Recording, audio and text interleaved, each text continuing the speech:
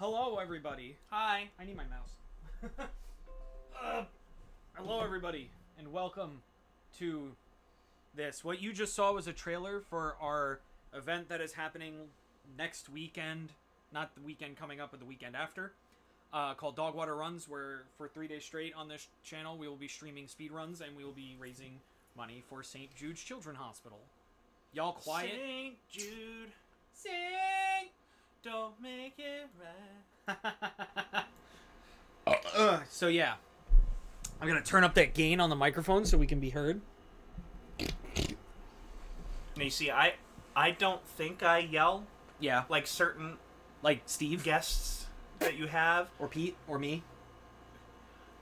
You're on the low spectrum Yeah, trust me, I'm nowhere of near that. Well, when I scream, but Yes, but same here. yeah, My issue is my laugh is loud, or it can be very loud. yeah. Like if you hear me talk about the X from Outer Space on my latest live stream on my YouTube channel, Plug, I make the microphone peak all the time just because I'm laughing talking about incompetence Yeah. of the astronauts on that movie. The X from Outer Space is the greatest science fiction film of all time, and you cannot convince me otherwise. Steve says I'm a loud boy. You are a loud boy. Also, Steve, to answer your question, where did you find this remix of Spring Yard Zone? Because it slaps. I think you would be remiss to know that it slaps. Yeah, I got it. Took me a second, but it connected. Get it? It slaps. He slapped. He literally slapped his leg.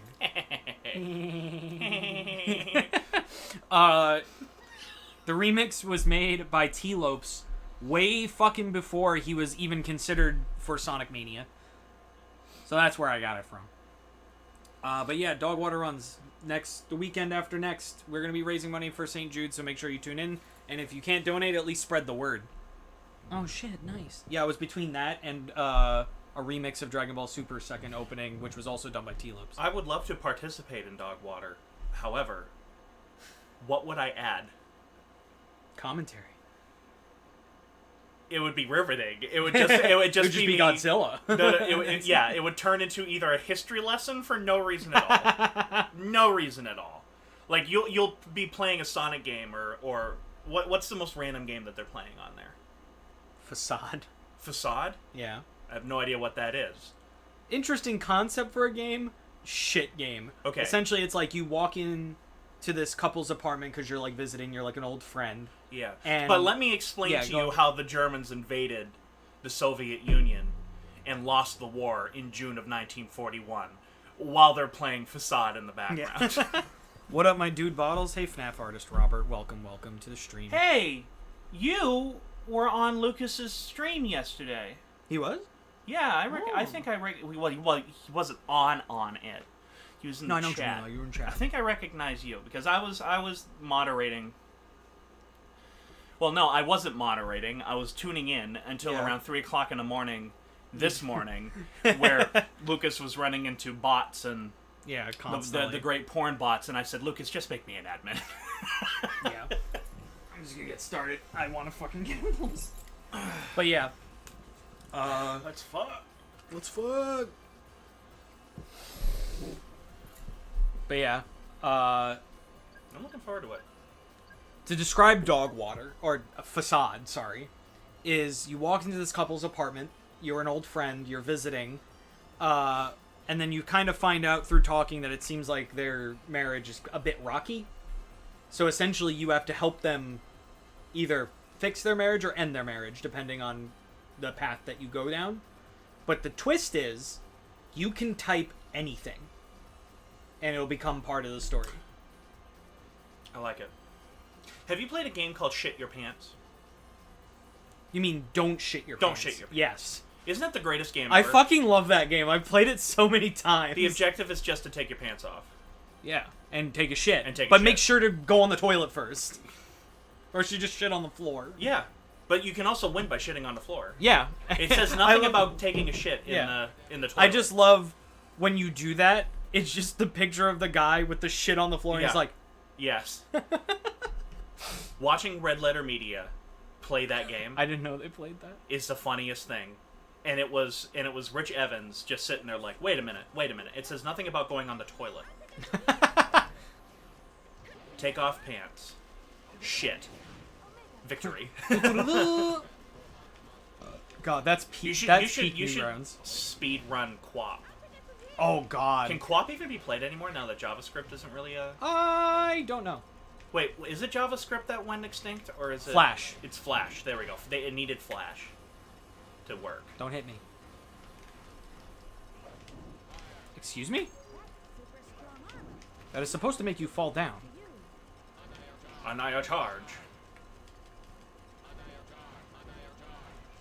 So here we are, back to the grind. Back to the grind of getting stupid fucking emblems.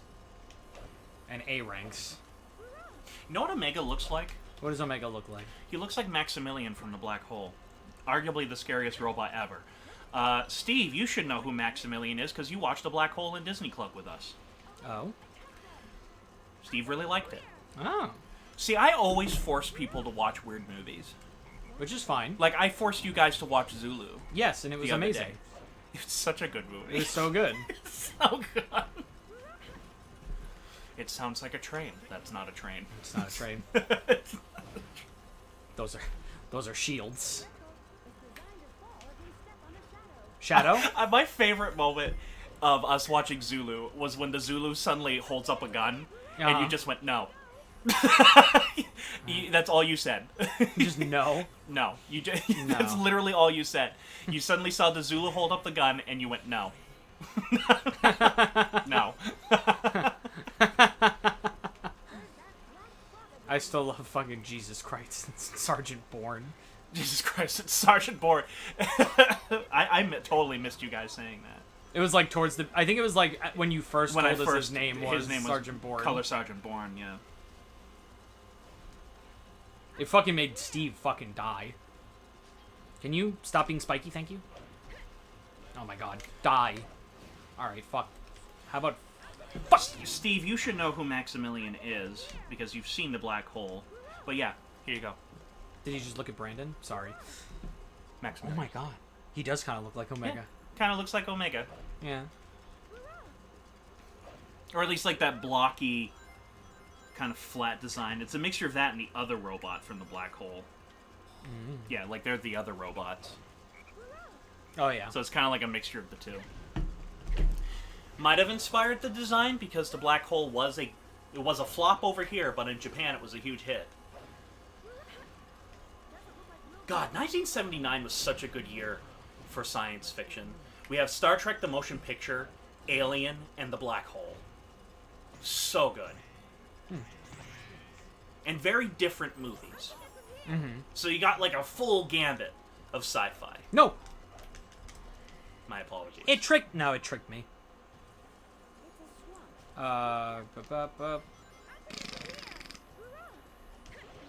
So like you got Star Trek the Motion Picture, which is definitely science fiction. Of course. Like hardcore sci-fi. Yeah, it's Star Trek. And then you have Alien, which is very horror with a sci-fi backdrop. Yeah.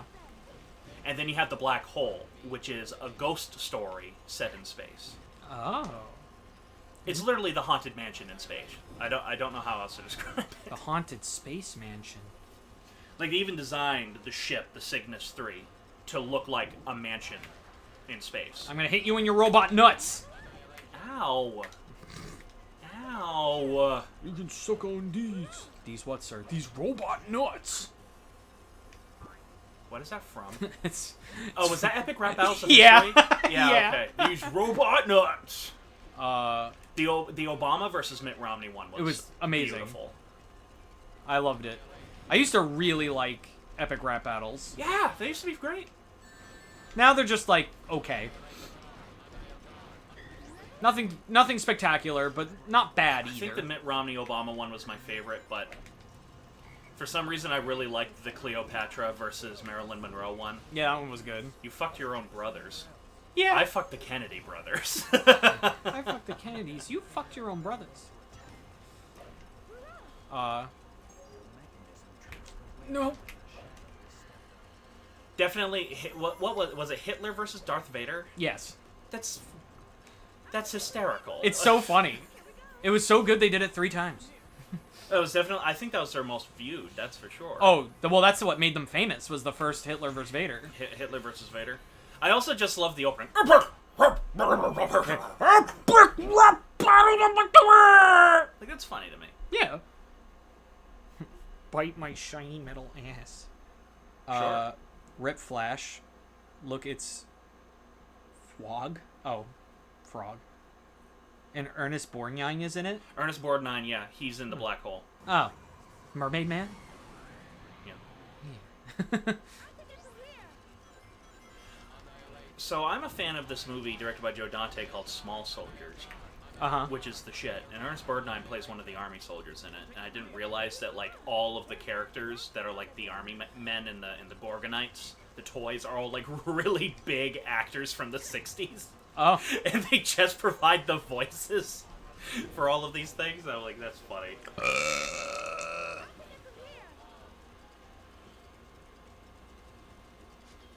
Ernest Borgnine was the shit. I love the one. I was very sad when he died. Yeah, that sucked.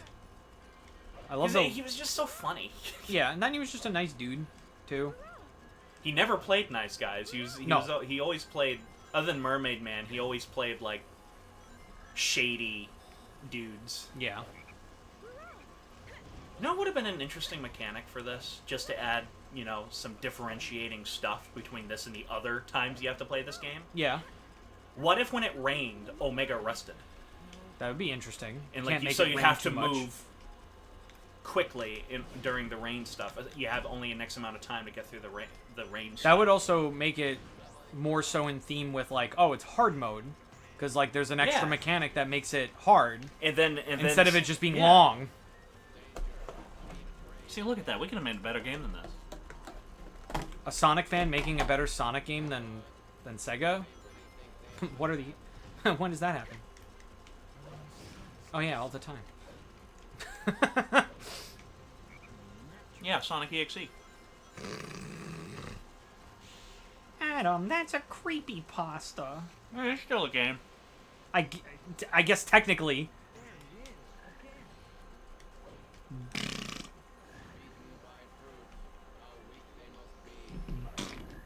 How dare you? Give him back.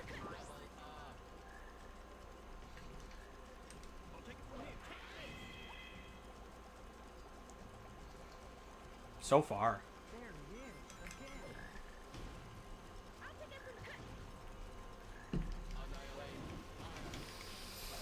I'm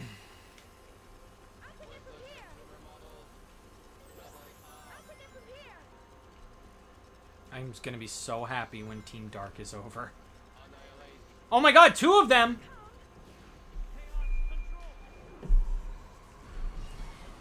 Froggy. Kill. Yes! Kill! That's all I can think of now whenever I hear him say that. Oh no, no, no, no, no. Yes. I had to commit. I'll wait. I didn't look up the A rank guide.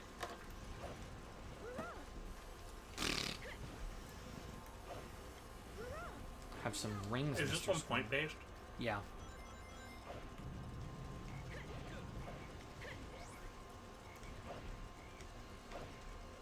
So you have to get X amount of points. Yep.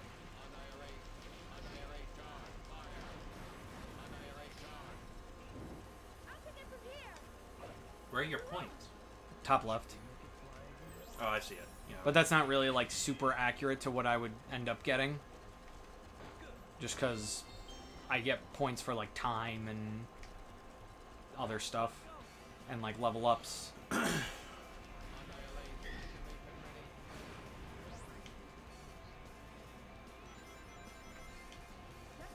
No. No. That's gonna fuck me over. I can feel it.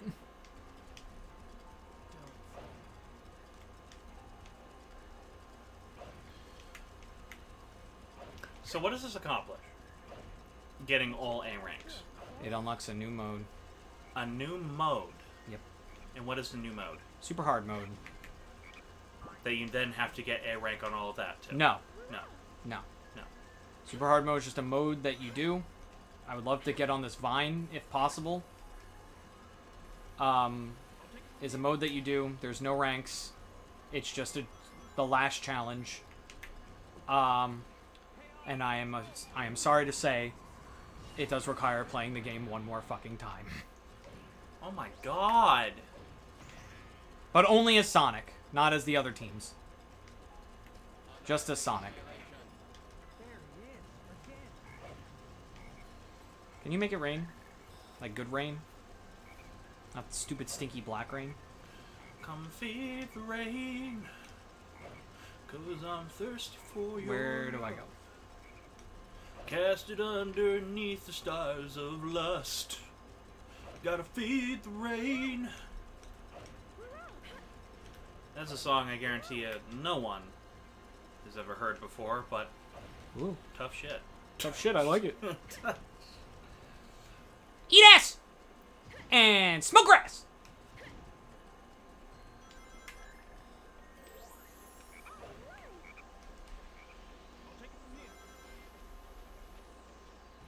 Please don't kill me. I'll kill you back.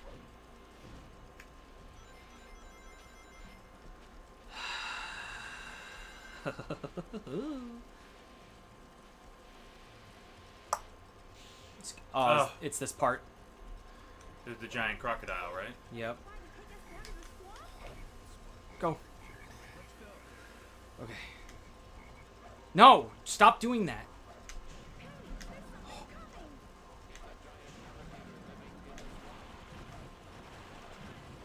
my god.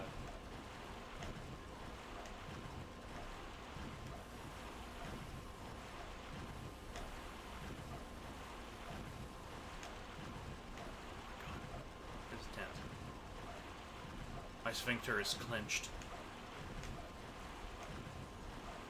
Oh, thank God. My sphincter was clenched that entire time, Antonio. Mine too. That means it was intense. I swear to God, if that's not an A rank, I'm gonna fucking leave. And you just leave me. You just leave me to talk for 5 hours? Yep. Alright, who wants to learn? More history. Who?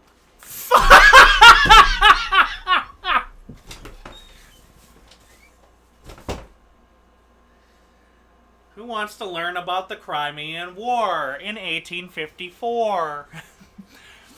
Where the British and the French teamed up to fight the Russians in the Crimea.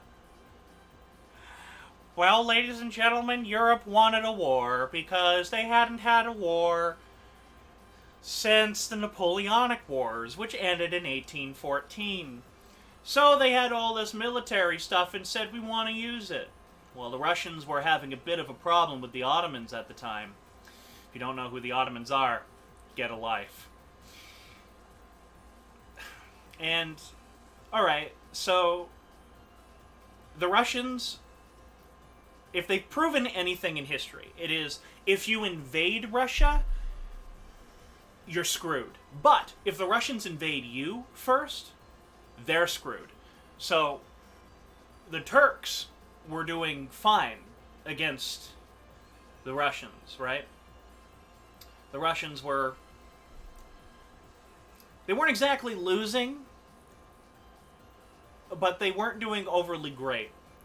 So in comes the British, and the British were like, hey, we think Russia is violating the human rights of those within the Crimea. So therefore, we're going to declare war on Russia. And the French, being the French, were like, I want to declare war too! Yeah! So they joined with the British, which is important because it established a relationship that would last all the way through World War II. That the French and the British would kind of be allies instead of dead-set enemies like they were before that. Anyhow, so they get a task force together of, you know, the French and the British, and they sail down the Mediterranean and eventually go into the Crimea, where a lot of them died of sickness. In fact, let me make it clear, like most wars of that time, more people died of sickness than they actually died getting shot or wounded in battle by like 3/4. Like literally 3 out of 4 casualties during these type of wars were never because of wounds sustained within battle or actually on the battlefield. It was just because of poor health conditions within the camps, on ships, wherever they went. The Crimean War was no exception. Well, the British and the French arrive, and they decide, you know what we're going to do? Let's actually combat the Russians. And sure enough, they actually kick Russia's butt for quite a while. The problem is that the British had very incompetent leaders, which is something that would plague the British all throughout the Victorian era, which was when Queen Victoria was, Queen of England. Very incompetent leaders who mainly got their position by buying their rank instead of working their way up through the ranks. And it showed. For those of you who are wondering, I bet you've at least heard of this, the Crimean War was where the Charge of the Light Brigade came from. The Charge of the Light Brigade is, of course, the tale of a bunch of horse soldiers who were known as the Light Brigade, also some of the greatest cavalry in the entire world, were needlessly slaughtered because of a mistake. They had received orders to charge the cannons in the middle of an open field where they could be exposed to things such as grape shot, which essentially turns a cannon into a giant shotgun, and they were slaughtered. Charge of the Light Brigade, of course, was made into a very famous poem, which I guarantee you have read at least once while you were attending high school. But that is where that story came from, and everything like that. Eventually, the Crimean War ended in favor of the British and French. They were able to win, and Russia had to admit defeat, which kept the Ottoman Empire open for a little while longer. The Ottomans were considered the dead corpse of the European powers at that time, all the way up through World War I, where the Ottoman Empire officially ceased to exist. For those of you who are wondering, if you guys know anything about Lawrence of Arabia, or heard anything about Lawrence of Arabia, that was the Ottoman Empire. They didn't do so well. I forgot my phone. Again, they were the dead corpse of Europe. Germany's famous slogan of their king during World War I was that their alliance, not the Triple Entente, that was the Allies, the Central Powers was essentially like fighting with 2 dead corpses attached to your ankles. Those 2 dead corpses were the terrible remains of the Austro-Hungarian Empire and the Ottoman Empire. The only competent member of the Central Powers was Germany. And needless to say, their king was an incompetent fool. Kaiser Wilhelm II, an incompetent fool. He actually had a withered arm. If you ever look at pictures of Kaiser Wilhelm, you'll notice that he always has a hand on a sword. And was always gripping the sword. And that's because when he was young, he fell off his horse and crushed his arm. And unfortunately, because of that, it ceased to grow with the rest of him. So it was literally called a withered arm. So he constantly hid it by wearing army uniforms, which gave him an excuse to have a sword. Thus, he was always gripping the sword. You can actually see it in a few pictures if you look it up, of Kaiser Wilhelm's withered arm. It is rather comical. He was very self-conscious about that because he could not project himself as being weak. And he always thought that if people saw that he had a withered arm, he would look extremely weak. Which is really funny because just a couple decades later, we'd have, somebody like President FDR. It shows the difference between the European mentality and the American mentality. That FDR, Franklin Delano Roosevelt, had polio. He couldn't walk. The best he could do was stand for a little while, and that took a lot of strength. He was in a wheelchair all the time, and yet nobody really looked down upon him. In fact, the image actually kind of rehabilitated him a bit. It made him look like a strong, competent leader, especially during World War II. But yet the German king in World War I was afraid somebody would make fun of his withered arm.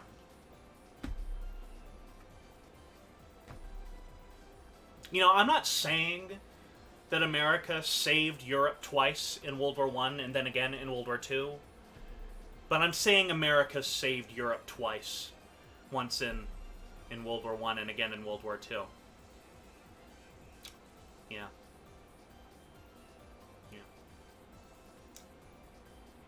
You went from the Crimean War to that? Okay.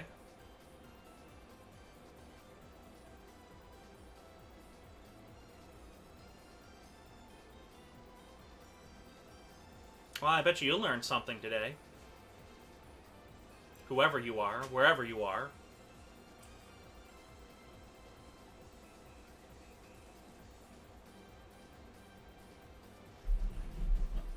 I'm going to look at that comment because I can't exactly read it from here because my eyesight is kind of terrible.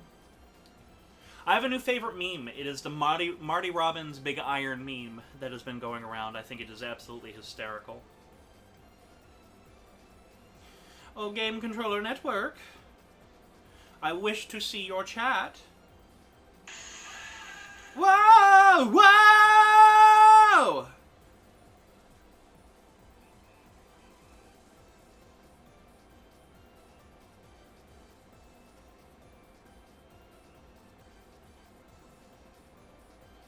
Oh, yeah, you can actually see the withered arm, Steve. Yeah, you can explaining history over Sonic game menu screen.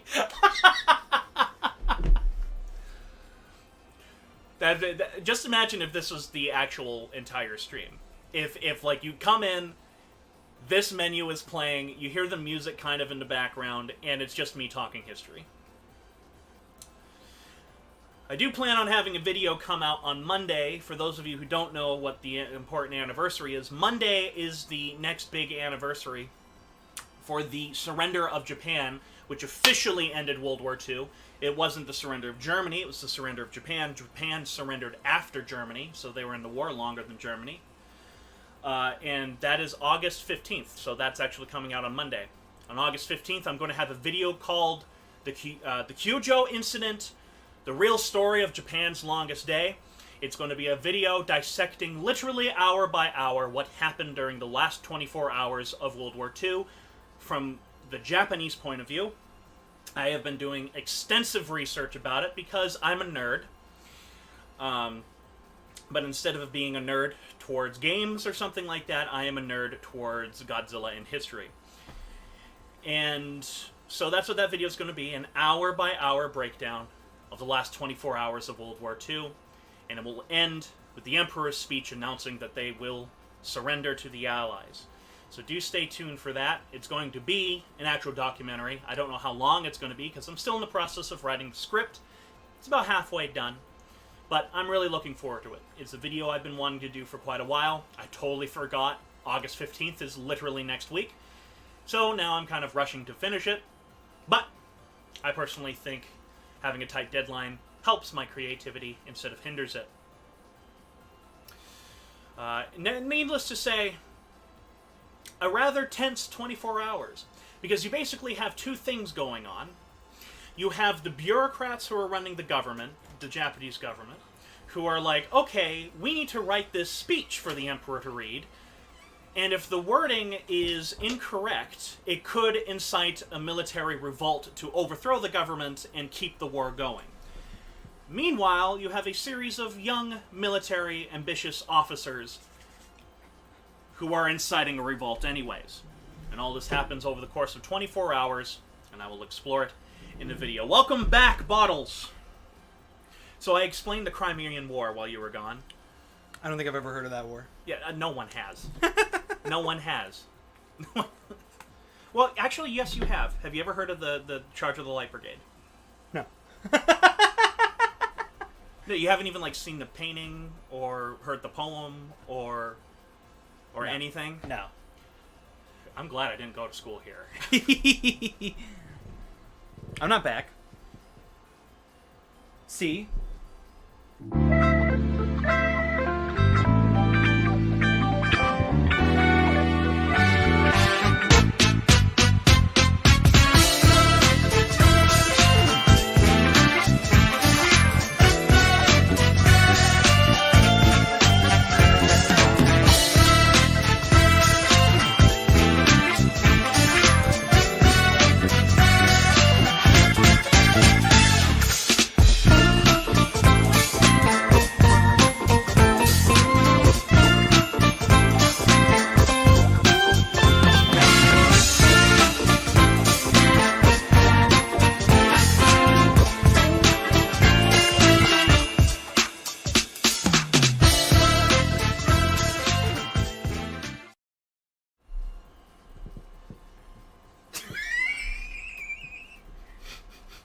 that good chalky milk, son?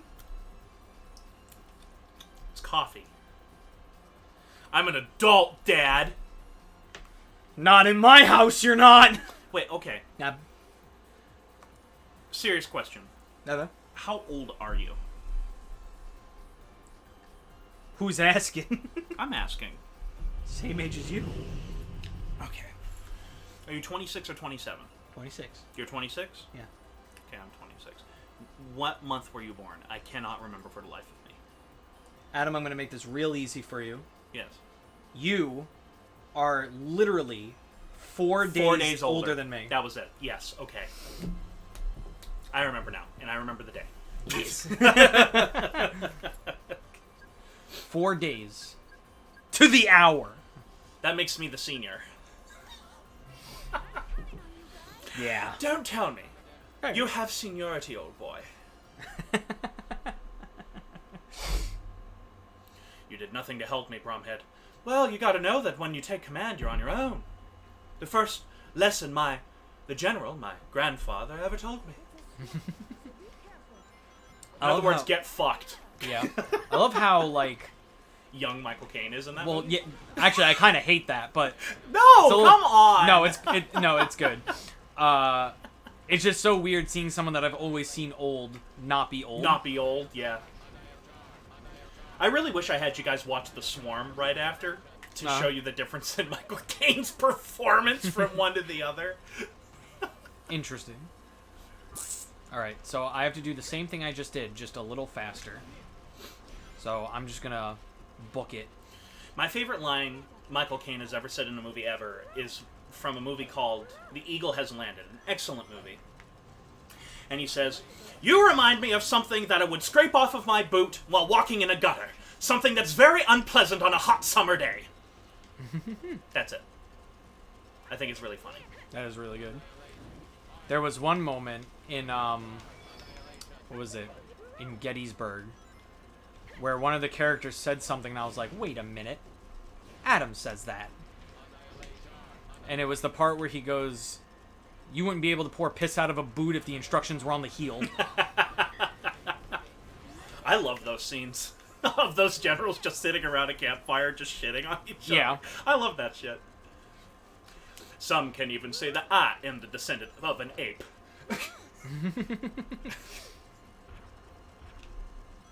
I would like this, please. Thank you.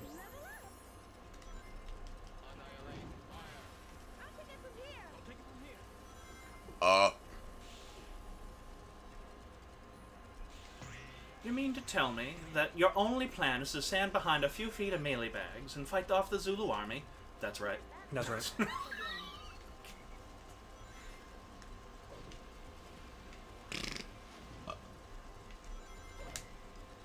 I still love that part in Zulu where they just fought off a wave of Zulus, and from behind them you see another wave pop up from behind a hill, and then it just hard cuts to this guy handing out ammo, looking up and going, "Oh my god." Yeah. There's also a part where the priest there, played by Jack Hawkins, who gets really drunk. Yeah. There's a part where the Zulus are approaching, and he just looks out the window in pure terror and slowly backs away from the window. And I'm just like, I can relate. Yeah. That's me. That would be me. Just, well, fuck. Well, nope. We're dead. We're dead. We're dead. That was probably their thought process the whole time. Was just, well... the build-up to the Zulus showing up in that film is on point. Because every time you think, like, okay, move on, all of a sudden they'll remind you just how you should be afraid of what's coming. Peter Jackson has actually openly admitted that it inspired his approach to the Orkai in the Battle of Helm's Deep for Lord of the Rings: The Two Towers. Mm-hmm. He said Zulu was his primary inspiration in terms of how to kind of present visually the story. And it wouldn't surprise me if the real Battle of Rorke's Drift inspired J.R.R. Tolkien, because it's quite clear he is a student of history, because if you read his books, they are very parallel to British history. Mm-hmm. Like, Gandalf says at the end of The Two Towers the Battle of Helm's Deep is over, the battle for Middle-earth is about to begin. Yeah. That's Churchill's line. He said the Battle of France is over, the Battle of Britain's about to begin. And I'm like, okay. I dig it. I see what you're doing. Tolkien. My favorite South Park character. Yeah. This is very true. The funniest retcon of all time. That is so funny. And it's the fact that only Stan and his dad Yeah. didn't know that. Everyone else knows it. Yeah. But like, it's that's just what Stan and his dad. It's also just, like, I love how the whole episode is just gaslighting. Of just, like, it's always been this. Well, I think if you go back on their website now, everything from the beginning of South Park Yeah. now has his name Tolkien. That's so funny. It's always been Tolkien. I gotta tell you, I never laughed as hard as when Cartman is trying to make amends with Tolkien. And he says, shake my hand. He just randomly draws a circle around him and says, shake my hand. Tolkien goes to shake his hand. He steps inside the circle. Cartman just shoots him. And says, I was standing my ground. Oh my god. I think that was the George Zimmerman Yeah. episode, too. Yeah. Because it was also making fun of, they were talking, because Tolkien didn't like Black Panther, Yeah. which is impossible. A black man has to like Yeah. Black Panther, and then it starts spoofing World War Z for some reason. Yeah. Cartman turns into Brad Pitt.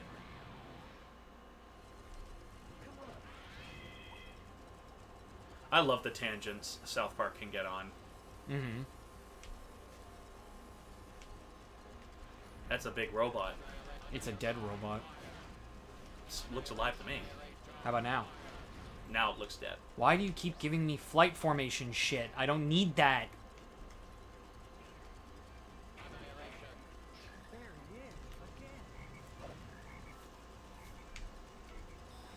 Why did he say there he is again? The frog, maybe? It's like a different frog, probably. Shadow. Die. Asshole. Oh no!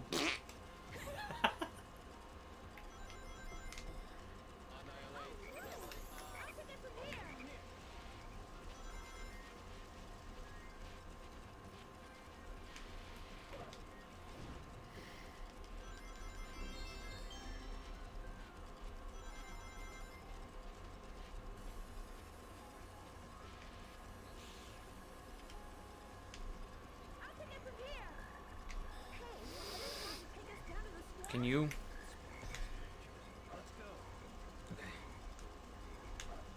But you know, I should do a video on the last 24 hours of World War I. To come out on November 11th. 11/11/11. Ooh. That's probably what I call the video, is 11/11/11. Mm-hmm.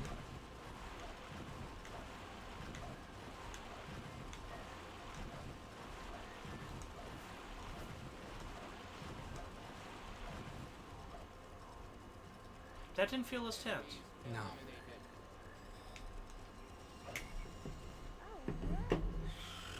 If I you don't get know. a B, Yeah.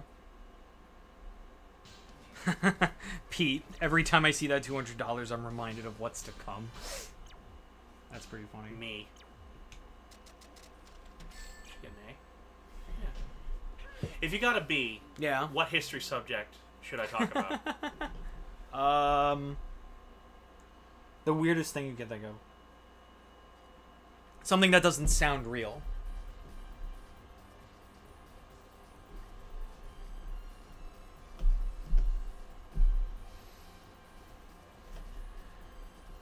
FNAF? That's not history.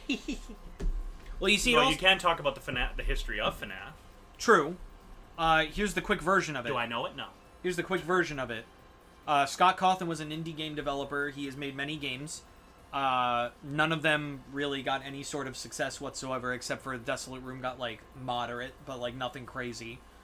And then he's like, you know what, I should probably just focus on, like, my life and my family. Because obviously creating games isn't going anywhere. So maybe I should just not do that. And then he made Five Nights at Freddy's as his last try. Kind of like Final Fantasy? Yeah. but in the indie sense. In the indie sense. I actually didn't think Five Nights at Freddy became big until Markiplier played it. Yeah, which was pretty soon after it came out. Yeah.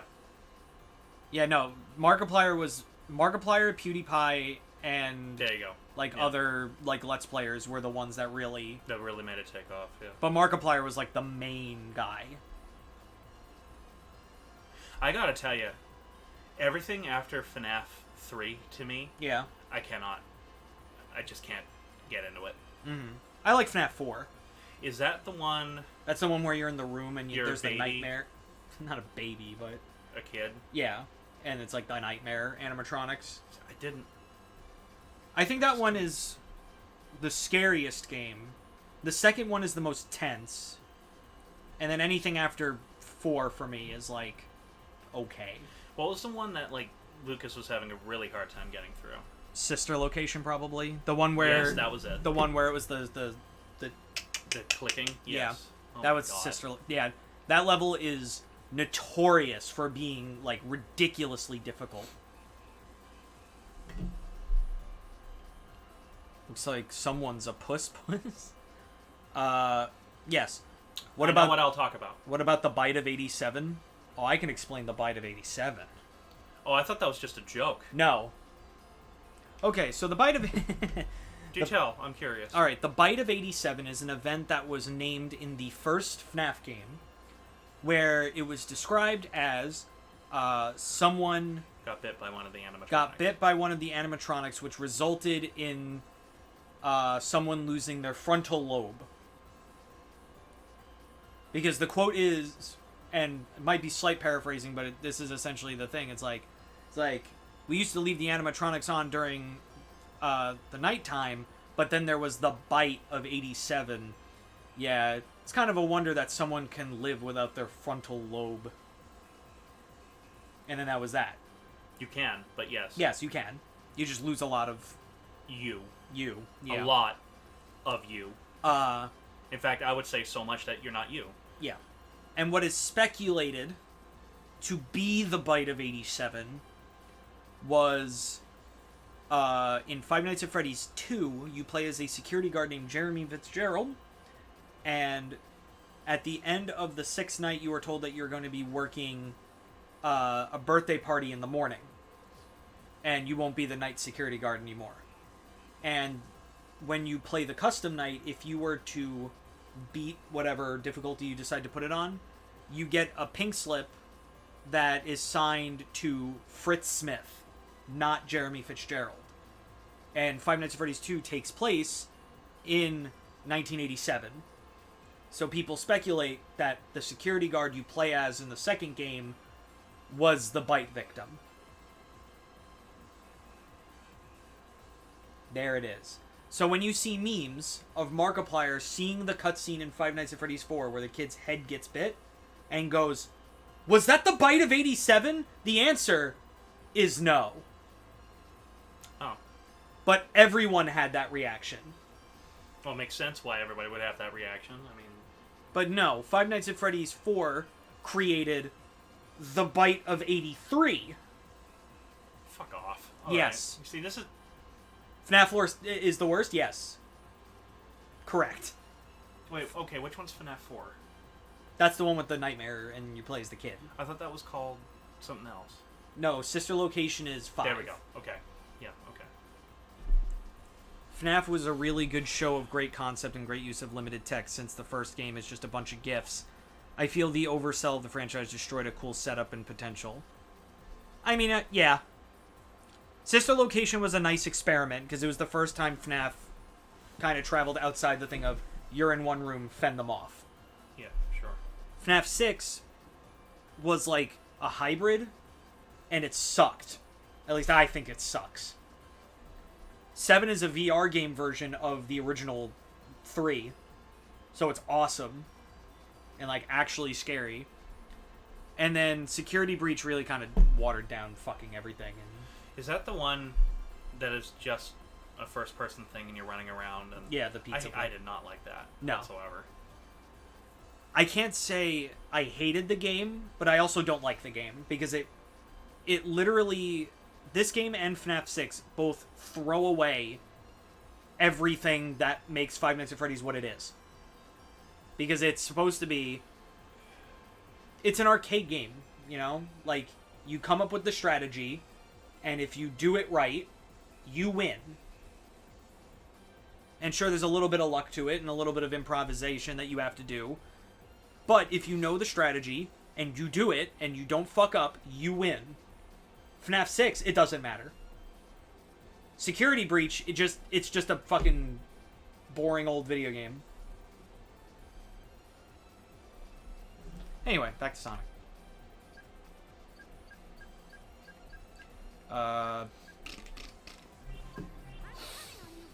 So yeah, if you get a B on this, Yeah. and you storm out again, which is fine. Oh, my ass. I have my crazy story. Sounds good.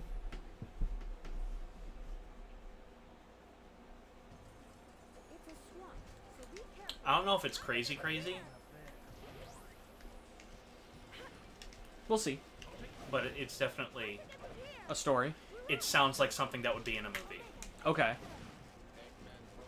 Like a dramatic thing that would just be in a movie for the sake of, you know, adding drama. Yeah, but like it actually happened. But no, it actually happened to this guy.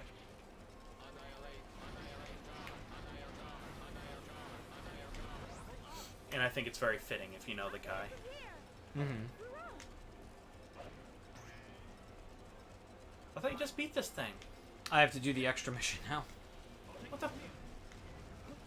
I have to get the... 100 enemies? 100 enemies, yeah. Good God. Yes.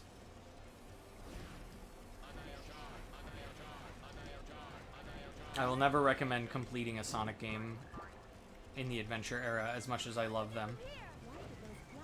I would never recommend it unless you just really like the game or am stupid like me and take on completion challenges.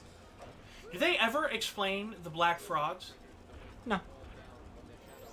They're See, just they're just black frogs. This is what really annoys me about this game. Yeah. You have all this shit. Yep. That you could be like, this could be a part of the plot, this could be a part of the world, it could be a part of anything to make this goddamn game interesting. The game just doesn't do. Yeah. Well, it's because they wanted to make this game much like the classic games, which it succeeds in, but doesn't really work in a modern 3D game for the GameCube because gaming has evolved since then. But that's what people fucking wanted, and they got it. Whereas what you're saying right now is literally what they've done already up to at this point. But people didn't like that because they were like, "Oh, but it's Sonic. Why is everything like, you know, thought about?" You mean like a game? Yep. Like a good game, but no. Not even a good game. A fucking decent game. Yeah. Has thought put to it. Yeah. This just feels like randomness. I can name a lot of games that I hate the gameplay, but I love the game itself because of the thought put into it. The first Mass Effect. I can't wait to get that to play it, to do a Let's Play of that. Mm-hmm. I've been wanting to do a Let's Play of the Mass Effect trilogy ever since I got it on the PlayStation 3. You died. I did, but that's okay.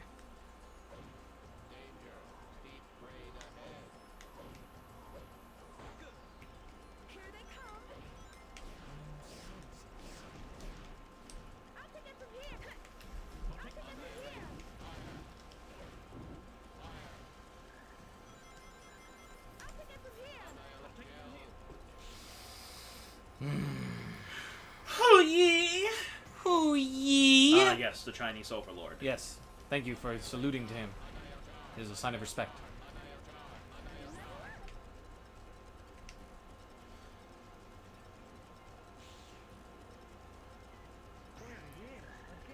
Poo yee!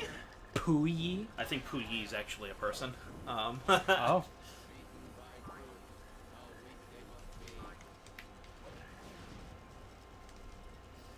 As much as Omega is like just the robot and that's it in this game. I do like what they eventually made his character, is that he's essentially a war machine, but he's also a good guy. So he's just obsessed with destruction.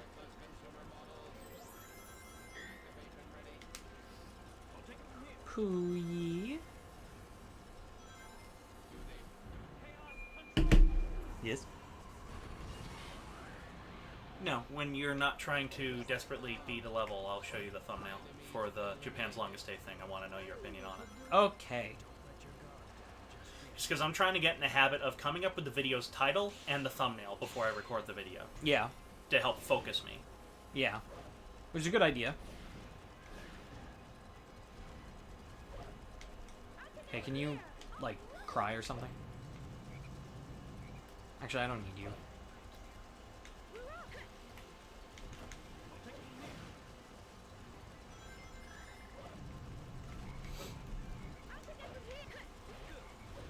Hey, you.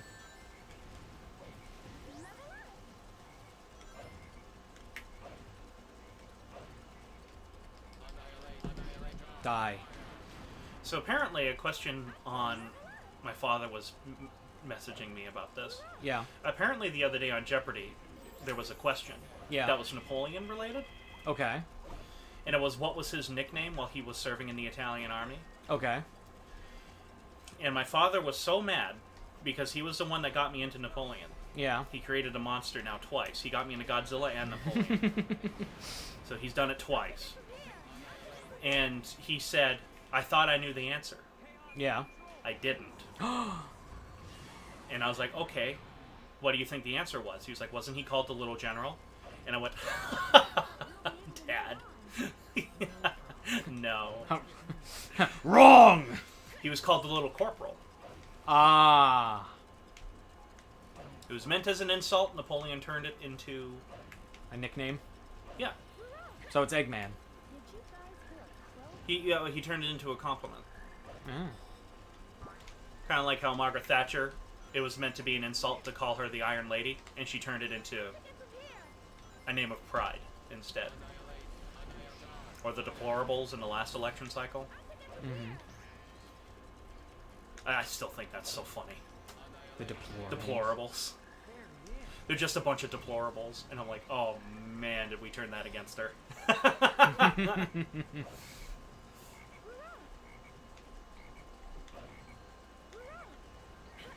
It's like a badge of honor during that election cycle. It was hysterical. Mm-hmm. And the memes to come out of it, oh, beautiful. Work of art. I tell you, 2016 was peak memeage. Oh, yes. Everywhere. Yes. Everywhere. It didn't matter if it was on Facebook, Twitter, YouTube. It was great. It was a good time. Not Tumblr. Tumblr was awful. But yes. Reddit. I'll say Reddit, but it just wasn't as edgy. No. As, like, stuff on 4chan. Never is. They'd like to think they are, but they're not. I mean, I love Reddit, don't get me wrong. Do I understand how it works? No. Yeah. But I like reading Reddit.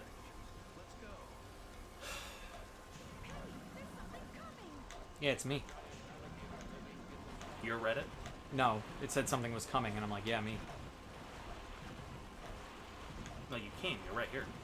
You're right. What happened? What? Okay. Take 2. 3. You're right.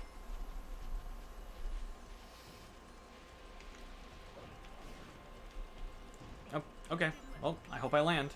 No. I didn't. No, don't make that mistake. Don't make that mistake. I just feel like the Sonic... Oh, wait, what's happened? Oh, no, there's a debate. For some reason, people really like the notion that a cartoony character of any form cannot be serious for more than 5 seconds, and had a stranglehold on the Sonic games for years. I half agree with that, actually. I don't. I don't say they should be completely serious, but to take them serious for, like, an entire game or an entire series, I'm not a fan of. It's not even, like, that serious, though. Like, they're just telling a story, though. Well, I don't know, but I saw some of the shit from that IDW comic stuff that you were reading about. You might be talking about Archie. I think it's Archie. Yeah. To me, that's too much. That's so serious for something so cartoony. Yeah, no, that and I I'm agree like, with. that to me makes it funny. Yes. But when it's something like that's South Park to me. Yeah, when it's something like Adventure 2, where they're just telling a story that happens to involve death, but it's not, like, it's still lighthearted, but there's depth to it. That's okay. As long as you don't go too much where you're essentially making it Shakespeare. But, like, bad Shakespeare. Because like I was looking, you got me to look up some of those crazy stories from the comics. Oh yes, the ones that are like super serial. Yeah, and I landed on that, and I'm like, if this wasn't Sonic, this would be an interesting story. Yeah, until they just make things weird. Did you know there was plans? Not by the company, of course, by the crazy fucking writer, fucking Ken Ass Penders, where he wanted to write a storyline about Sally losing her virginity. I don't care. It's just weird. Like, why? Well, like, it strikes me as somebody was like, I'm going to read you the story outline and let me know if you think it's cool. Yeah. And you tell me it, and I'm like, yeah, that's a good idea. But the moment you say it's Sonic, I'll start laughing and say, okay, make South Park now. Yeah. And that's what South Park is really good at. Is doing something really serious, but because it's South Park, that's where the comedy comes in. Yeah. It's absolutely ridiculous, but everybody treats it dead serious. Yeah. And it's South Park. They've made literally billions of dollars doing that. Yep. Freaking Matt Stone and Trey Parker now are almost billionaires. Yeah. Which, really good for them. Yeah. They deserve it. If there's anyone who's deserved that much praise and money, it's them. Yes. Everyone hates them, though, in Hollywood. Of course they do, because they make fun of them. Literally everybody hates them now. It's so funny. And they, of course, take it in stride. Of course they do. They don't give a shit. But, like, they used to get invited to, like, parties all the time. Yeah. But they said what made them stop being invited and made them really hated wasn't South Park. Mm-hmm. It was Team America. That makes sense.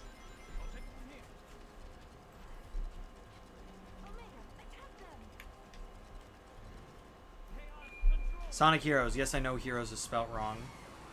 Also, hello. You spelled it wrong twice. Do you have that problem where if somebody asks you to spell something out loud, you have a hard time doing it, but yet if you just write it, yeah, it's fine? Yes. Yeah.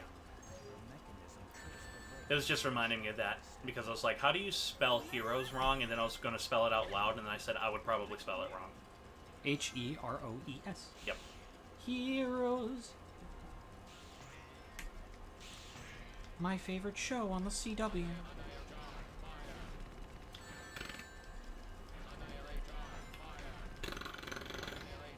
Annihilate charge.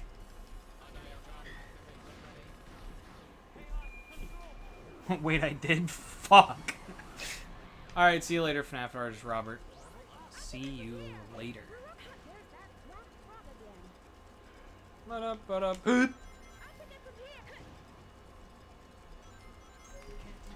can even say South Park is a great example of cartoon characters that treats things serious, but in the right amount of way.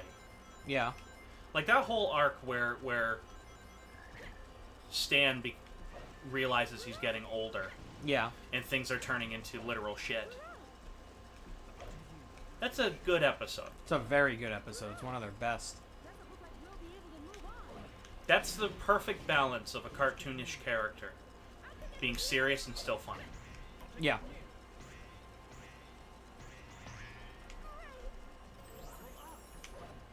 And that was just before the Lord arc, too. Yep.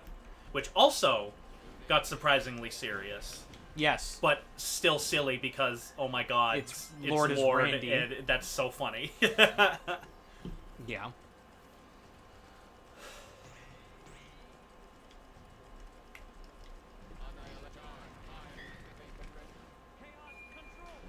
Ugh.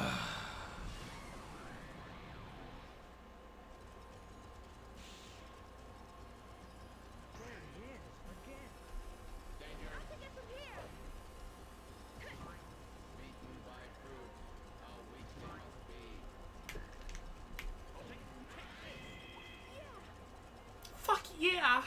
Fuck yeah! Yeah!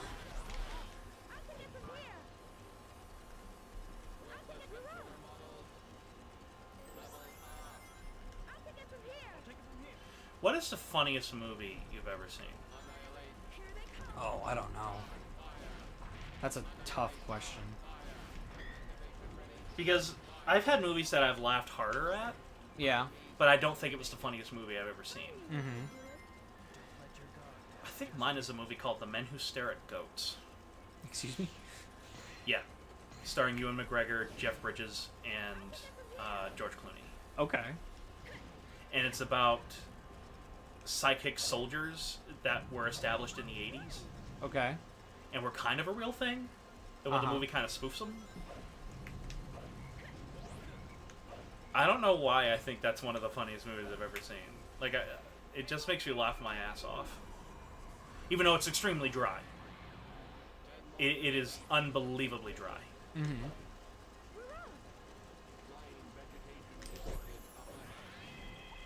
I don't know. I watched Office Space today too. That made me that laugh is a really lot. fucking funny movie. Especially now that I've worked in an office situation Yeah. for 3.5 years. Yeah. I related to it way more than I had the previous time I watched it.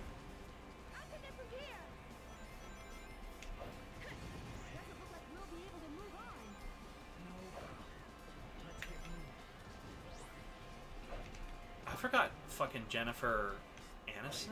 Yeah. I forgot she was in it. Yeah. She was hot. Oh, yeah.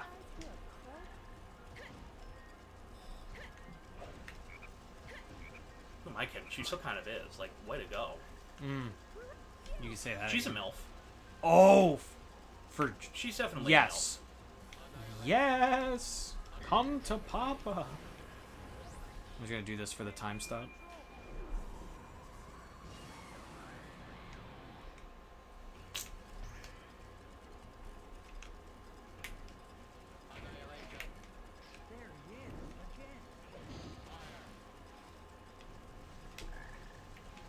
Please, I just need one more fucking enemy.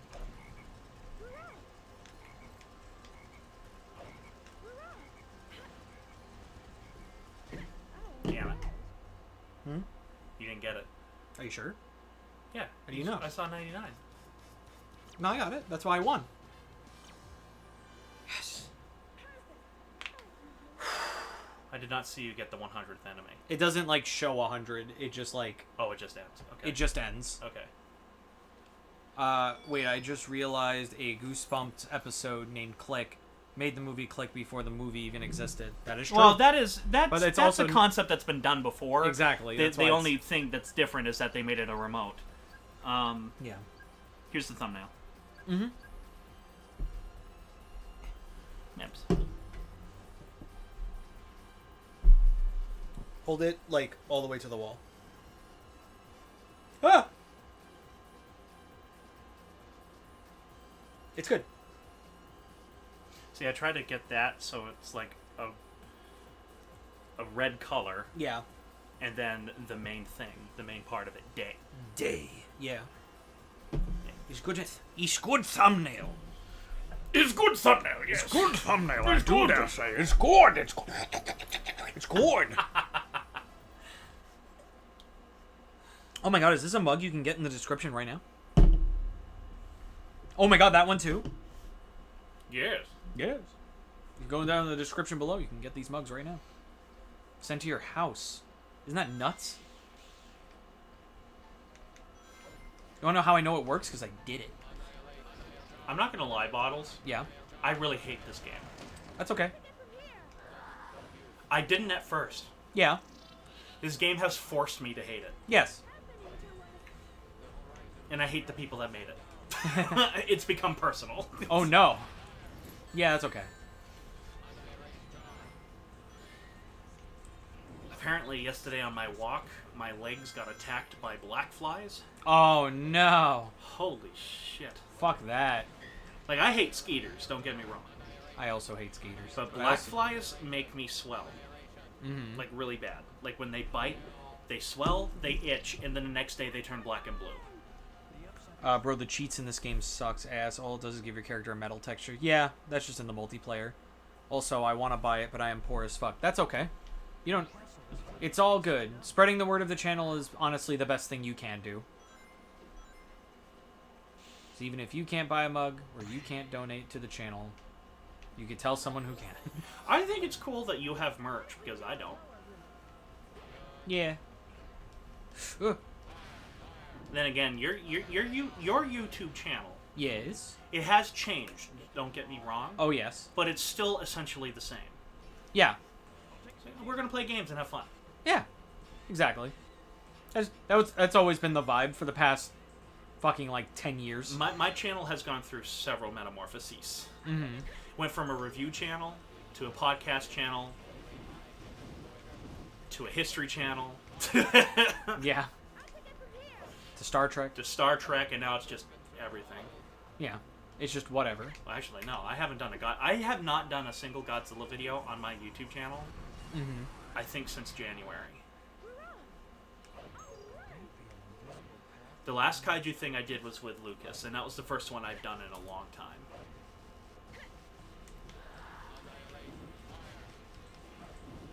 You know what was cool, though, about that live stream?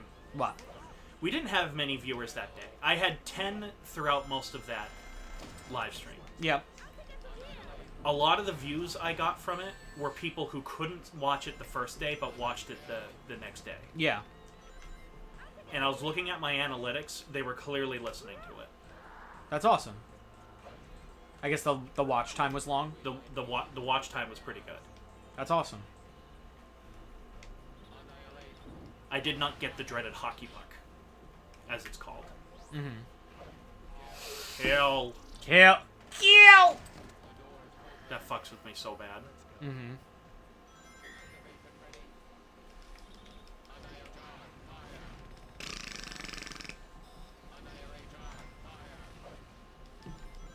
But like when I look at some of my history videos and I see that the watch time after the first 30 seconds is 75%, Yeah. and the lowest it drops is 52%, Yeah. I'm very proud of that. Yeah, that's awesome, because viewer retention is honestly really tough. Especially nowadays. But yeah, Smiling Friends Goes to Brazil is the best special ever. Want to know why? It's funny because all they ever do is talk. All they do is talk for half an hour. Steve is correct. It was only 11 minutes, but yes. It literally does that thing that you say you love, Adam, where it's like they go with like a bit that's like should be terrible, but they commit the whole time. if you commit to it, it's not always terrible. Exactly. It's like, oh, let's make a special where our characters go to Brazil, but they never leave the airport. Star Trek 4. Mm-hmm. Let's make a film where an alien space probe is destroying the planet because it wants to talk to whales. Uh-huh. That's the movie. Okay. Movie's a masterpiece. Okay. Hi, Lucas. You should be asleep. No, he's had enough sleep. He's fine. He's had enough. He's had enough. Be a man, Lucas. Bro, the best part was the ending. Oh, yeah, dude. I just love how candid it is. It literally feels like they just turned on the microphones and was like, all right, we're just going to go with this. Yeah, we're just going to go with this. Which, if that is what happened, I have to give the guy that plays Boss Man some props. Because it seems like they literally just called him on the phone and said, hey, Boss Man, it's Pim and Pim and Charlie and everybody and Alan. You know, we're stuck in Brazil. You know, what should we do? And then he just stays in character. Which, if that was literally improv and they just, like, called him the voice actor and just did that, that's legendary.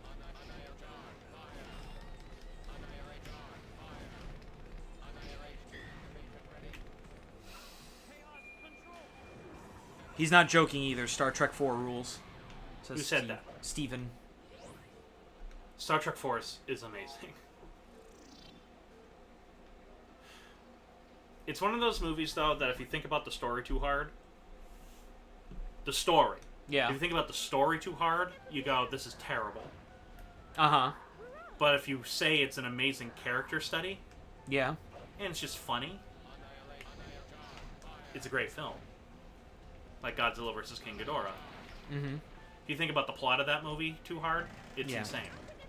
It's insane. Let's look at the plot of Godzilla vs. King Ghidorah for a second. 1991. Which, by the way, on my top 10 favorite Godzilla films. The movie is a masterpiece. Not for its plot. A UFO shows up in 1991 Japan. They discover it is not aliens, but instead humans from the future that have traveled back in time to warn the people of Japan that, hey, Godzilla's about to fuck your shit up. And we've come here to help. Because in our future, there is no such thing as Japan anymore because Godzilla destroyed it. Oh my god. Okay. So they discover the origins of Godzilla, that he was a dinosaur on this island in the Pacific that a couple of people saw during World War II, and that it saved them. Alright. So they travel back in time again to 1944, find the Godzilla Soar during World War II, transport it off of that island into the middle of the Pacific, because that island was going to get nuked in a test, which creates Godzilla. Yeah. But, here's the twist. Those people from the future lied about the whole thing and just wanted to destroy Japan by their own means because Japan became the world's dominant superpower in their timeline. So they create King Ghidorah. Uh-huh. So that way they can control the monster, keep Japan at bay, and also keep Japan from becoming the dominant superpower. So the Japanese go, well, how can we stop King Ghidorah? Well, let's bring back Godzilla. So they revive Godzilla. Unbeknownst to them, he was already revived, but let's revive Godzilla. Okay, they revive Godzilla. Godzilla destroys King Ghidorah. Now what? Do you see the problem here? Yeah.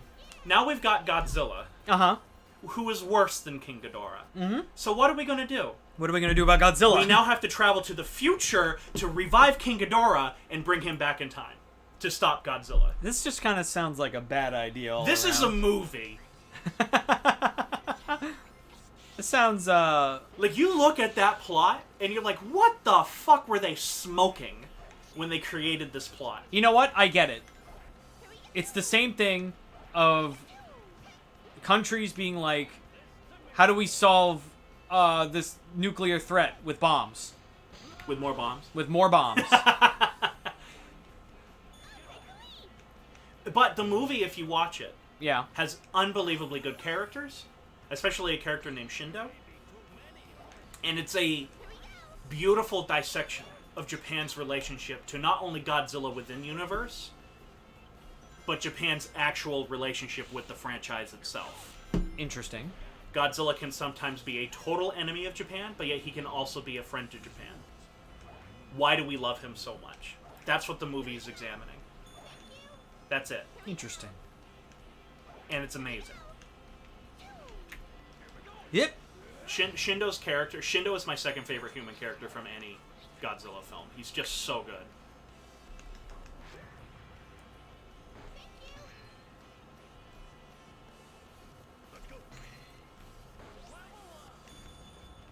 Shindo's death is one of the greatest scenes in Godzilla history. Because Godzilla, in that film, spoiler alert, Shindo was on the island during World War II. When the Godzilla-saur, or that would turn into Godzilla, inadvertently saves the Japanese garrison on the island by attacking the Americans who were invading the island. But in the process of the battle, the dinosaur gets hurt so bad, the Japanese think the dinosaur is just going to die. So he's lying on the ground, and Shindo lines up his soldiers and does a salute to the monster, thanking him for saving their lives. Because if you watch the scene where Shindo realizes what is happening, he's clearly about to kill himself. He's clearly about to commit ritual suicide, seppuku. Yeah. You wouldn't know that unless you know Japanese history. Which makes the scene darker. But Shindo says goodbye to Godzilla, and they lock eyes. Like, they literally look into each other's eyes. And Shindo is devastated because he wants to help this dinosaur because it saved them, but he can't do anything. So he leaves it to die. He has to leave the thing to die. He then finds out that that dinosaur became Godzilla, which hurts him horribly. So when he finds out, hey, they want to transplant the dinosaur, so that way he doesn't become Godzilla, Shindo jumps on the plan. Because he thinks, by making Godzilla, we've cursed the dinosaur. We've cursed it. Even though it helped us. Yeah. It ended up saving us. We couldn't save it. Instead, we brought a curse upon it. So he jumps on that plan. The Godzilla-saurus, baby.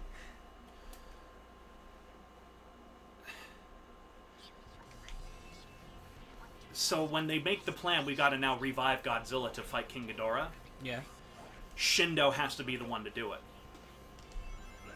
So he inadvertently damns Godzilla twice. Okay. To this horrible existence. And so Shindo essentially kills himself. He realizes what he's done and stands in the window of his building for this company that he's built from the ground up. He's like a billionaire in Japan. Yeah. And he and Godzilla lock eyes. And Godzilla recognizes him. And it's really good. It's really good.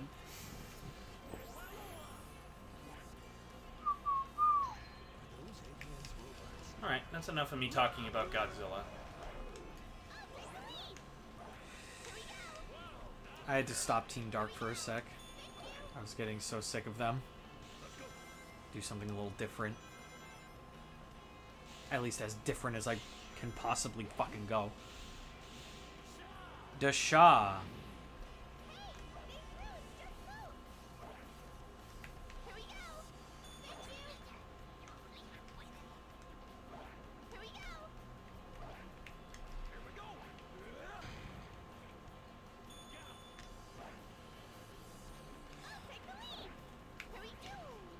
Hello? Huh.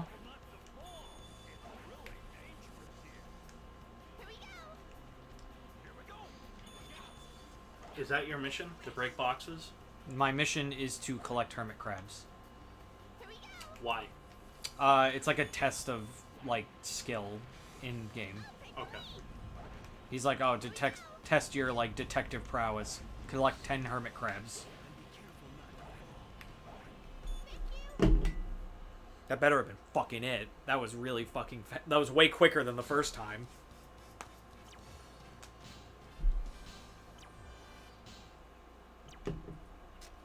No. No.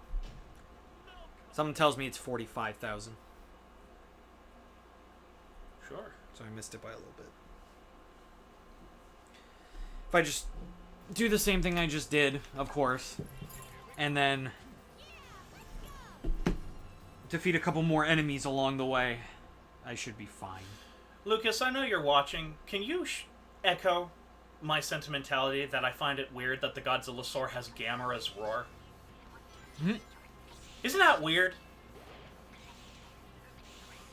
I don't even know. I don't even know what the Gamera roar sounds like. Well, and let I me think that's show weird. you because it's my favorite kaiju roar of all time. Okay. Because I just think it sounds amazing. Yeah.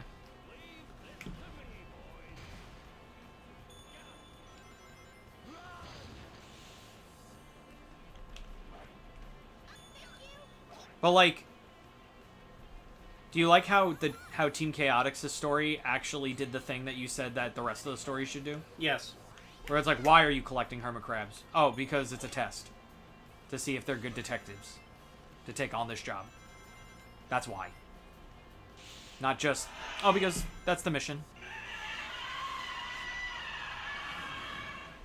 So then that's actually fascinating that you feel that way, because that means that you, in a video game, value story over gameplay.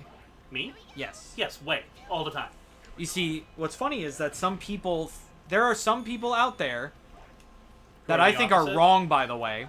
Who are the complete opposite? I know They plenty. think that, yeah, they think that story doesn't matter in a video game at all. I know a lot of those people. And I truly do not understand. Now I can't unhear it. Yeah, you see, I told you. You're welcome, Lucas. Your friend there, Nut Her Butter. Nut her butter? Yes. Told me that Space Godzilla's roar was just an augmented version of Gigan's roar, and now I can't unhear it. Oh my god. Yeah, all of the Heisei Godzilla monster roars are just reused and augmented former Godzilla monster roars. And most of them are Rodans. Okay. To the point that it's really weird. The previous movie, Godzilla and Mothra, The Battle for Earth, there's a monster called Batra, which is the Dark Mothra. Yeah. Kind of like Shadow. I'm not kidding. Okay. I'm not kidding. Follows a similar arc. Okay. Batra's roar is Rodan's roar. Like, they just didn't make a new roar, they just used the stock roar. Yeah. However, the next movie, Rodan is in it. Yes. And they just used the same roar. But it sounded the exact same. The exact same. I will not lie. I love the Heisei era. It's my favorite era. Their monster roars are lazy. Yeah. Really lazy. He's not kidding, oh my god. What? No, I think he means with the two monsters that have the same roar. Yeah. However, I completely disagree with Nut Her Butter, where they said Heisei Gamera blows Heisei Godzilla out of the water. I think they're about the same. The only thing that I think the Heisei era has way above Heisei Godzilla is the cinematography.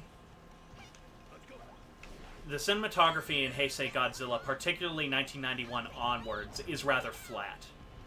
A lot of it's just medium shots, and especially the monster stuff is shot rather flatly.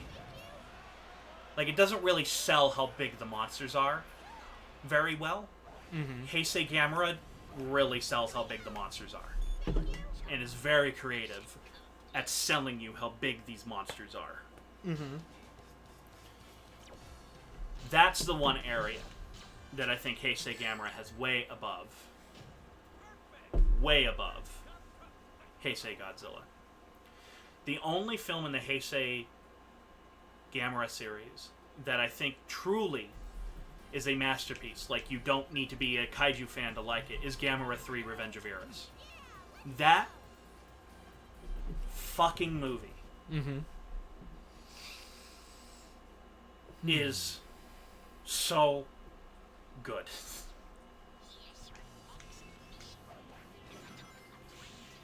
Alright. This mission's gonna kind of suck, because this one I might have to do just twice. Not like I haven't had to risk that for any of the other missions, but still. Because now the mission is, for the extra mission, collect all 20 hermit crabs. So now I can't miss one. Or else I have to go back for it. And do I know where all of them are? You bet your ass I don't.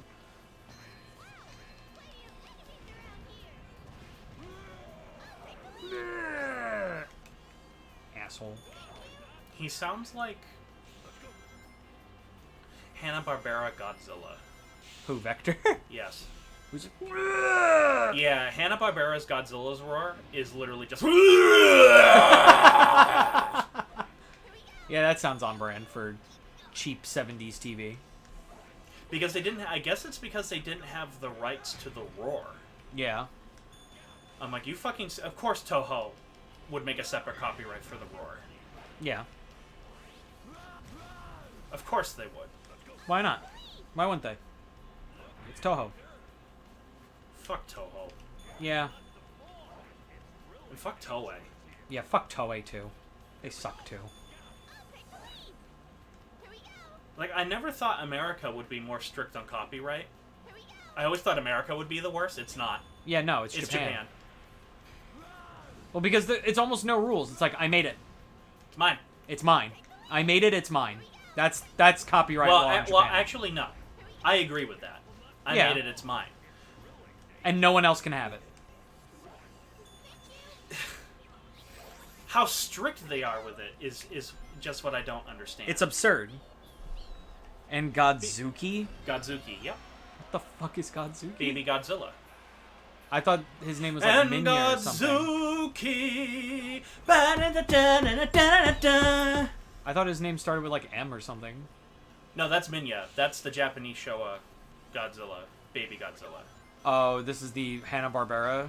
Yeah, Hanna-Barbera's Baby Godzilla is Godzuki. He can also fly. Oh my god. He has wings. Is it because Mothra's his mom? I don't... Mothra's not in it. I think Godzilla is the only Godzilla character? Godzilla character in it. Hmm. Yeah. You know who else had a Hanna-Barbera cartoon? Donkey Kong. Yes. Which means Donkey Kong and Godzilla could have had a crossover and they didn't. Probably because they didn't have the copyright at the same time. Yeah. Because they did... The Hanna-Barbera Godzilla came out in 78. That, and imagine how much Universal would have sued over that. Because they already sued Nintendo over Donkey Kong, saying Universal that it was too did close. not have the rights to Godzilla at the time. True. Not at all. That is true. But they So, might have been like, Universal but couldn't Godzilla versus Donkey Kong? Come on! Yeah, if they had done King Kong, something with Kong, Well, they did. Donkey Kong. That's what they got sued over. Hanna-Barbera? No, Nintendo. Yeah, you see, that's Nintendo, not Hanna-Barbera. Oh, okay, yeah. I was unclear.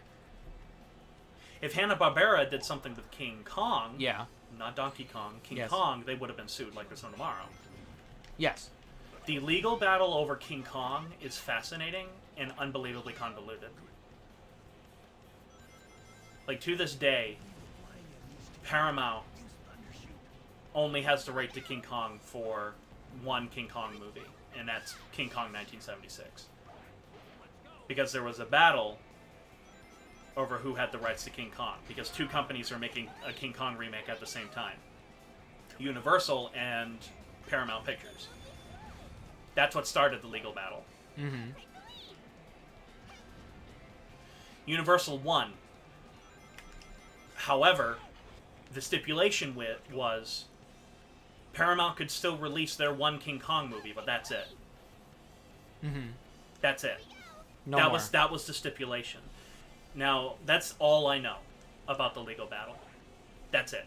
That's all I know. Everything else is so unbelievably convoluted, I don't understand it. Mm-hmm. Because a lot of people thought King Kong was public domain for a long time. Mm-hmm. The company that made it went under a long time ago. RKO.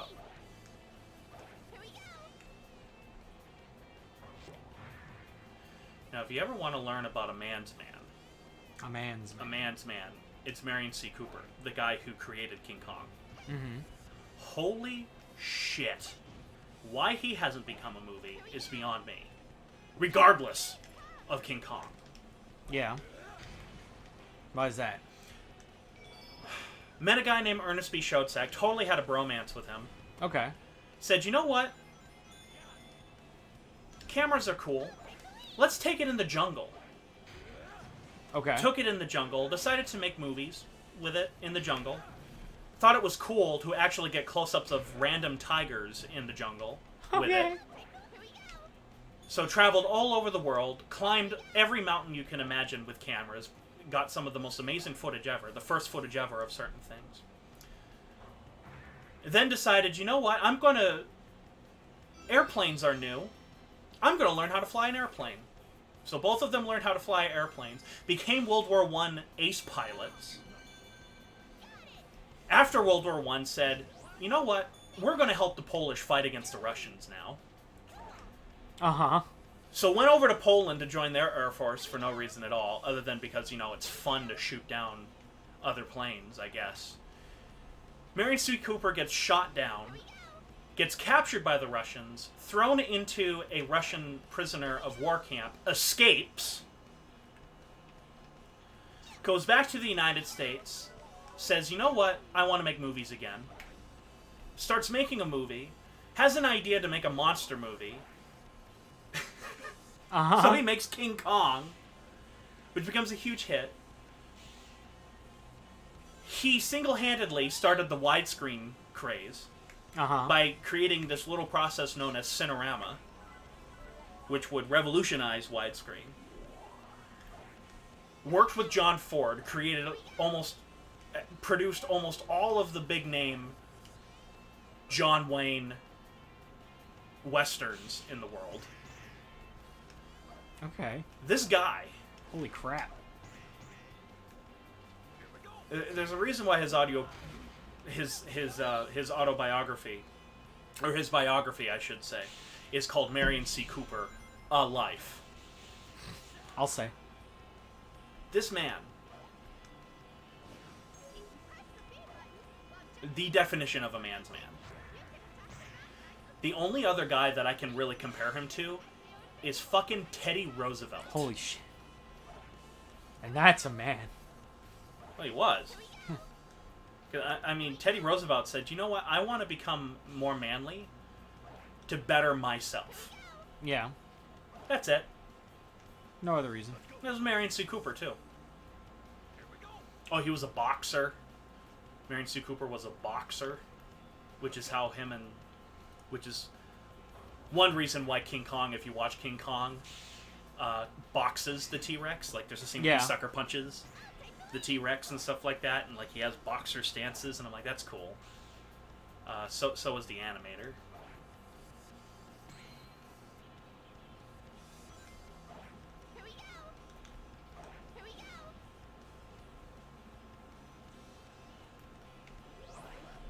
He's widely considered one of the first documentarian directors, too. Because of the movies he made going out in the jungles. Like, he made a movie called Chang, and Chang was shot entirely on locations in this jungle somewhere in Southeast Asia, and there were no actors in it. It was literally just people he found in a random tribe. And, like, there's scenes where, like, they get chased up a tree because of a tiger. The tiger was just a wild tiger, and it gets right into the camera. Oh my god. There's also an elephant stampede in that movie. Was that a real stampede? And it was a real stampede.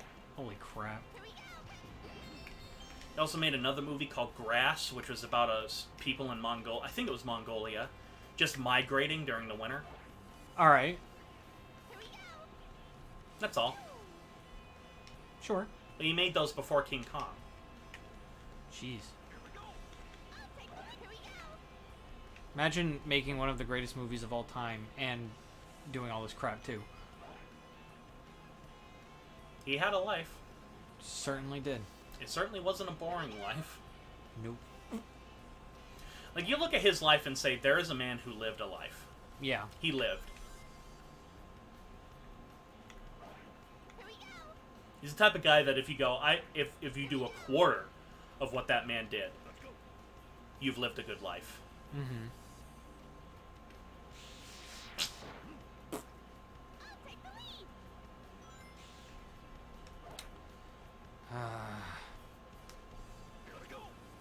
Damn it.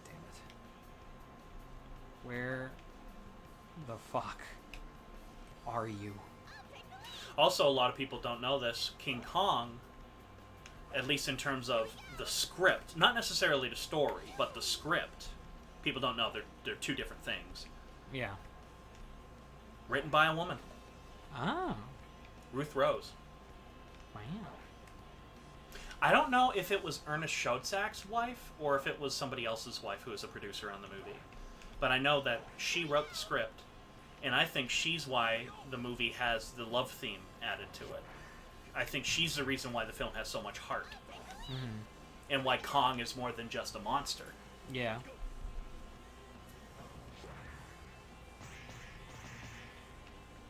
And you know what's also really funny? If you look at...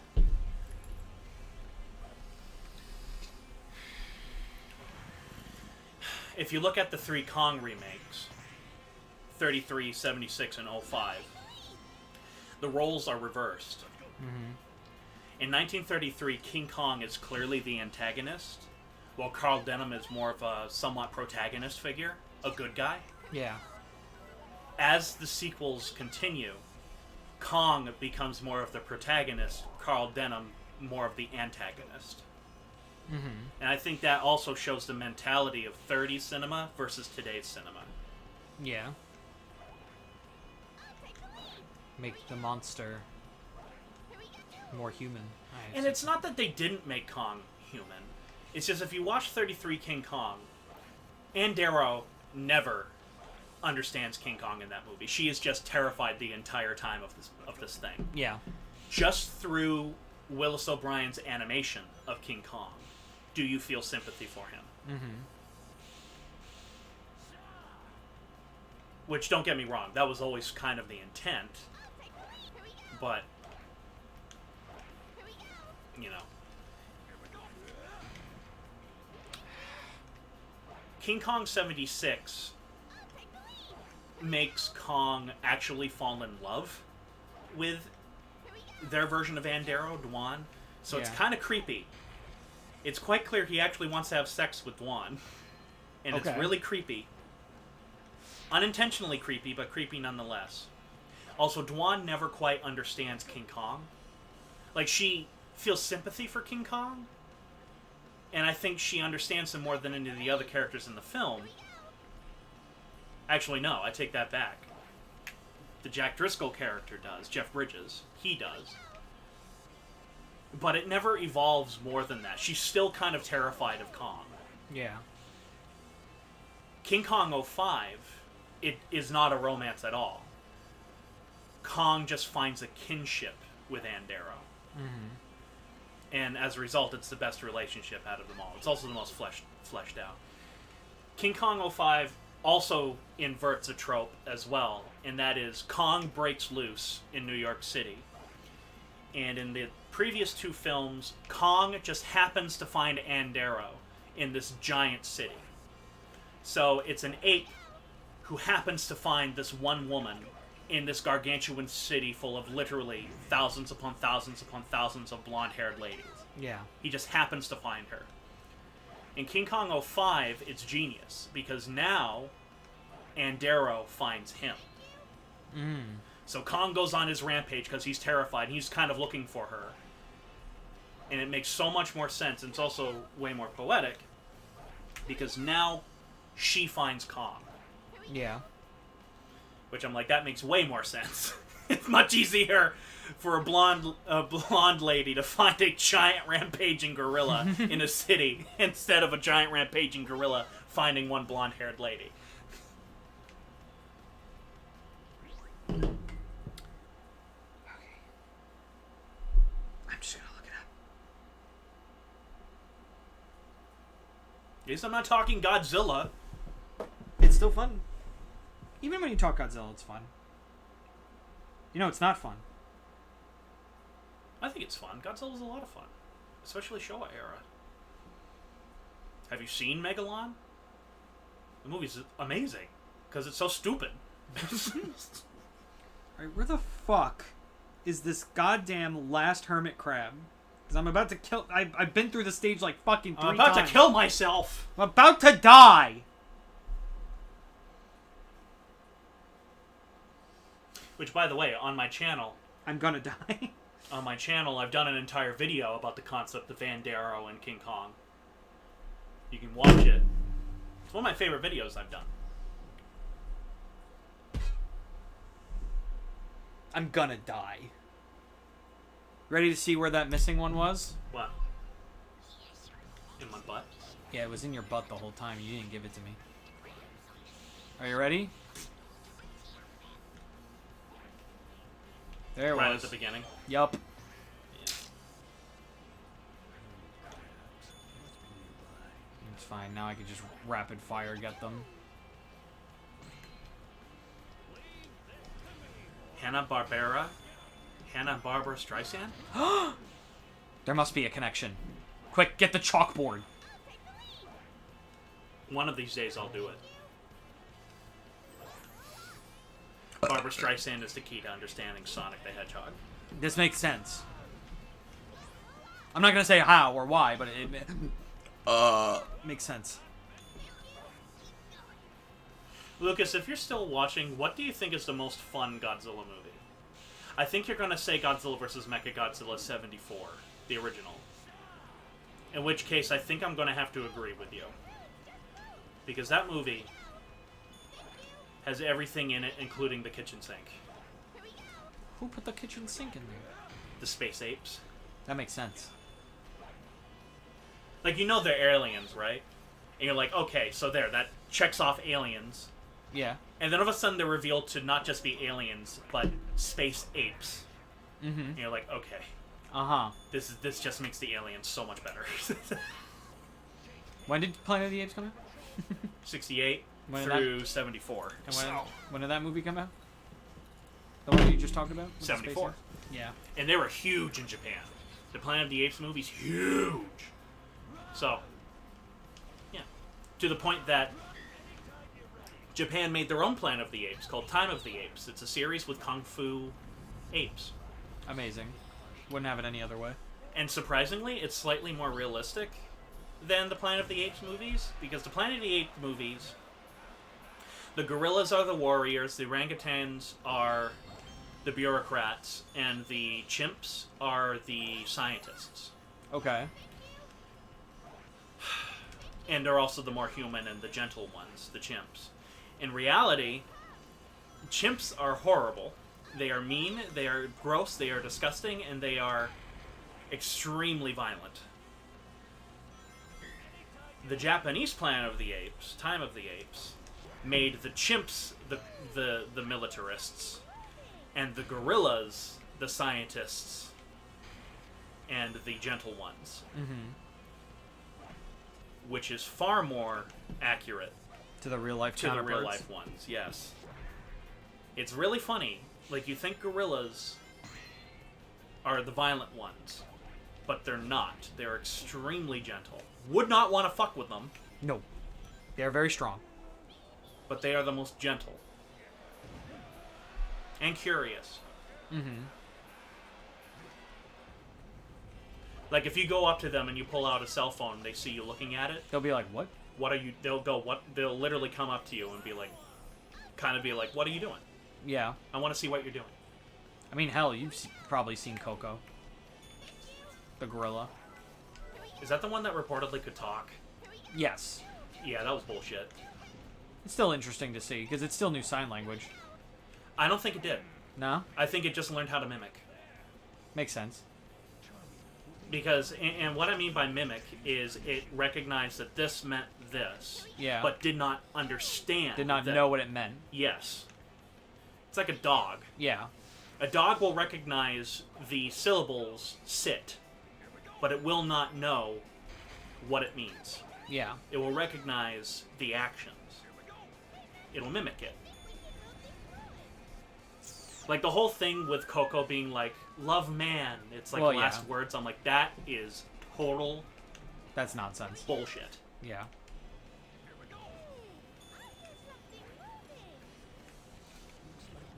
That's not me saying gorillas are dumb. No. They're unbelievably smart.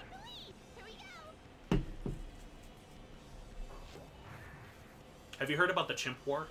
The Chimp War? Yeah, the Great Chimpanzee War of 1978. I can't say I have. It's terrifying. Because for a while there, before this, they were dead set on the notion that humans were primarily violent creatures, Yeah. and it was just us. However, all of a sudden, Jane Goodall is out there,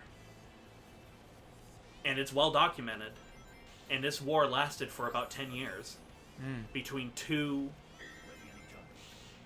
essentially, tribes of chimpanzees that just started killing each other violently. And it actually gave Jane Goodall PTSD. Oh my god. Like, she could not believe how unbelievably violent these chimps were. Because they wouldn't just kill. They torture. Oh my god. And it was, like, literally peel the skin while they're alive. Holy and it shit. was awful. And it totally destroyed the theory that it was just humans. Humans were just the violent ones. We were just violent by nature. No, it turns out we're not alone in our violence. We're not the only primates that are... We're not the only primates to literally declare war. Yeah. Which is interesting. Yeah. To me, I'm comforted by this. It's not just us who are really weird. Who are assholes. In fact, Everyone's an asshole. everyone. In fact, So whenever It just makes us somebody closer to the thinks they're monkeys. being clever and says, you know, ants are the only other species on Earth that declare war, they're wrong. wrong. There's a well-documented story of the Great Chimpanzee War of the 70s. And it literally lasted for a decade until one tribe of chimpanzees was finally eradicated. Mm-hmm. The war literally lasted until the other tribe was eradicated and their females taken. I'm like, that's fucked.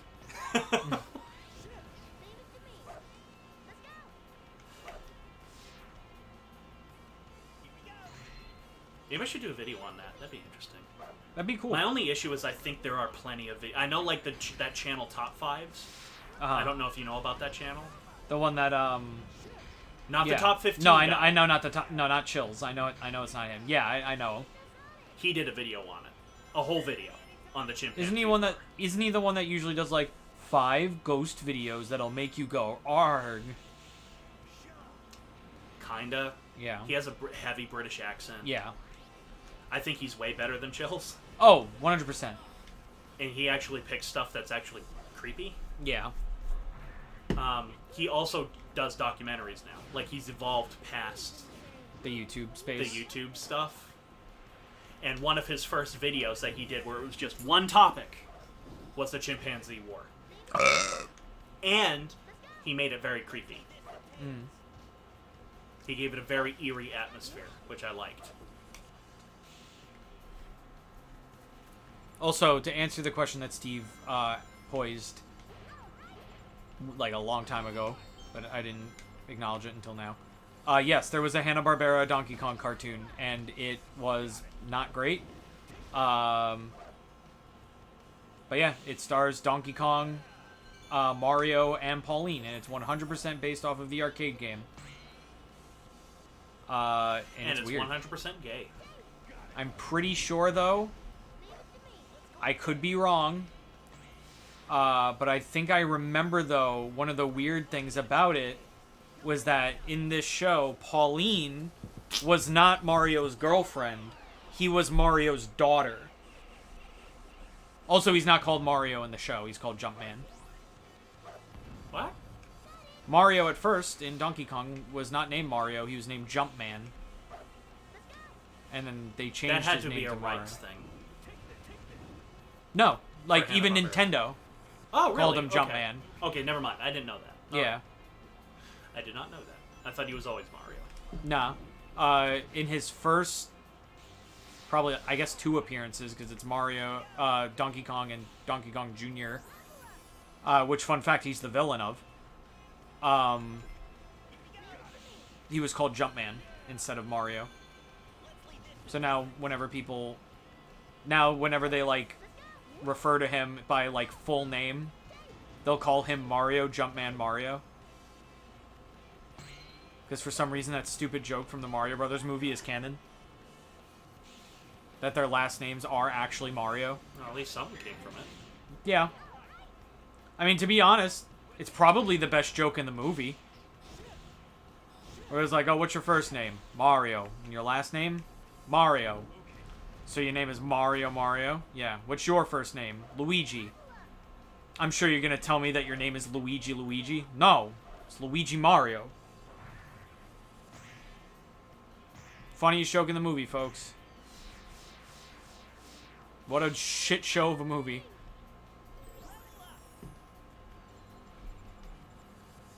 What a great production story.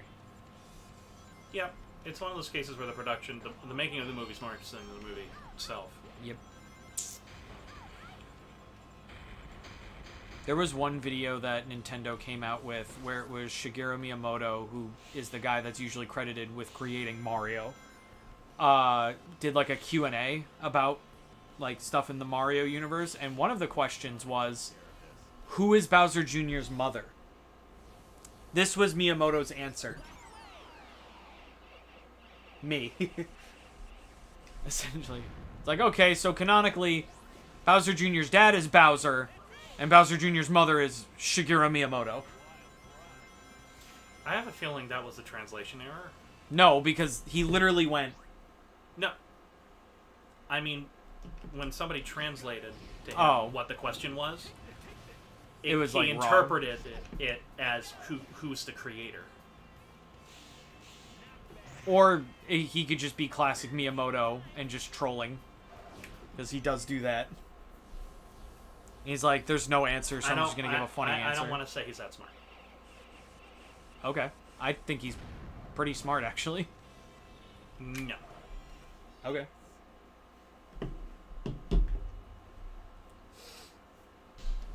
Gotta have some intelligence to create the biggest video game franchise of all time. Not just once, but twice.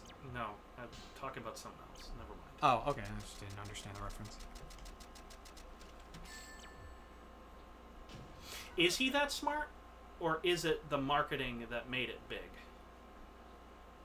I mean, the product has to reflect the marketing, though. I wish that was true. Yeah. I really wish that was true. Well, the thing is that Mario is good at being revolutionary. Is the thing. Well, for one thing... This I'm actually curious about. Well, for one thing, it was the first, like, commercially popular... That is not me being smart. Uh-huh. I genuinely don't know. Yeah. For one thing, the original Super Mario Brothers was the first, like, mainstream popular video game since the video game crash of '83. I forgot that was a thing. And Mario is the thing that brought video games back on the market. Okay. Also, Mario had the first 3D platformer ever to be created. I didn't know that. Super Mario 64 was the first 3D platformer ever created. I didn't know that. Every 3D platformer copied Mario 64. And made it better, but... Okay. I genuinely did not know that. Yeah. Honestly, you want to know? I thought it would be something. I thought Donkey Kong. I mean, Donkey Kong was also very revolutionary because it was the first real video game where, like, there was, like, characters that were, like... Okay. It looked like a cartoon.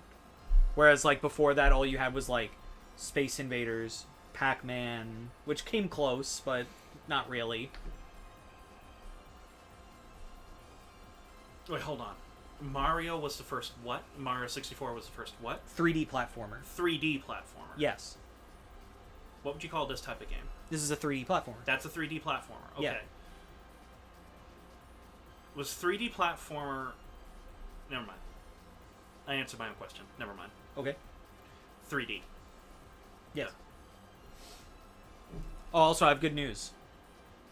What came... No, the question that I was going to have... Here we go. Uh-huh. What came first? The idea of a 3D platformer or 3D? 3D. Okay. Because many game systems... That sounds like a really dumb question. Yeah. many game systems tried to do it, and even many games have tried to do it. Some succeeded, most failed, but it wasn't true 3D. It was like 2D mimicking 3D. Did they always want to do that? And they couldn't because it was just 2D?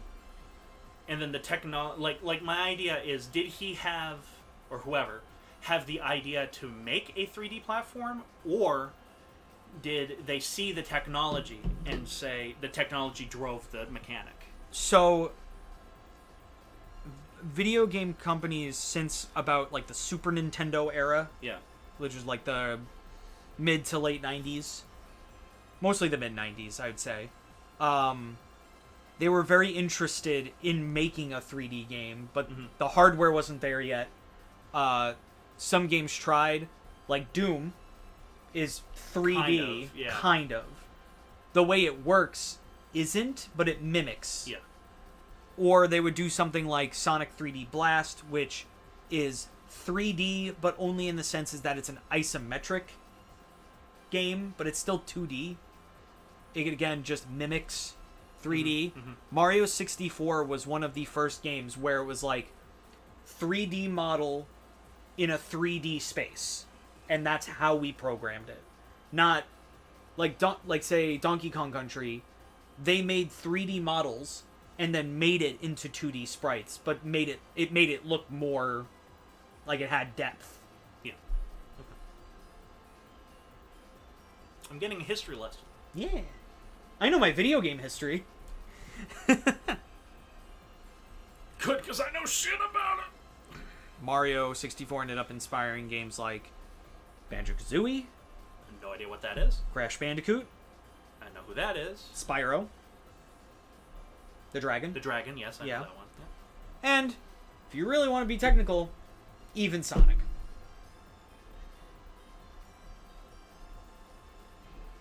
My friend James, who I have not spoken to in I think a decade, Uh-huh.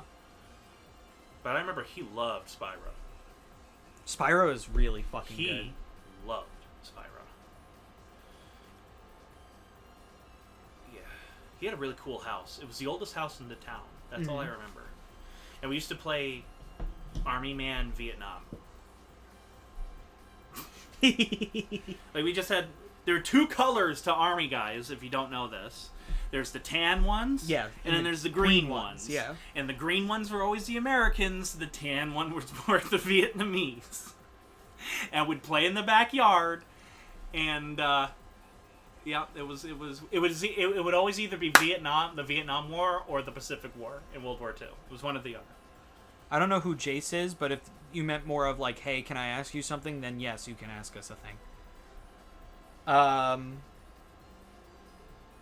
played with Army guys a lot when I was little. Oh, I played with them a lot. It makes sense that I would play with them a lot. You're talking to the guy that saw Zulu, knew that my dad built pallets as his second job, Yep. said, "Hey, Dad, I want to build a fort out of pallets. Can I? Or may I?" Yeah, may I? And he didn't think I would. But I then got one of his screw guns, started screwing together a fort. Like, I stood them up, and I had platforms I could stand on. I had redoubts, so I could fall back from that and build and fight on that. I built a pallet bridge to get into the fort. And my dad was so impressed, he just let it happen. Amazing. He was so impressed, he got my grandfather to build me a cannon. Nice. Yeah, because he found this old baby carriage, Mm-hmm. and was like, we could do something with this. And we had this old pipe that was just big enough it could count as a cannon. And my grandfather and I built it, turned it into a cannon. Beautiful. And I was fighting the Zulus, and I got my friends to play with me. So I have good news. Uh-oh. Seaside Hill, we never have to play again.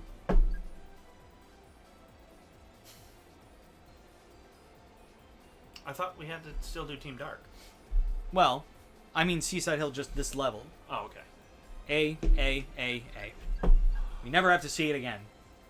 until we do super hard mode. Ocean Palace is next. But first, more importantly, pizza. Oh. Yes. Yes, Yes. I am hungry. I will be right back. Hi. Bye.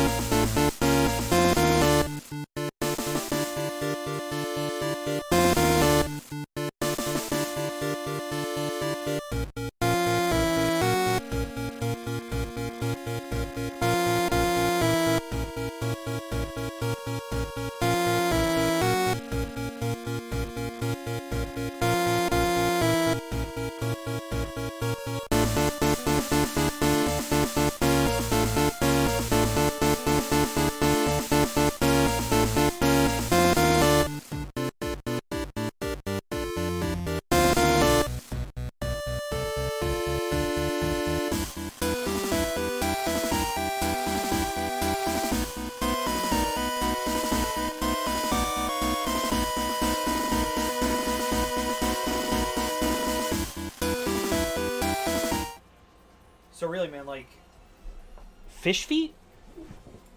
You're really into that. No, the only reason why I'm into fish feet is because it turns out that Joseph Stalin, the dictator of the Soviet Union, he had webbed feet. He had webbed. He had webbed feet. Yeah, he had that bit of skin that we all have in between our toes. It's just it's really, really tiny. Yeah. His went up to basically the whole toe, and it's literally just called webbed feet. Is he a duck? Yep. Wow. Does He was a duck. Does the world know about this? Yes. Why didn't I know? I don't read Because he history. didn't pay attention in school. Yeah, I didn't pay attention in school. Actually, that I didn't learn that in school. I learned that because I read his biography. He also had a withered arm. He got it crushed under a wagon, and it kind of withered. Which is why if you see him in footage, one arm is always kind of bent. Mm-hmm. Always, it's always kind of bent. And if you notice him walking, he kind of waddles, and that's because of that injury. It's because he's a duck. Because he's a duck, and he has webbed feet. Oh my god. It all makes sense.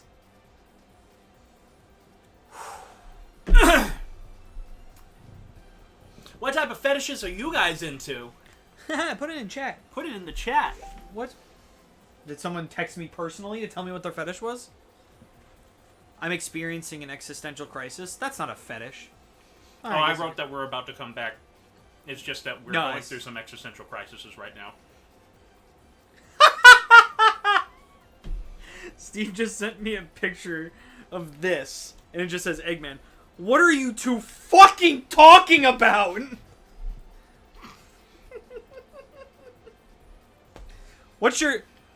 Alright. Serious question for chat. Weirdest fetish. That you're into? Yes. That you're into. Omegaverse, hands down. Uh-huh. You see, like, I don't have an answer to this question. I don't feel like any of my fetishes are that weird. Name one. Like, I feel like the weirdest one would be, like, femdom. Femdom? Yeah. See, that is the total opposite of me. Uh-huh. I'm the type of guy who, now, we've said on streams before that I'm bottom and everything like that. Well, in reality, it depends on how masculine or feminine my partner is. If I deem that they are more masculine than I am, and this is totally me judging them, I will bottom. But if they are more femme than me, I will never bottom. You must be worthy for my bottom. No, it's just the total opposite of what you were like a femdom. Yeah. And I'm like, no. To me, I'm like the feminine person in the relationship, or in this relationship of sex. Yes. Needs to be the submissive one. Uh-huh. Hence, why my weirdest fetish is Omegaverse. I used to be so embarrassed by that, I do not care anymore. Yeah. I used to be embarrassed about a lot of stuff that I just give no shits about anymore. Like, I'll admit that I fucking made Sonic fan character content when I was little. I was little. You were little. Dog. But I used to be like, no one can find out. But like, now I'm like, I don't give a fuck. I used to be that about reading fan fiction in general. Uh-huh. I still read fan fiction. I still have stories I'm subscribed to on Archive of Our Own. There's one that I'm reading right now that's a Jean X Marco fanfic. From... Attack on Titan. Ah. And it's really fucking good. Okay. And it's not like, oh, it's super dramatic and everything like that. No, it's just about the two of them dealing with their relationship, and one of them owns a business, and the trials of owning a business, and it's just good. It's just good. Like, I care about these characters. You see, I don't read fan fiction. Now notice, I didn't say I don't read fan fiction anymore. I was never big on it. Ever. Oh, I got really into it for a while. In high school. Not even Sonic fan fiction. Never. But I knew plenty of people who did. And I've written one. You're talking to the guy who's writing glorified fanfiction. Steve says I plead the fifth. Oh, come on. That's the pussy answer. Come You're on. such a pussy, Steve. Come on. I know a couple of what's considered weird ones. I know a couple of yours. I know a few. I have no sense of morality when it comes to those things after being on the internet for 5 years. That's honestly probably the best answer I could have heard. Yes. But you didn't answer the question. Yeah, you didn't answer the question, though, so please complete.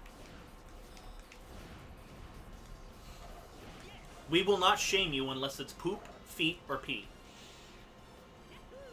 Yeah. Or children. Speaking of pee. Oh, okay. I was really scared where that sentence was going. Oops. There's a guy who we fooled around a few times, but I can say we became more of online friends afterwards. Uh-huh. He's into water sports, Uh-huh. which I most certainly am not. Yeah. Speaking as a guy in full disclosure who has tried it and really did not like it. Yeah, yuck. It was gross. I went through a big phase where I was trying to figure out what do I like and what do I not like. Because to that point I had been really conservative about sex. Yeah. And in that period I discovered a lot about me. One of which is fuck water sports.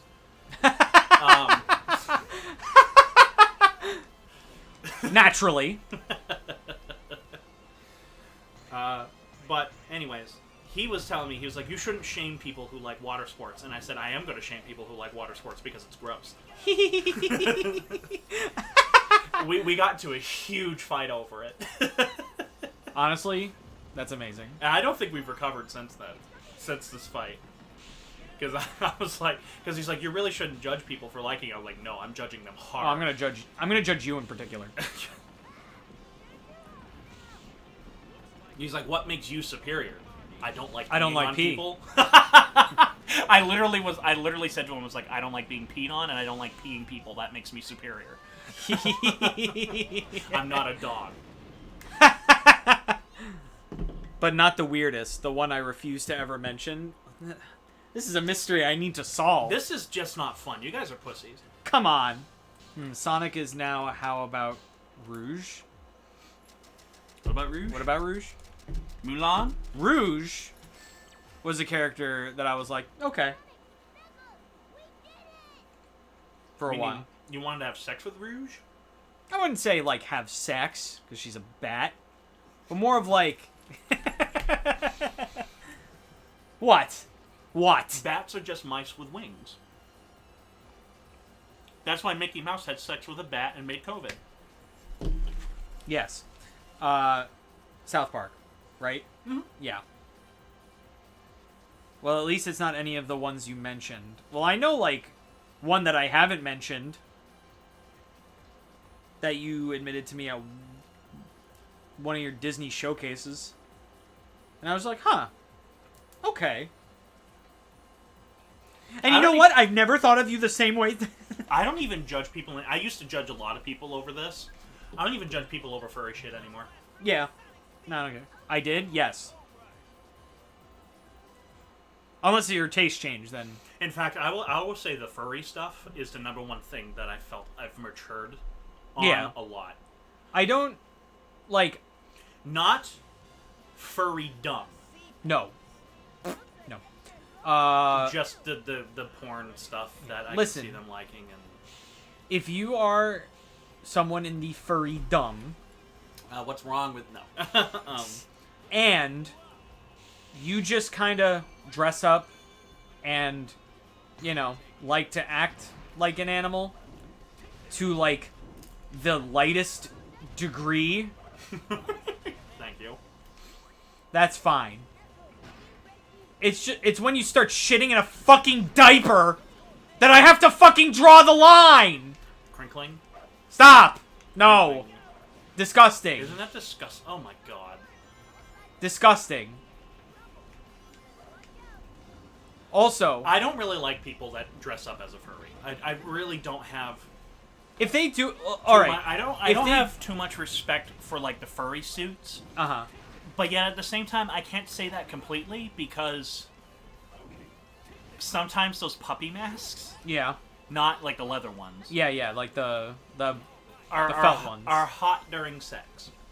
They're kind of fun. I was not expecting that sentence to go in that direction. They're fun during sex, and I'm also not gonna lie, collars are fun. Mm-hmm. Especially as somebody who has a big fetish for necks. But yeah, Which also, you can say, ties into the Omegaverse shit. if you dress as a furry, Nom nom nom. if you do it at a furry convention or at home, all power to you. It's when you start making videos of yourself going to fucking Walmart doing it, then I'm like, alright, come on. Yes. I think, I honestly feel the same way about cosplay, too. I do too. In the way of, like, if you're doing it at home, or for a video, or at a con, At a con, yeah. perfectly fine. Once you start going out in public A Halloween and doing party. it... Yeah, or a Halloween party. But once you start going out in public and doing it for literally no reason at all, then I'm like, no. There's a guy I knew who liked to dress to like Darth Revan every day. Mm-hmm. He went to Five Towns and broke one of the windows, Oh. then raped somebody and got kicked out of the school. Oh, my goodness. However, admittedly, I don't know how true the rape story was, because the girl that accused him of rape was also a piece of shit. Oh. Okay. However, needless to say, I did not like either of them. Do I hate them? No. Do I not like them at all? Yeah. Damn, Steve's like, fuck that guy. Damn.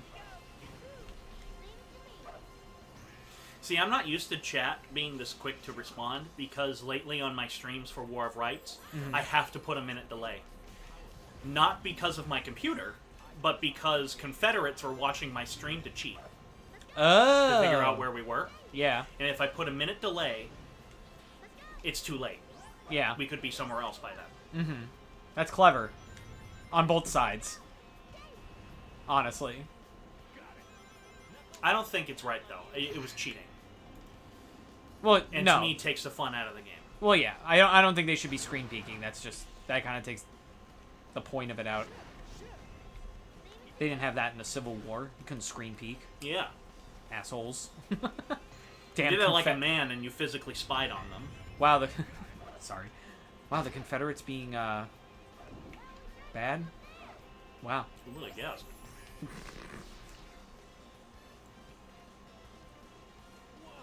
Damn. Shay64 knows who Adam is talking about, is the context here. Like, physically knows him. Steve would know who this is. Anyway. Ironically, he introduced me to Brandon, though. Mm-hmm. And I love Brandon. Brandon's great. One of the best people I know. Honestly, wish he was able to get out more. Yeah, I'll miss Brandon a lot. Yeah. And here's why.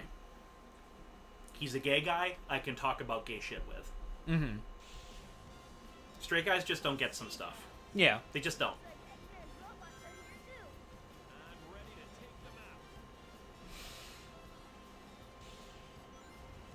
It's good to Yeah. have a gay friend to talk to. I had a feeling I knew who you were talking about, but Steve's reaction to it kind of confirms I know who you're talking about. Okay. I believe it. I don't know if you ever met him. I have not met him. Yeah, I've I only didn't heard think about him. Yep.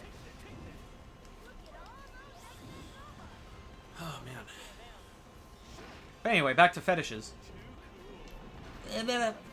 No, I've discovered because I went through a lot of stuff. My ex-boyfriend Daniel, who I must admit really taught me to be okay with myself. He really did, because I was so insecure about myself, about sex, and everything like that. And I've become much more aware of myself in terms of sex. The area that I'm still really awkward about is the actual dating portion of it. Yeah. I am still really awkward and shy. So I gotta work on that.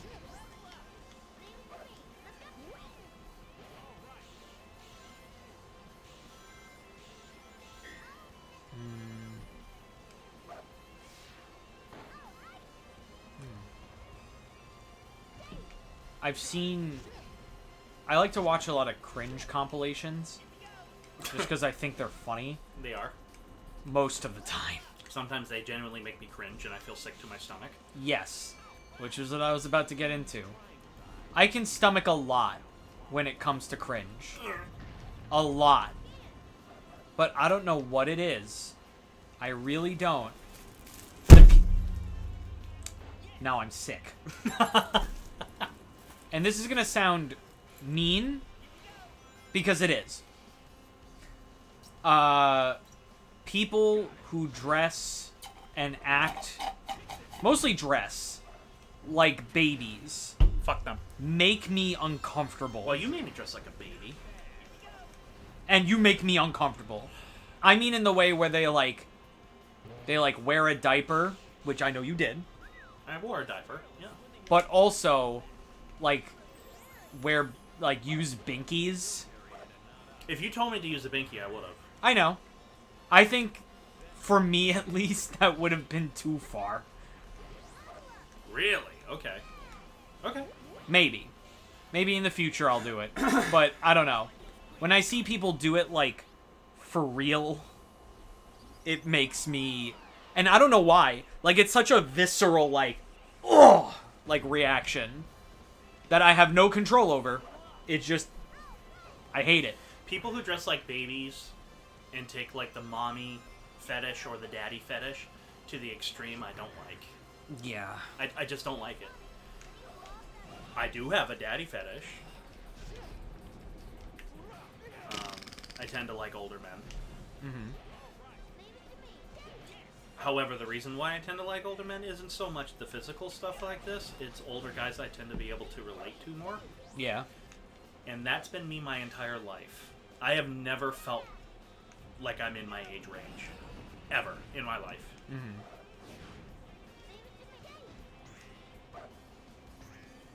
I've always felt older.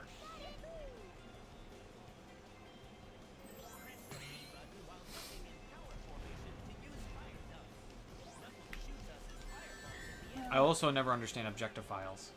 What are people who have sex with inanimate objects? Yeah.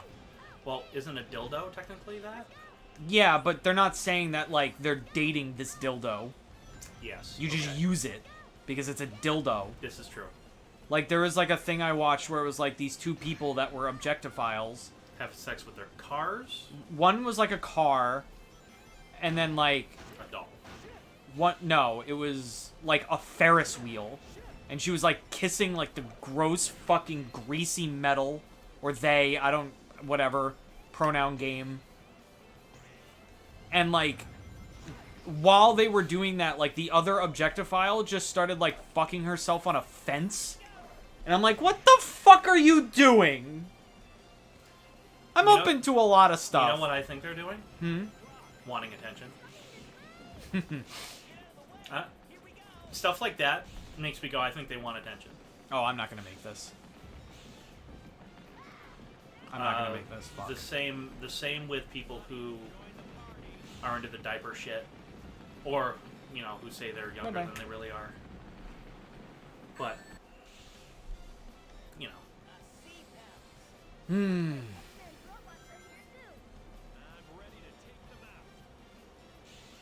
Listen, I just like looking at boobs. The end. Anyways, you guys have been extremely boring in chat. Yeah, come on. What's your fetish? Talk about your fetishes. Come on. Again, we will only judge you if it is poop, pee, or feet. Yes. I am very open to a lot of fetishes. If Antonio can tolerate my Omega-verse shit, Yeah. I can tolerate anything. that was the funniest thing. Well, it's because you said that, and I literally found out what that was days before. That was the funniest shit. I'm like, what? I'm like, how did I just find out what this thing is and then find out that one of my friends is into it? Oh my god. This thing that which to me is just weird, because, like, I've been on the internet a long time. I know a lot of weird shit because of the internet. And yet somehow, some way, this eluded me.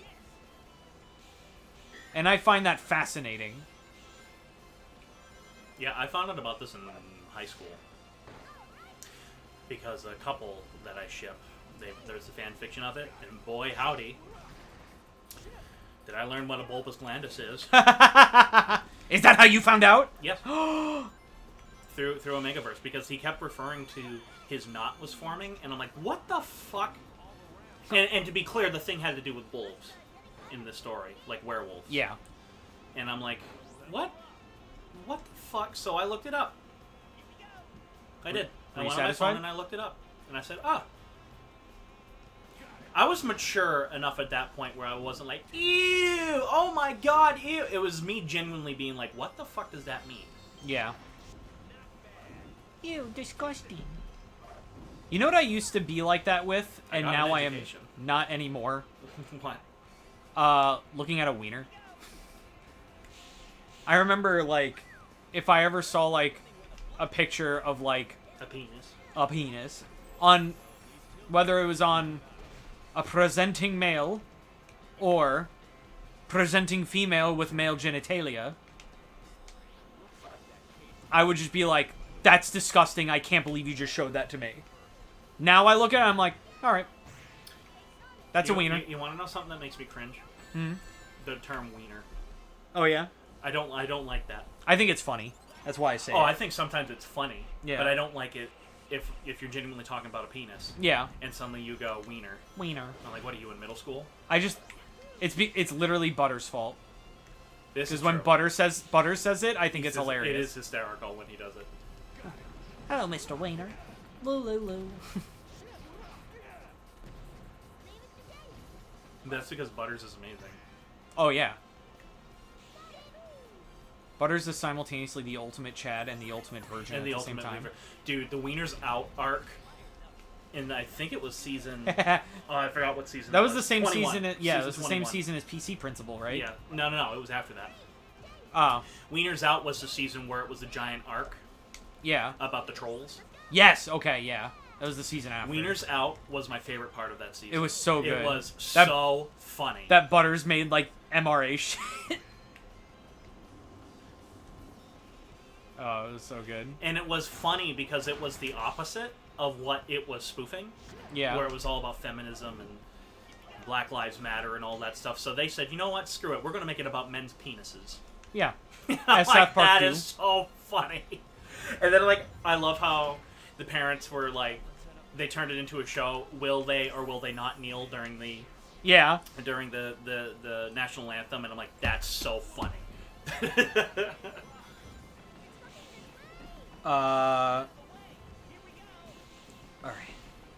What about robot or refrigerator? Are you into that? Imagine a white toaster glistening in the moonlight.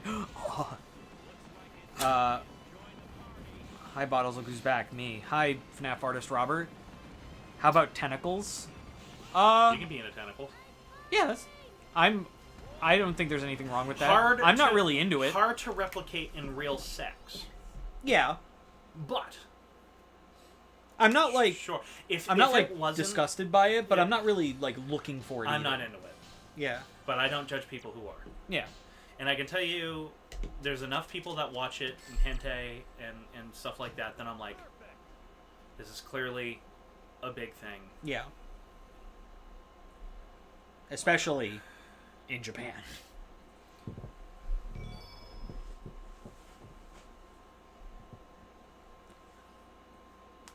It's not something I find revolting, but it's also not something I seek.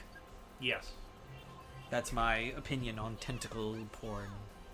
Tentacles. You know what I've been discovering about... Tentacles is a really interesting Italian knockoff to Jaws, starring John Huston and Henry Fonda. And it is the most ridiculous movie. Oh yeah, It's just bad. That's the second mission. I'm sorry. Continue. No, I was just laughing because It was some Italian movie nobody's ever talked about before. 100%. As soon as you said Italian, I'm like, here we go again. If you guys want a trip, look up the soundtrack to Tentacles, 1978 or 79.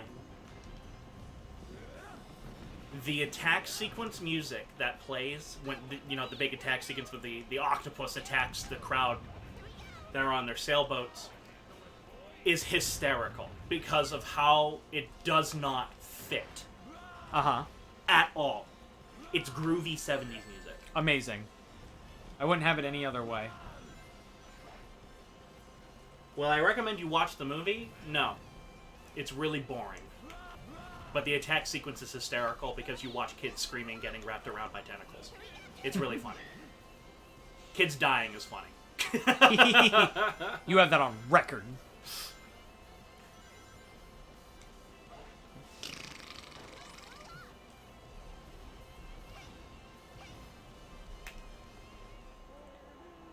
Yeah, I don't care one way or the other when it comes to tentacles. I can tell you something Pete's into that I think is weird, but also, like, okay, it's a fetish. And he's pretty open about it, so that's why I feel comfortable saying it. Mind control?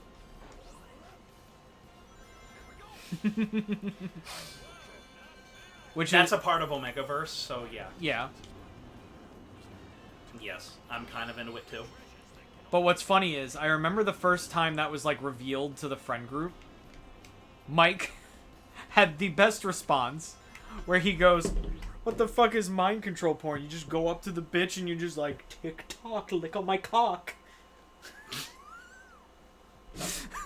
And I was on the floor. I was dying. Well, because... And the reason why I can say I'm kind of into that is because Omegaverse is all about pheromones. Yeah. Even though we don't have pheromones, it is fun to roleplay. Yes. Because I'm big into roleplay. Big. Big.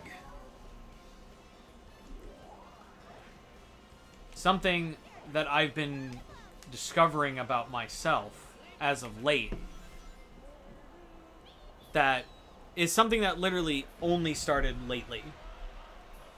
I like me a hot mom. Well, considering the fact that I like daddies, Yeah. so you like a MILF. Yeah. And you like DILFs. I do like DILFs. Thanks. Did you say thanks to me liking DILFs, or No, getting to the hurt? to the game. So I was gonna say, you're younger than me. By 4 days. That is the thing that makes me laugh the hardest, is I'll get messages from, like, twinks that are older than me. And they'll be calling me daddy, to which I always respond, I'm pretty sure you're older than me. Not weirded out by it, but dang, it's something new awakening in me now. Oh. I've been... Oh, hi, Ash. Welcome. I didn't know you were here. What's your weirdest fetish? What's your weirdest fetish, Ash? I'll tell mine. We're not judging. We're Yeah. talking about fetishes. The only ones that we're judging are poop, pee, and feet. I've been lurking half asleep since stream started and heard some weird stuff this stream, but mind control?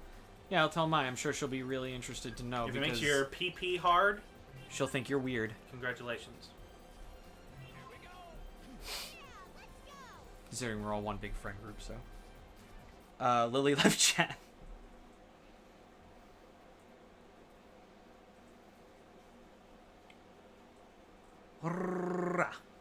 Alright, this is the one that I keep thinking the first mission is.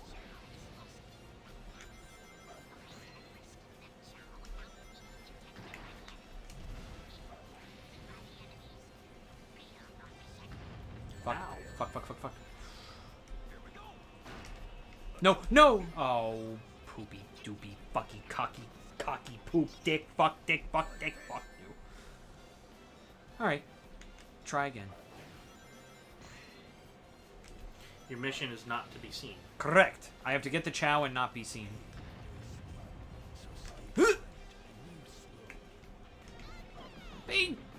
Be quiet.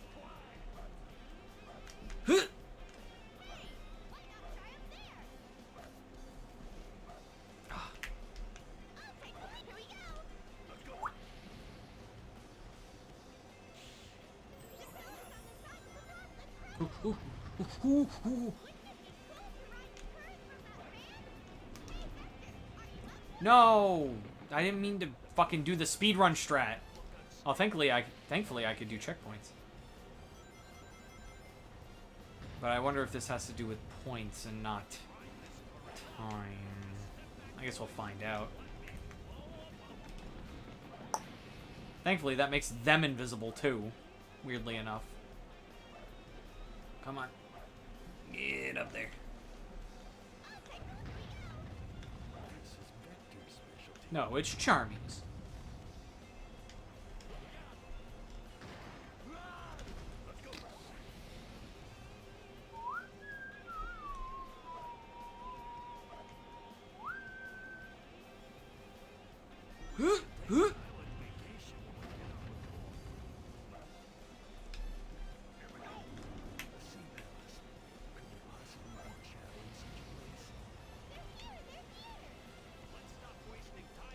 Thankfully, they can't hear.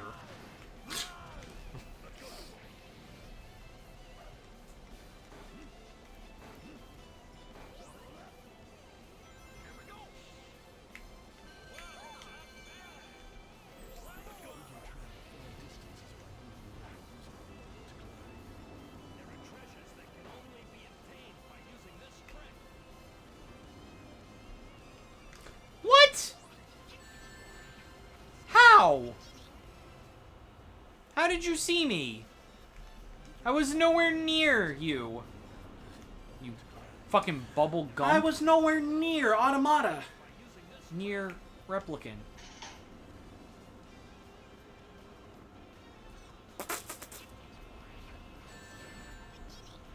Okay.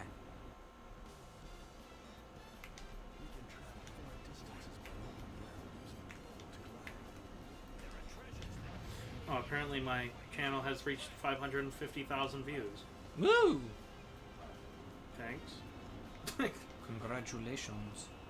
A Neon Genesis Evangelion retrospective. Of course.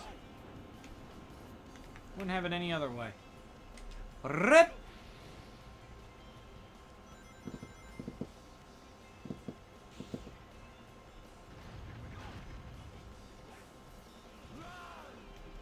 I almost forgot the mission. Yeah, that was fucking close. Oh yeah, that's another thing I'm into. Edging? Edging. Big time. Being edged. Oh my god. Either the one doing the edging to someone, or being edged. Doesn't matter which side of the spectrum I'm on. Mm-hmm. Can I kill them? Probably not. But I feel like I have to. We're like way too close. Oh, okay.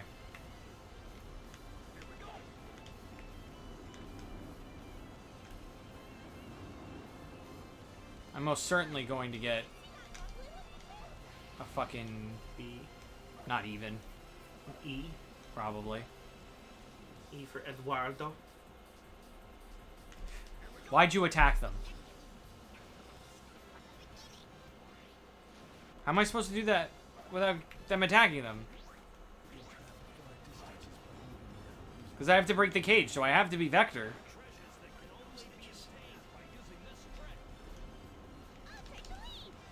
Something about this house, man. Let me see. I can attack them. Okay. Good to know. In fact, very good to know. Starting over. Well, she already knows mine. I ain't telling you guys anything. Damn. I don't feel comfortable saying it openly on the internet. That's okay, Steve. It's fine. Pussy. He'll call you that. And so will I. But you don't have to. No, you don't have to. After Googling something that's pretty on the chain when it comes to fetishes, also it's something I'm concerned about and wonder if people are more criminals. Also the darkness one. I don't know that one. What's the darkness one? Bondage and masochism. Well, Sadomasochism? sadomasochism is fine as long as it's consensual. Yeah. Not what I'm into. I'm into slight BDSM. A good smack here and there.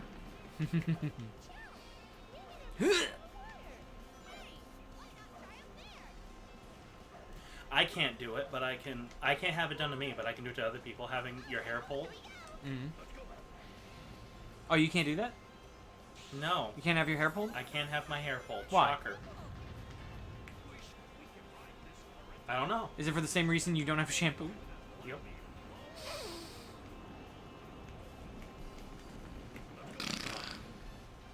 What an asshole. Like, fuck that. Fuck him. Like, he comes into my house, judges my house, Mm-hmm. even though he still lives with his parents. Yeah. And gets angry that I don't have shampoo. Yeah, but it's like, have you looked at you? He's Clearly. angry that I only had one type of soap. What? That's what he was. He thought he was like, it's ridiculous that you only have one type of soap. How many types of soap do you need? Yeah. I said, yeah, I have antibacterial soap because I know I have greasy skin. Antibacterial soap helps me so I don't break out in zits all the time. Yeah. But also, like, how many soaps do you need? Like, as a person? Like, that's just a weird comment for me.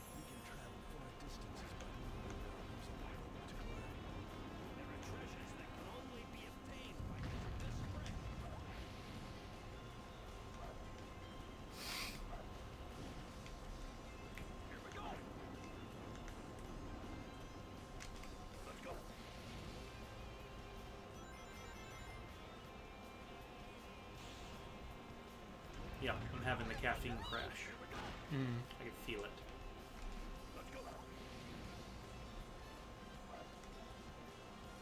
Yeah, me too a little.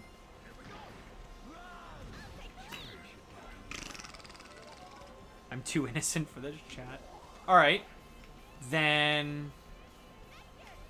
What is some... Not a fetish. What is something in a person that a person can have that automatically makes them 100% attracted to you? And your answer cannot be something along the lines of, like, big dick, big boobs. Like, it has to be something else. A neck? Most people have those. No. You know what? You're right. No, some people don't have a neck. Some people don't have necks. I'm not joking. Mm-hmm.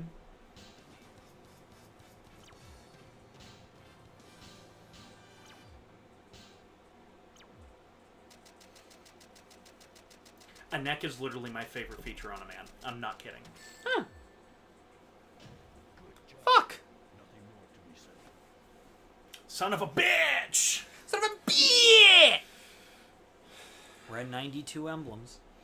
Everyone thinks that's weird. What, next? That I like necks so Yeah, I much. understand it.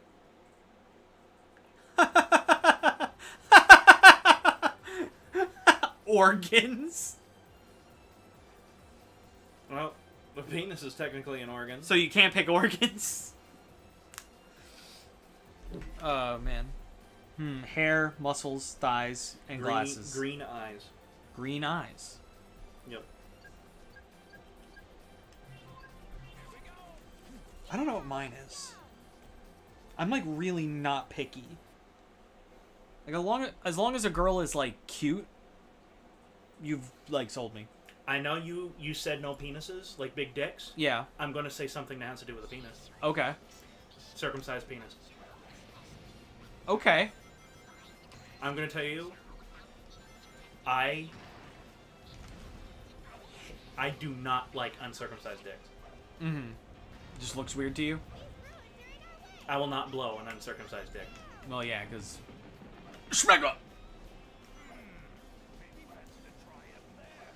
I've never dealt with that in any partner. I'm circumcised. I don't even care that people know that. I don't care. I'm circumcised. And I'm not Jewish. My parents were admittedly smart about it and say it's better for health reasons to be circumcised. And it is. I don't care what anybody says. Yeah. I do not agree with the genital mutilation argument whatsoever. No way. But I will choose a circumcised dick over an uncircumcised dick any day. Every day. Now, I've had sex with people. One of my ex-boyfriends, he was uncircumcised. Mm-hmm. Never really bothered me, other than I just would never blow him. And the fact that I was very upfront about that, he didn't have an issue with.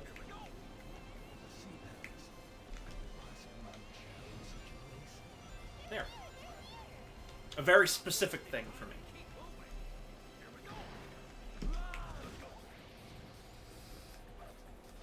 I wouldn't say it makes a girl, like,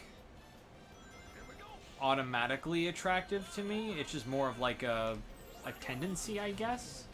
And this is going to be rich, considering I am dating Jess. Tan skin. Because Jess is the opposite of that. Mm-hmm. Now, you see, that's funny, because I like pale skin. Mm-hmm.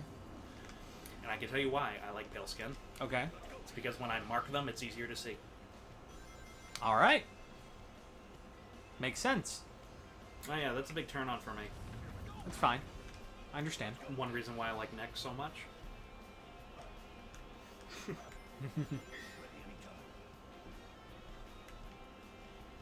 Yeah, I'm really into that. Are we talking only physical features? Yes. Only physical. Lily concerned because character has green eyes. You forget Adam is gay. Unless your character's a boy, then run. There's a reason why I make all my main characters in my books have green eyes. A girl with a nice smile is the cutest thing to me. It just makes my heart melt. Okay. How cliche? No. Smiles don't bother me. They don't do anything for me, I should say, not bother me. They don't do anything for me.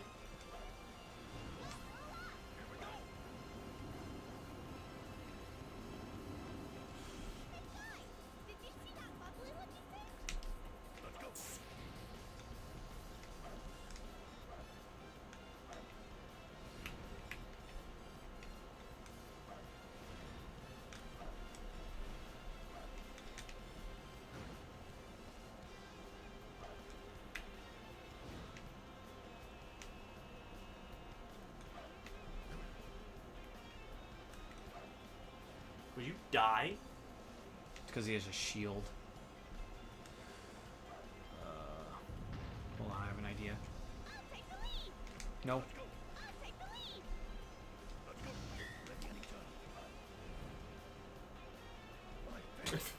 I failed!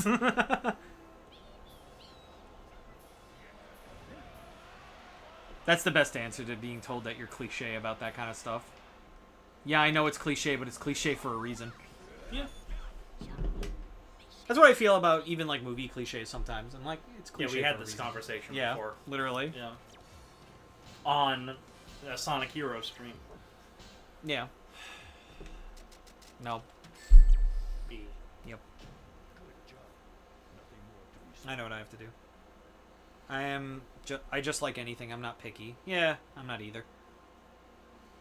I have something to say that might sound a bit left field. Alright. Let me hear it.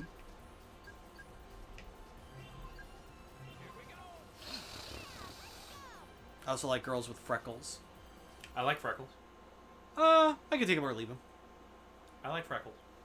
In fact, that's literally stated in my Grindr bio. Oh, yeah? If you have freckles, that's a plus. I don't really have an opinion on freckles. Not something I particularly like. Not something I particularly hate.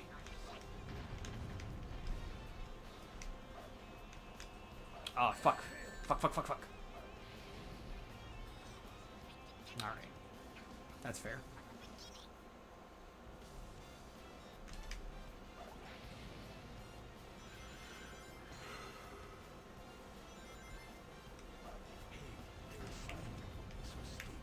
I keep doing this.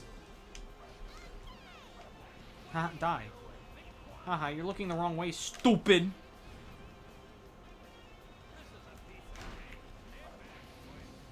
I'm gonna wait till SBO levels up a little bit more before I go and do this. I'm gonna try and collect more rings too. I've got another one Okay. that people tend to not say. A happy trail. Okay. It's fun to nibble down.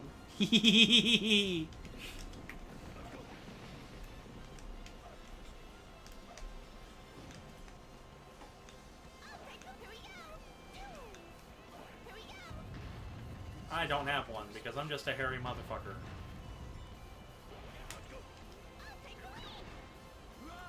Like, I take my shirt off, walk around in the woods, people think I'm Bigfoot. Actually, no, they wouldn't, because the hair on my body is blonde, and it blends in. So from a distance, it doesn't look like I'm hairy. Lucky you. I used to be so self-conscious over that. Mm-hmm. Me too. I used to be so self-conscious over the fact that I was like, I am very hairy. Yeah. And then my boyfriend Daniel taught me not to care.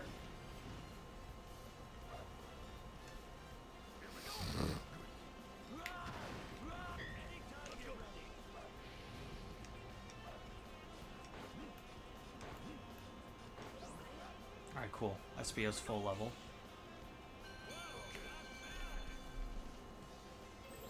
That's actually huge.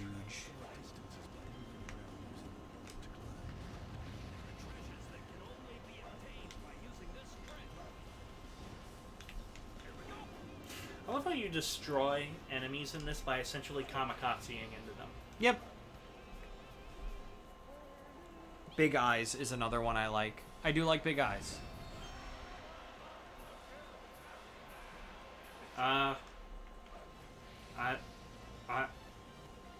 I don't know how to respond to that one. What do you mean?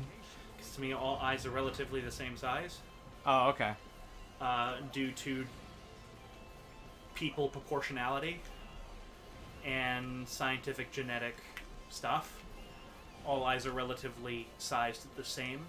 I guess it's more of just a perception of eye size. No, I think it's because of anime. Okay. But I can, for a fact, say that Jess has big eyes. I don't think she does. Okay. I think her eyes look proportionate to her face. Well, yeah. I see no difference. I see no difference. What am I doing? It's the same with dogs. People go like, I love a dog with big eyes, and I'm like, they don't have big eyes. I guess I can see you perceiving it that way. Never mind. I take that back. They do have bigger eyes when they're puppies. They're not like us? Where eyes stay the same size? No, their eyes stay relatively the same size. Like, they kind of grow into it. It's kind of like if you look at a baby horse. A baby horse has abnormally long legs. Yeah. In comparison to its body, but it grows into them. Yeah. We have abnormally huge heads, and we grow into it as babies. Mm-hmm. And we grow into it. Hence why when we're babies, you have to when you're holding a baby, you have to give them head support. Our heads are so big in comparison to our body. Please? I got more points for you. Baby horses are cute. Baby horses are very cute. I love how clumsy they are. Yes. Thank God. Ocean Palace is done. Okay. We never have to come here again. One group of people I hate is people who like feet. Like, dude, what the Yeah. Yeah, I agree with that. I don't understand. Out of all the fetishes, I can see why people like each fetish. Go to except the for last that. stream I was on, Yeah. and I had a story. Oh, yes. Yes. I was just like, why does it smell like pizza? And oh, yeah. Because we ate pizza. Yeah. Is this Grand Metropolis?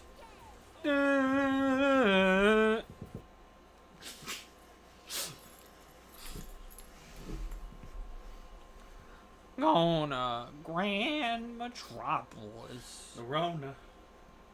We're getting the Rona. Cletus! We're getting the Rona! It turned into Shaggy. Speaking of Cletus, remember, I don't know if you even ever saw it, Cletus and Mobob? Nope. Good. It was a film that Terrestrial made, or 10th Planet, or... Oh, I heard of it. Oh boy. What a shit show. If it were up to me, that thing would have been canceled so hard. It's just terrible. And we shot it twice. No, the thing that I don't like is Sean's film. Which one? This sounds like I'm going to be mean. It's not.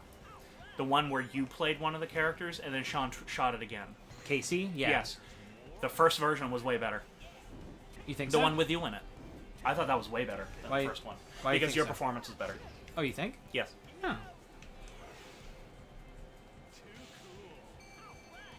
Oh, I told him that. Mm-hmm. I mean, I also have problems with it. Again, I'm not sounding mean, it's just critique for next time. When he told me that we were going to shoot, like, a remake of this film, I was expecting him to change things. They just use the same script? I mean, it was slightly changed, but not a lot. Like, not enough in my eyes. To where I would be like, this is just, you're shooting the same film, except now it's Peter and Christian and not me and John. Also, like, everybody has the same question, and the remake doesn't answer it either. What's happening? Because, like, on the surface, it seems it's like friends and then one friend killed the other. But apparently there's some situation going on.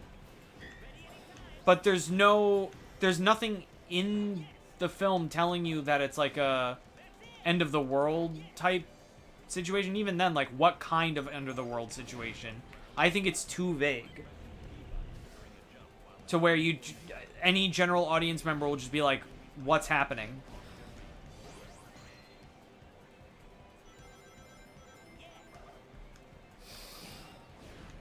And honestly, Sean doesn't even have an answer for it.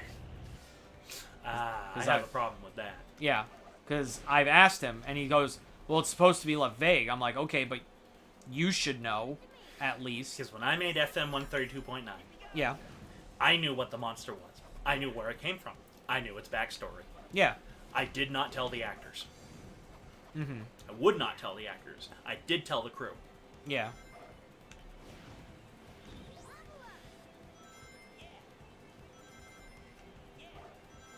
Well, that's like... I mean, I'm still undecided on whether I'm going to go through with it or not, but thankfully this series has the kind of thing where I could put this in if I wanted to. When I was originally thinking up Shelby McGraw, there was lore. There was a story.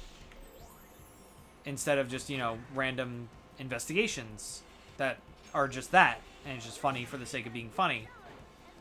I don't know if I'm still going to do that, and if I do, I can just add it in whenever I want. That's the beauty of it. Because it honestly just goes into who Shelby is as a person.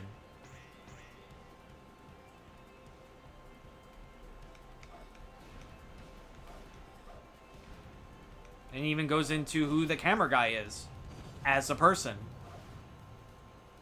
And I hint at it a little bit, but I don't know if I'm going to fully go through with everything I had planned. Because I don't know if I want to. Not out of laziness, but out of just like, maybe this is just too much. Very undecided about Shelby. OMG Bottles is using 100% of his power to become Shaggy. Like Zoinks, man. Shit. But listen, man. The real question we have to ask, though, is how much Scooby does a doobie do?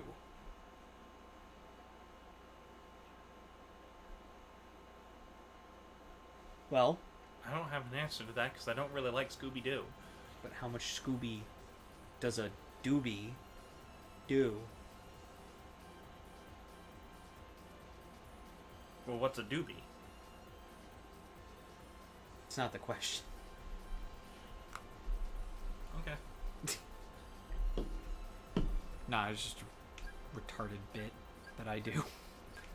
You only gotta... Fucking assholes gotta be on Egghawk. Shouldn't even have gone to Grand Metropolis.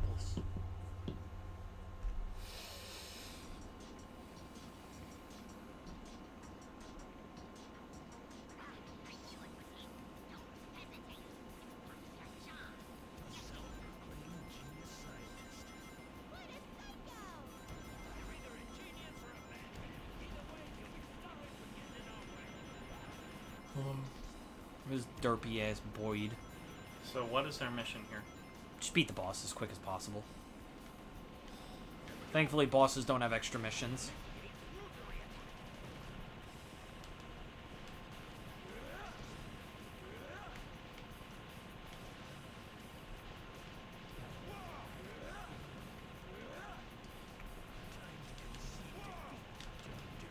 Goodbye. That should be an A rank. If it's not, I'm gonna scream. Here's a question. Daphne or Velma? I hate them both. Yeah, I don't really care for either of them. I really don't like Velma. It depends on the show for me. I can tell you why I Okay. don't like Velma, and that's because there's a person within the Godzilla community known as Space Nebula Hunter M. And she's a cunt. Wow. Uploads good, rare stuff. Uh-huh. None of it's original. Uh-huh. It's just outtakes discovered. An HD trailer. Mm-hmm. Audio samples and stuff like that. Rare stuff. She is a cunt. Mm-hmm. Any elaboration? She's just a bitch. She's really mean. She's not a nice person at all. Not a nice human being whatsoever. Yeah.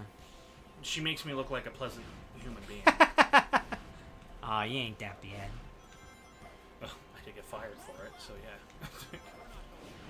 You're not that bad to good people.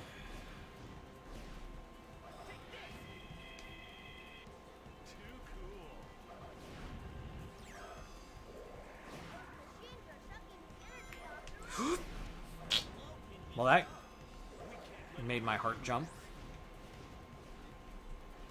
I would like this, please. I would like this, please!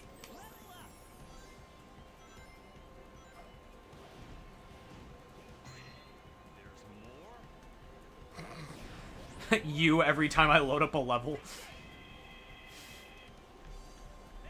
Knuckles just went, there's more? Oh, I don't have the earpiece in. Yeah. Knuckles just went, there's more. I'm like, you, every time I reload another level in this game. Yes. Godzilla or Mechagodzilla? Godzilla, hands down. Yeah, There would be no Mechagodzilla without Godzilla. this is true.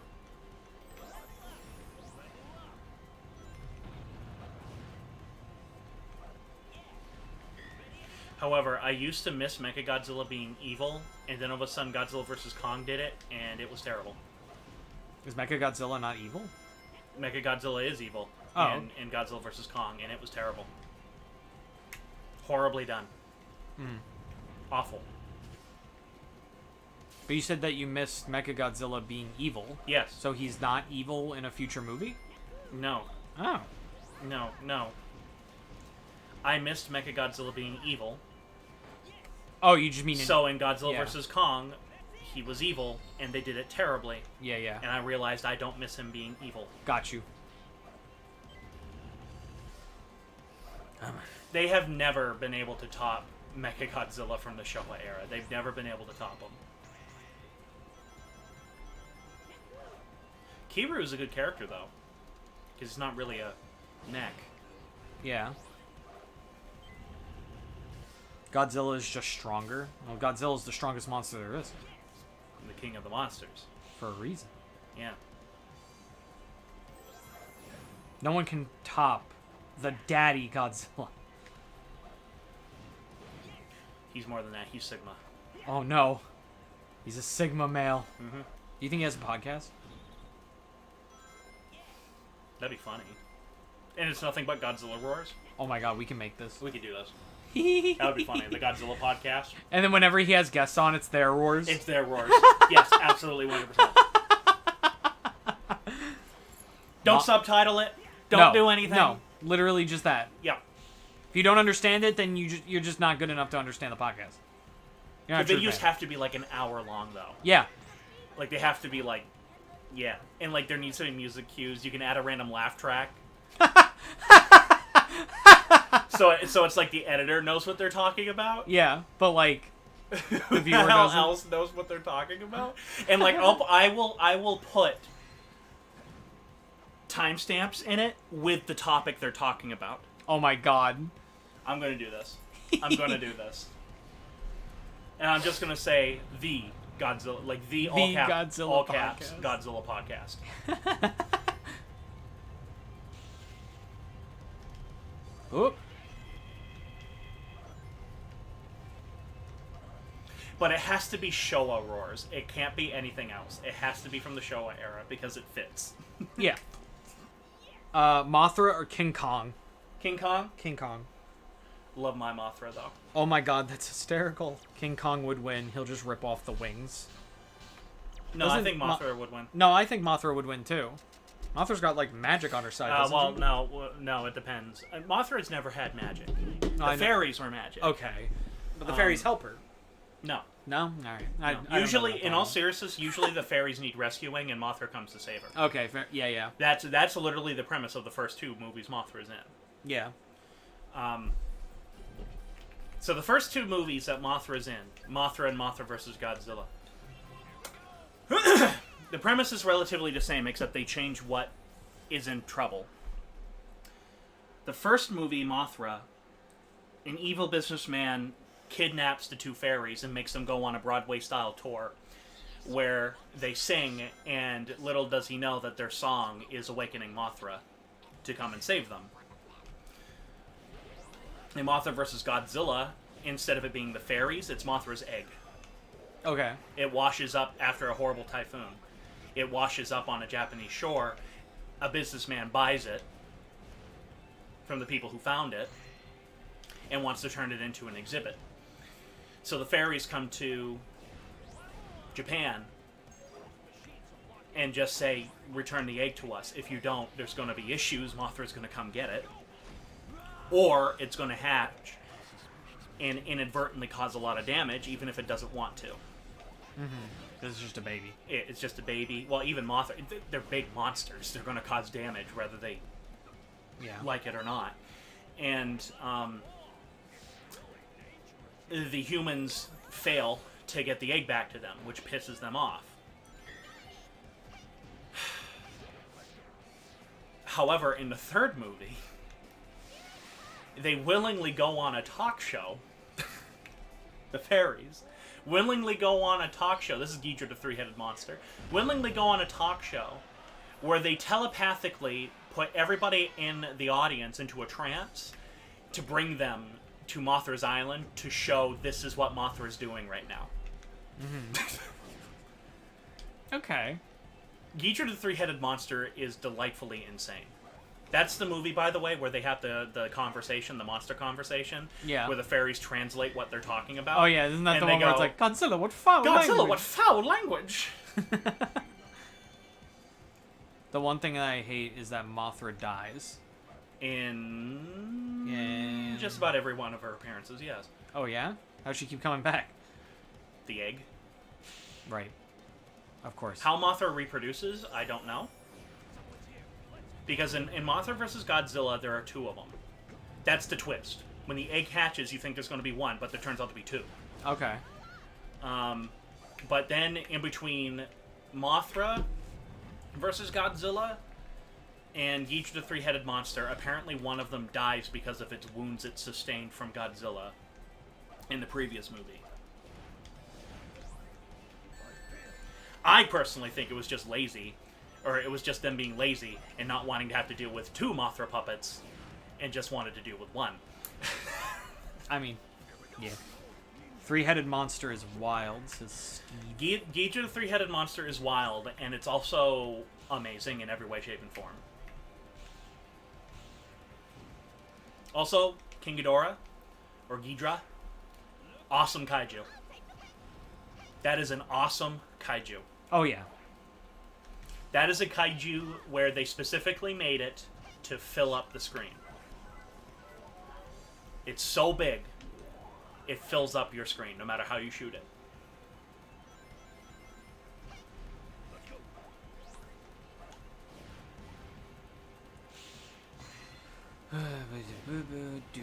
DB booby booby. I love Mothra. Excuse me? I love Mothra. No, I wasn't. Oh. I was talking to the game. Mothra is pretty cool. And she's also the best character to play as in the Godzilla NES game. Which I have a soft spot for. I don't like any of the Godzilla games. I've never liked any of them. I think I've only liked the NES game. And I know I'm wrong. But for some reason, I just couldn't put it down. Plus, it has that amazing creepypasta Yes. based on it. The And that- creepypasta is amazing. And that takes a lot for me to say that a creepypasta is good. People were like, yeah, it's good for a creepypasta. I'm like, no, I just think it's good. Yeah, I think it's a good story. The only thing that I wish didn't happen is I wish it just didn't get so, like, personal. Like, that it was, like, specifically to the guy that was, like, you know, that's writing the story. That's kind of where I feel like it fell off a little bit and could have been better. Because I also just don't like that with creepypastas. Yeah, I don't like that. Even, like, some, like, web series do that, and I'm like, no.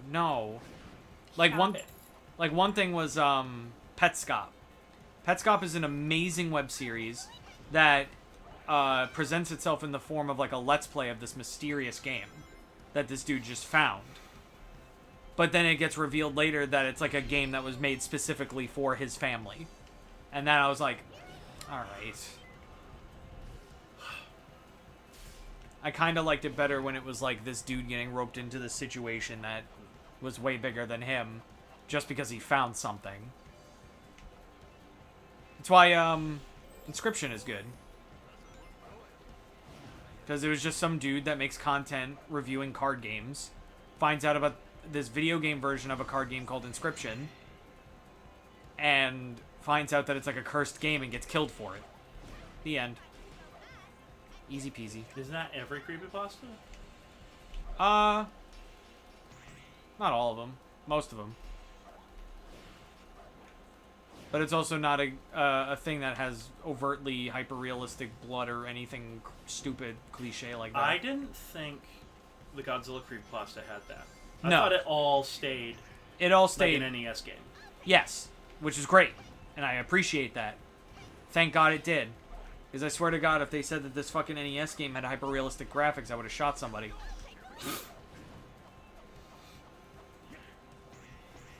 Especially since I think, honestly, out of any creepypasta, like, villain, Red is my favorite. Red is not canon, though. Of course he's not canon. Well, I can't say of course to that, because there's the fan film, Godzilla vs. the Wolfman, and Toho has made the Wolfman canon. Oh. Okay. Canon. Canon. There's Gotcha. no Godzilla canon. Yeah.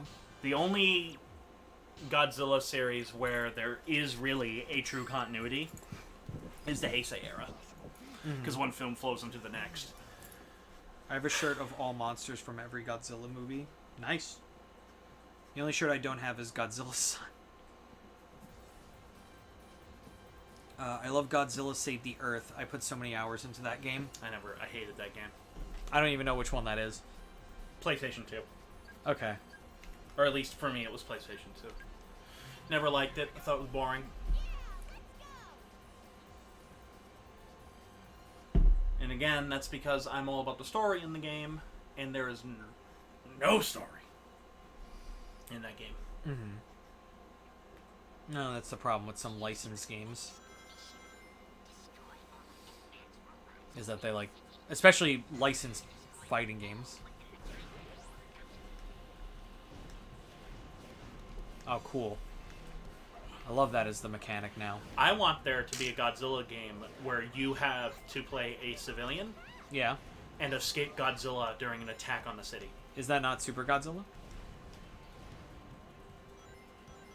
I could be completely wrong about that. I have no idea which one is Super Godzilla. That's the one for the Super Nintendo. No.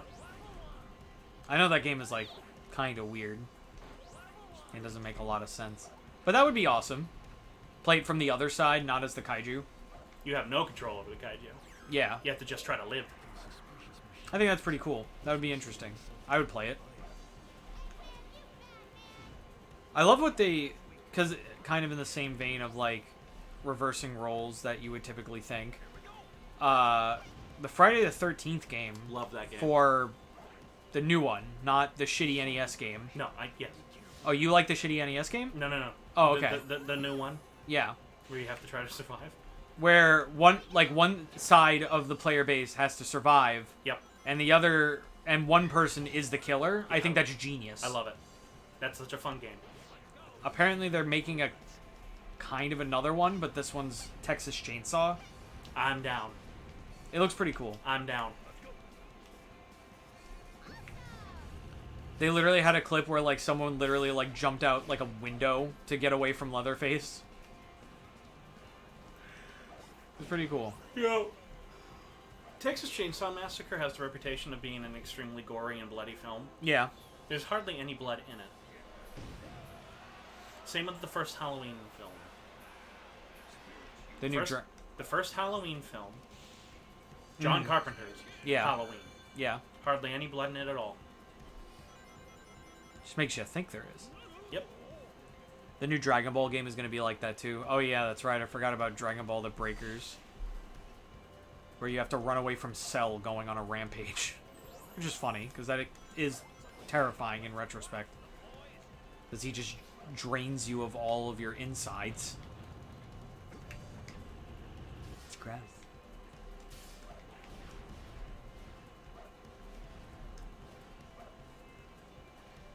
No.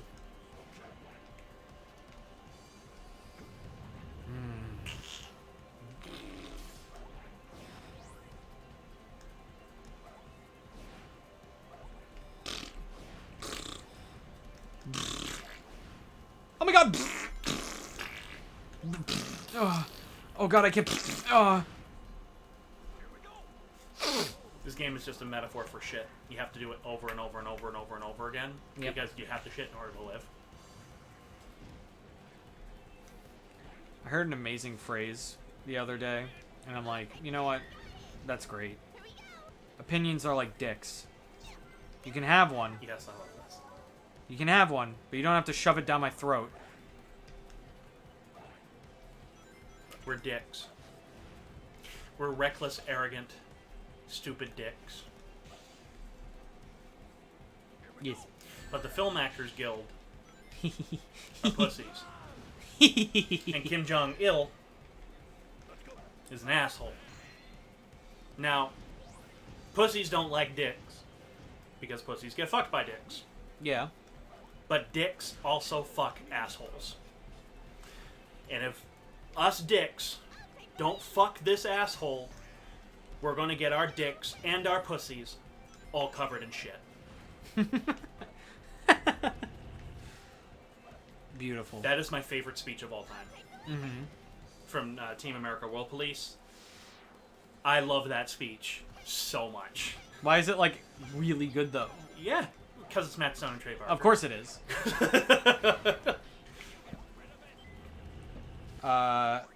Boo? Ah. Is that what you wanted? I think he's going... Yeah, okay. You just announced a Namek mode where you run from Frieza? Oh, God. Might as well just be running away from Hitler in Nazi Germany. It's the same thing. I'm Hitler. Howdy, howdy, howdy. Wait, if I ever have an opinion, I have a... Yes, you have a cock. Congratulations.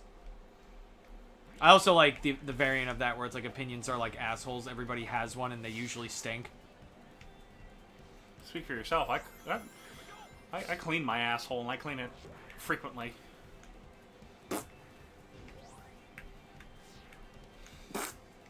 Gay men have clean assholes. Yes. Straight men are disgusting. They'll wipe like 3 times and be like, that's good. That's good enough. No. No, what the fuck? I guarantee you, I take a long time in the bathroom when I'm taking a shit, and most of the time it's not because I'm taking a shit, it's because I'm properly cleaning my asshole. Yes. There you go. Stick that in your pipe and smoke it. Stick that in your ass and fuck it. Didn't I say that? What? I think I said that. Stick that in your ass and fuck it. Did you? Yeah. Oh. I kind of just, like, thought of it again, I guess. I didn't say it on one of your streams, I said it on one of mine. Yeah.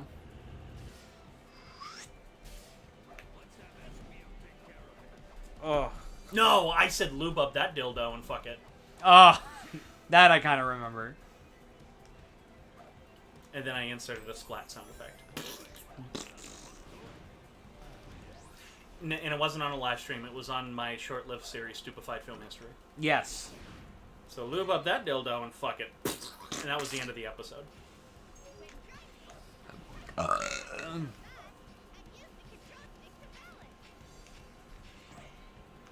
We're dicks. Suck it, aliens.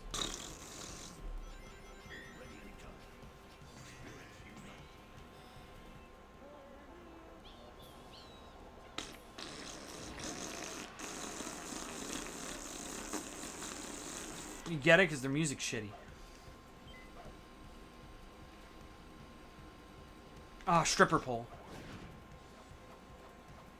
What if you... what if you went to, like, a strip club and you looked at the stripper and then they like, put their hand on the pole and then they just started doing that? No, Joe, fucking... like... Wow. Oh my god. My reaction would be, wow.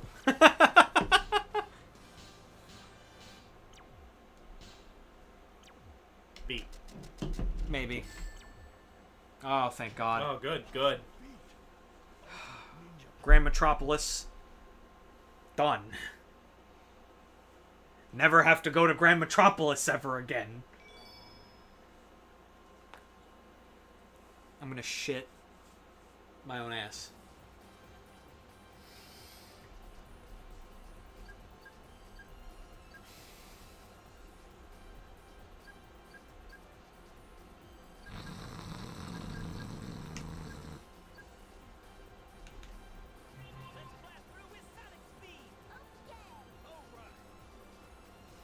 The title of the stream is becoming more and more my sentiment as the stream goes on.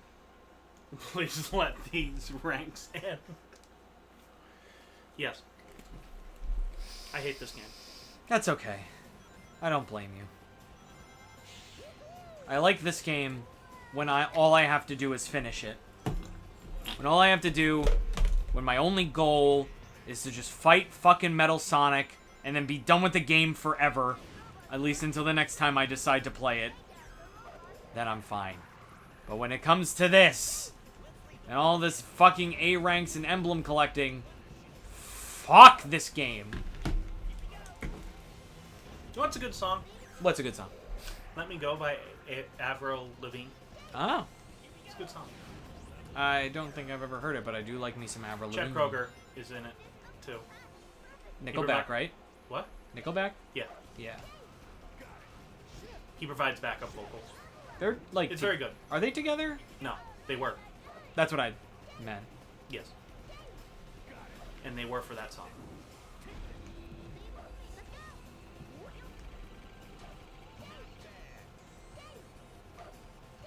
That was one of those songs that I heard it on the radio, and I was like, I want this song. I really like that song.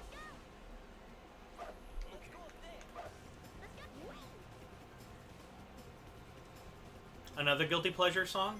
Mm-hmm. Lights by Ellie... Goulding? Yes. Yeah, that song's okay. That's a big guilty pleasure song for me.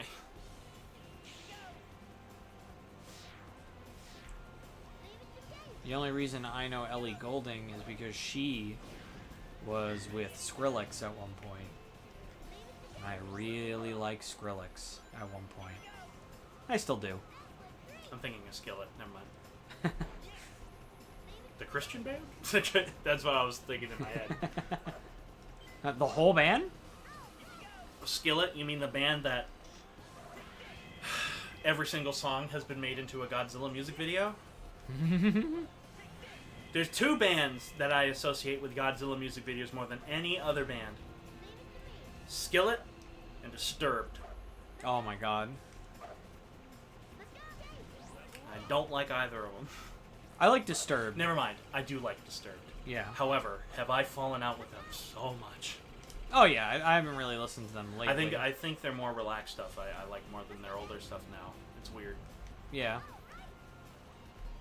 He just has an amazing voice. He really does. Also, Sound of Silence. Well, yeah. Holy fuck. That's I amazing. preferred the second song that they did, though. The Sting cover. Uh-huh. I don't think I heard that one. It's so good. So good.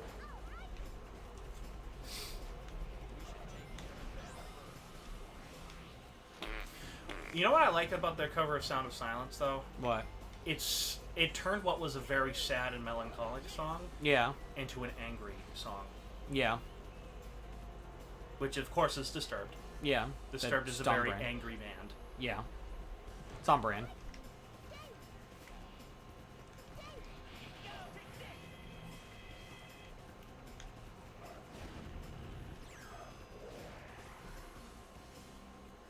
They do have an amazing cover of Genesis Land of Confusion. Yes, I love that their cover of that. I don't think I heard In that fact, I either. prefer it to the Genesis one. The same with their Sting cover. I prefer their cover to the original Sting one. And I like Sting. What is your opinion? 'Cause I'm curious, because I don't think I've ever talked to you about them. What is your opinion on Gorillaz? I don't listen to them. Because you don't like them, or you just haven't? I have never listened to them. Okay. Ever, I don't think. Probably other than, like, hearing Feel Good Inc. here and there. I don't know what Feel Good is. Oh. Classic. Usually Feel Good Inc. is, like, the song that, like, if someone doesn't listen Every to time somebody Gorillaz, says- they heard that. Do you listen to the Gorillas? The thing that I think of is ooh, ee, ooh, ah, ah, ting, tang, wah, wah, bing, bang. That's all I can think of. I told the witch doctor I was in love with Which you. is an amazing song. Yes, I love that song. Ooh, ee, ooh, ah, ah, ting, tang, walla, walla, bing, bang. Ooh, ee, ooh, ah, ah, ting, tang, walla, walla, bing, bang. Okay. I look at that song in the same vein as I look at Does Your Chewing Gum Lose Its Flavor? Uh-huh. And I love Does Your Chewing Gum Lose Its Flavor? Because it makes me I think I know that song. Does your chewing gum lose its flavor on the bedpost overnight? Oh, If yes. your mother says don't chew it, do you swallow it in spite? Can you catch it on your tonsils and heave it left and right? Steve can't. Does a chewing gum lose its flavor on the bedpost overnight? Whoa. It doesn't say Steve can't in the real song. It goes, but I made a joke because Steve doesn't have his tonsils no more. I don't have my tonsils anymore. You don't have your tonsils either? I do not. I got them removed when I was 8 years old. Knock on wood, I have never had an issue with mine. I wasn't breathing when I was sleeping. That's an issue. Yeah, I would just stop breathing. And then my regular physician told my mom it was because I wanted attention. And then I went to an actual ear, nose, and throat doctor, and they said, no, your tonsils are horribly... Inflamed? Not like inflamed, but they're large, so they're blocking the airway. And I was getting strep pretty often. I got strep all the time growing up. My parents thought they were going to have to remove my tonsils because of how much I got strep. Yeah. But, not again, knock on wood, I have not gotten strep since junior year of high school. Mm-hmm. I have not gotten strep since then. The last time I had strep was the first time I watched Neon Genesis Evangelion. But yeah, That's why I watched it, was because I was homesick. I think when I went to the hospital for that, I remember the only like kids channel they had on the TV in the hospital was Cartoon Network. But it was mad late at night, so Adult Swim was on. So I ended up just watching a few episodes of the Venture Brothers. I've never really cared for it. And then I think at one point I was watching Aqua Teen. And I was like, hell yeah. Even more. I love Aqua Teen.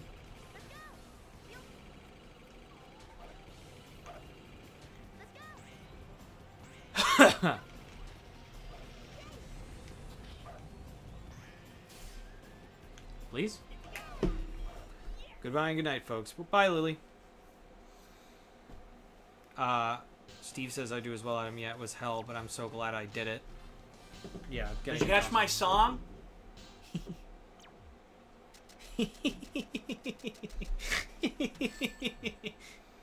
That song, Does Your Chewing Gum Lose Its Flavor, is my ode to Steve.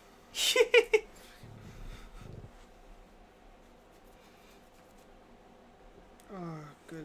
One-Eyed, One-Horn, Flying Purple People Eater was another song I loved. That's one I found out about way too late. If I knew that song as a kid, it would have my parents. It would have been over. It would have been over. That would be all my parents would listen to then. One-Eyed, One-Horn, Flying Purple People Eater. I hate the movie. The movie scared me.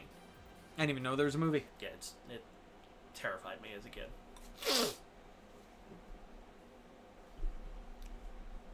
I can say with confidence that there was only one movie that terrified me as a kid, and now that I watch it, I think it's one of the funniest movies ever made.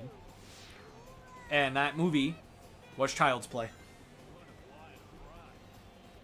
The first one tries to be a serious horror movie. The sequels are better. Oh, 100%. I really like the sequels better because it knows what it is. But listen, man. He gets a wife. He has genuine marriage problems with his wife. And I'm like, this is so funny. He gets a trans kid. Yes! Oh my god, I forgot about that. Seed of Chucky. He's like, well, I don't have a penis. You know why? Why? Because I'm a doll. That's so It's so funny. good. That is so fucking funny. Also, I just love, like, listen, as much as it was trying to be a serious horror movie, there is something fucking magical about, like, the babysitter, I think, trying to, like, make the doll talk. You stupid bitch! You fucking whore! That is... That is one of my favorite moments in film history. Brad Dourif is amazing. You want to know his best performance in all seriousness? The Exorcist 3. He is horrifying. in that movie. I didn't even know he was in that movie. He plays opposite George C. Scott, Okay. and the scenes where all they do is talk to each other, I think, are better than the scenes with Hannibal Lecter in Silence of the Lambs. Oh.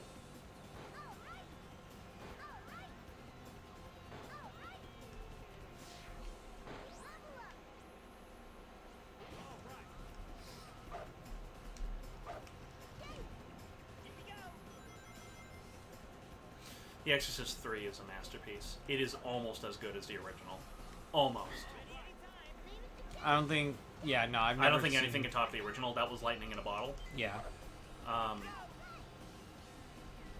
Seed of Chucky is funny as but fuck. goddamn, is The Exorcist 3 really close to being lightning in a bottle. Steve says, I was honored to have it dedicated to me, Adam. Damn right, should be.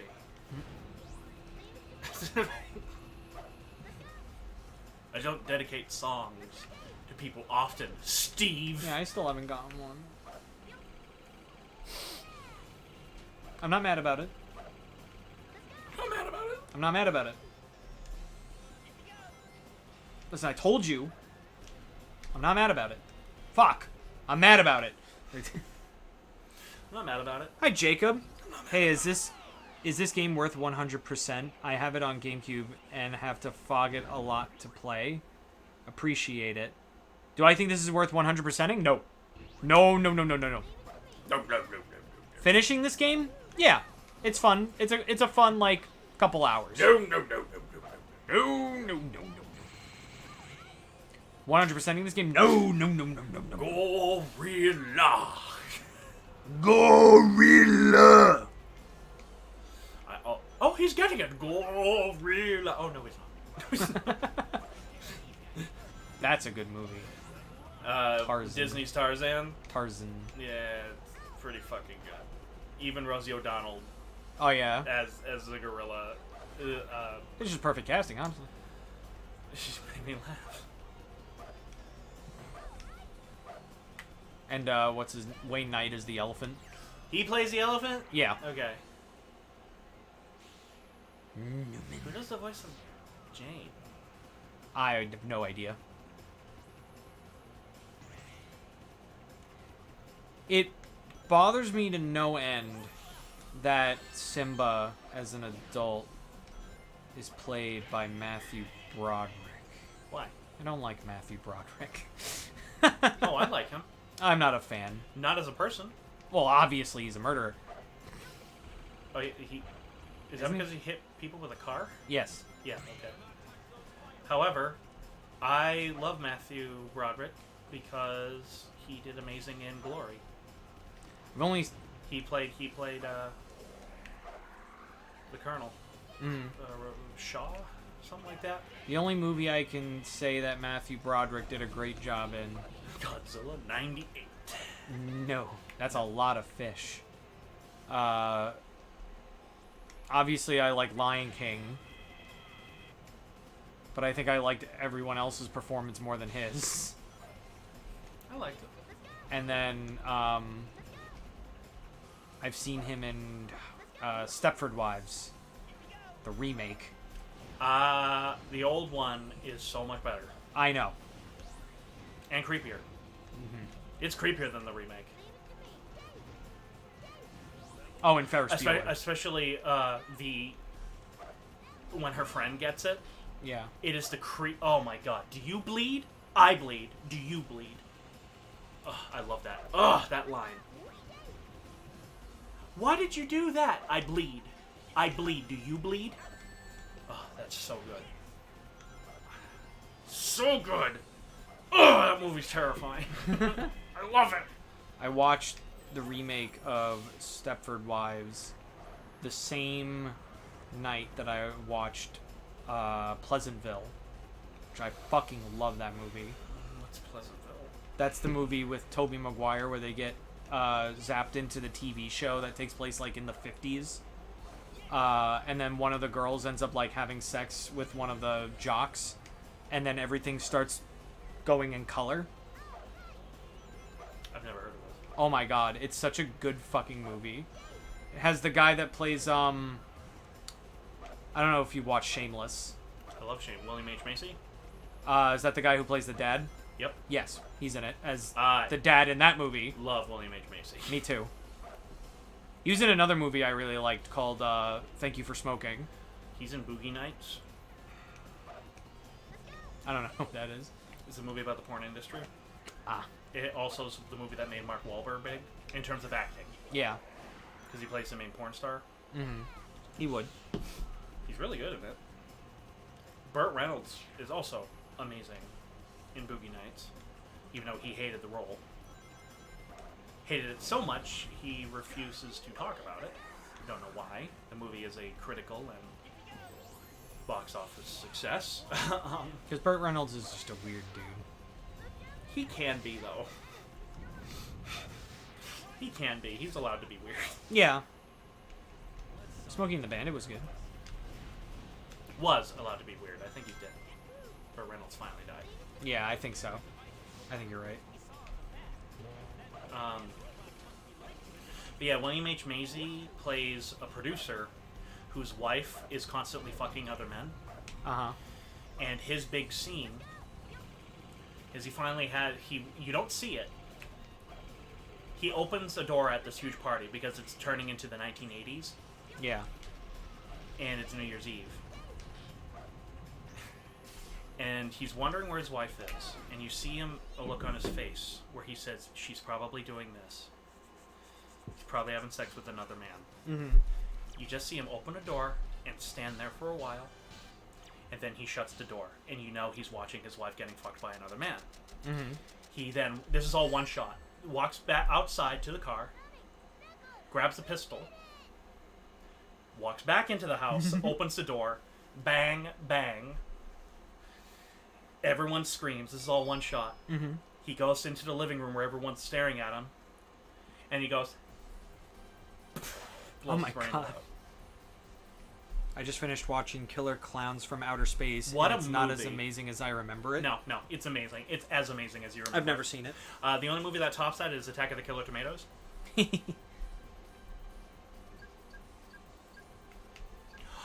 Critters is amazing.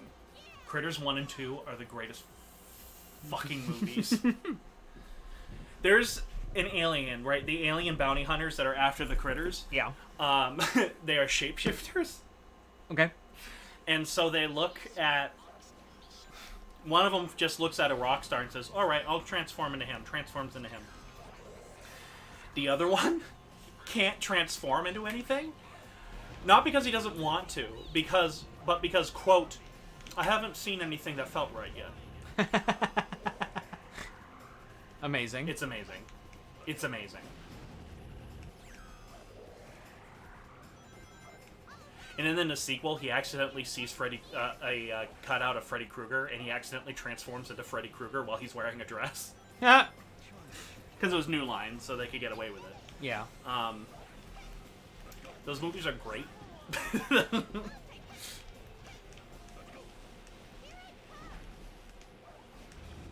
If you watch my reel, the song that I use at the ending of it is from Critters.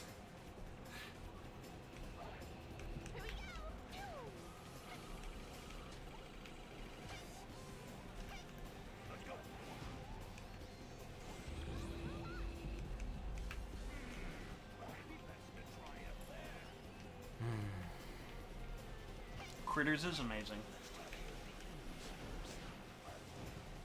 The question is, which one do you like more, Critters 1 or Critters 2? It's very similar to Gremlins. Which one do you prefer, Gremlins 1 or Gremlins 2? Because they are both very different movies. In a good way. I prefer Gremlins 1, I prefer Critters 2.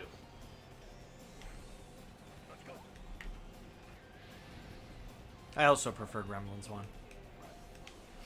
I think Gremlins 2 went a little bit too far. Me too. It's a little bit too goofy. However, as a fan of classic horror films, Yeah. hysterical. Yes. The amount of references they put into that, visual references they put into that movie, Yeah. is beautiful. I love the time machine that disappears, which is from H.G. Wells' Time Machine, the movie. It's great.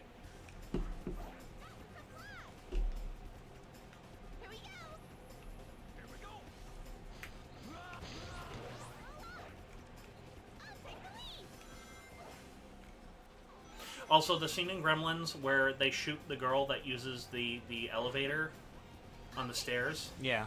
They shoot her out the window. Yeah. Hysterical. Amazing. It's beautiful. It's one of the most iconic scenes in the movie.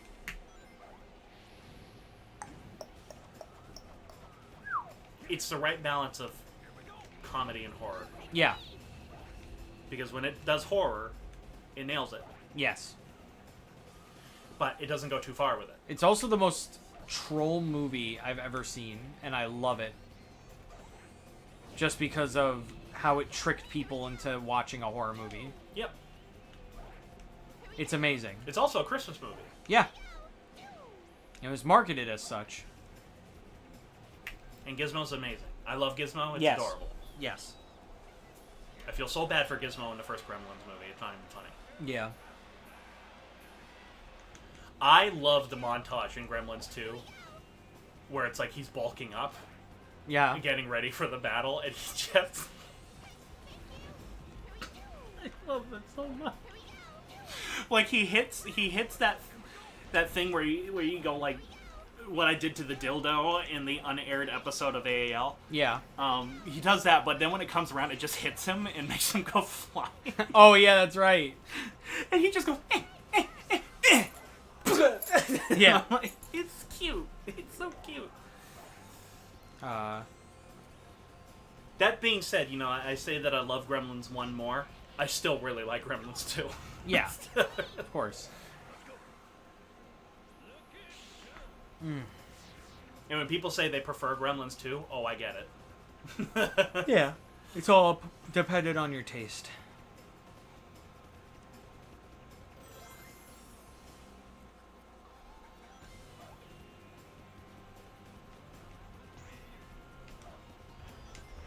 Ooh.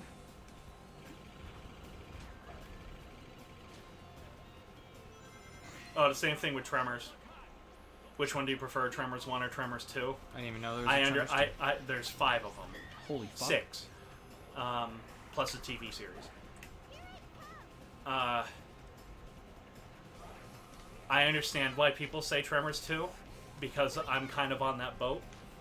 Because Tremors 2 is hysterical. Tremors 1 is also rather funny.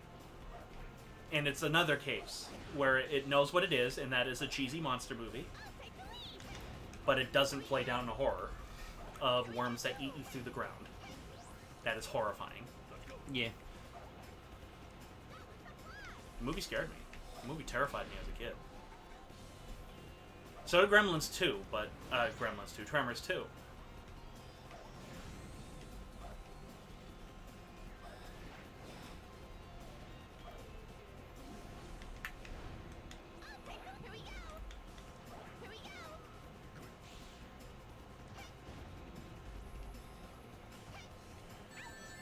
Can I be Vector now? Thank you.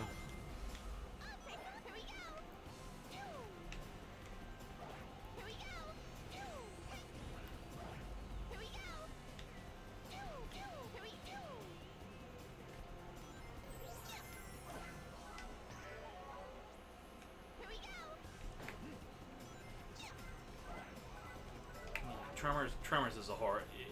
It can be a very scary movie. Mm-hmm.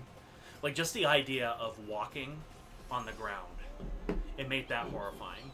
Ooh. Oh.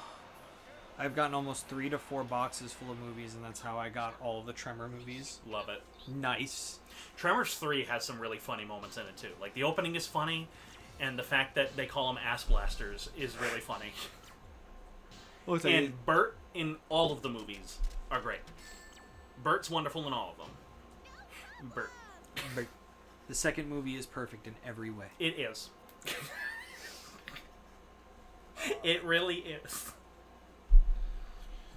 Alright. You still got that weird history story that you were talking about? Yes. Okay, tell it. I'm gonna go take a shit. Okay. You have the floor, my friend. Ladies and gentlemen, I'm going to tell you about the fastest object on the planet. have two stories, actually, that sound weird, but they're real. The fastest man-made object on the planet. In the 1950s, I think this was the 50s, it could be the 60s, but I'm pretty sure it was the 1950s. They were testing a nuclear bomb. But not just any nuclear bomb, they planted it underground. Under a manhole. Which are like those things you see by subways. And when the explosion went off, it shot that manhole into the air so fast that the camera that they were shooting it on, that was running at roughly, I think it was 300 frames per second, which was a lot for them. Like, a lot. That's a lot of film. Picked it up for a frame. Less than a frame. They only saw a tiny blur towards the top of the frame. Not only was it the fastest man-made object in the world, it was also the first man-made object to be hurled into space. So, ladies and gentlemen, floating around up there somewhere is a manhole cover because of a nuclear explosion that happened underground. Interesting enough, that underground nuclear test also inspired Godzilla vs. Megalon. There, I just tied it to Godzilla in some way. Godzilla vs. Megalon. The other weird story I have to tell is also kind of Godzilla related, but it's more about the guy who kind of made Godzilla. Ishiro Honda fought in World War II. He fought over in China, which really stifled his career, but really shaped his view of the world and why his movies are the way they are, and why they often take the stands that they do. One day, he was walking home. He was walking to the barracks when he heard incoming fire. Mortar fire, to be specific. So explosions are going off all around him, and he takes cover. As you would if there were explosions all around you. That's at the point where you just take cover and pray to God one does not fall either directly on you or right next to you. Well, sure enough, one landed literally in the same hole Ishiro Honda, the man, was in. So he's ready to die. However, it does not explode. It was a dud, which actually happened more frequently than you think. So he looks at this unexploded mortar shell that is literally sitting next to him, and he sits there for quite a while, thanking whatever god he believes in that he didn't just blow up into a million pieces. But it's what he does next that I think says a lot about him as a human being.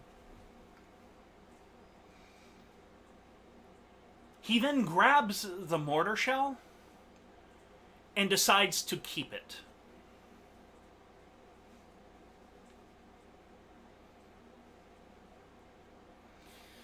Okay. He somehow manages to smuggle it home with him after being a Russian POW for a while. And he put it in his office.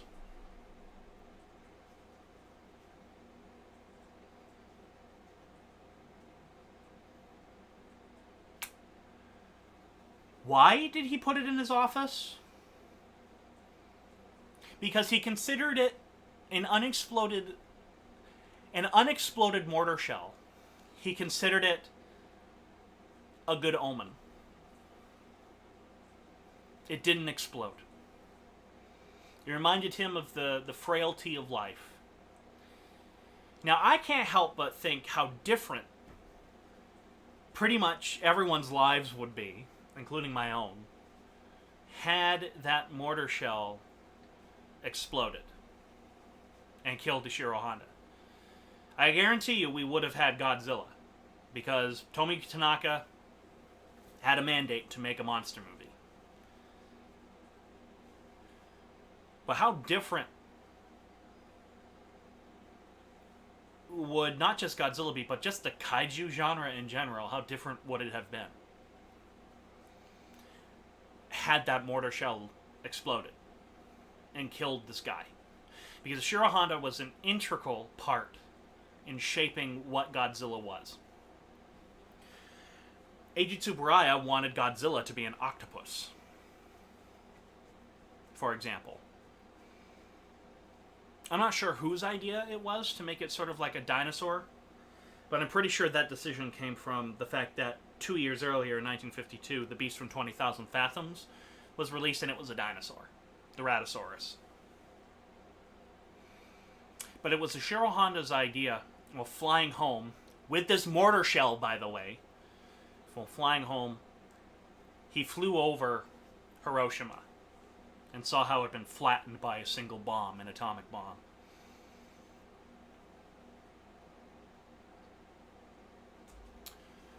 And that shaped his entire life in terms of his anti-nuclear stance and his pacifism, which, by the way, I disagree with his pacifistic stances. I disagree with him a lot. But it's what shaped his ideology on that. And he always carried this mortar around, this unexploded mortar shell around. All of his offices, he always carried it around with him.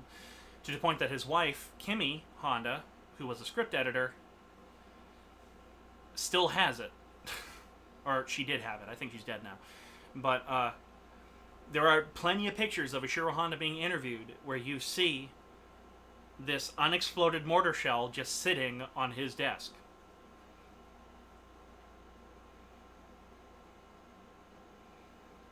Now, I can't help but think, what if he picked it up and then it exploded? Because I'm pretty sure Ishiro Honda wouldn't know how to disarm an unexploded mortar shell. I don't know how that happened, but it nevertheless did. And I thought that was pretty crazy. So there are two crazy history things that sound like they shouldn't exist, but they do.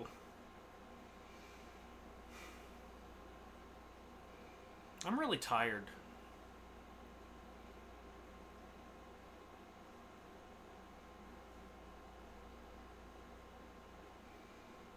I'm just really tired, guys. You tired?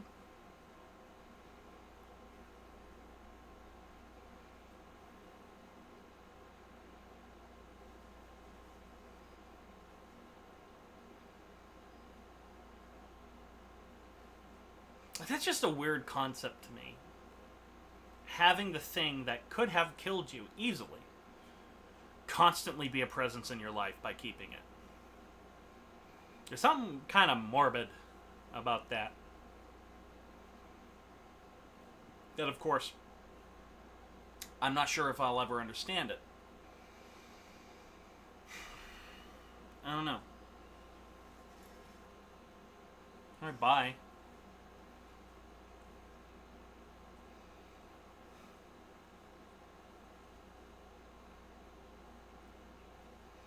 Personally, I think I'm talking too much.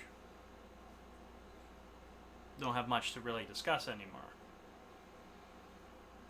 Because the game that Bottles is playing, I think, is a giant pile of crap. And not just a giant pile of crap, but a lazy pile of crap.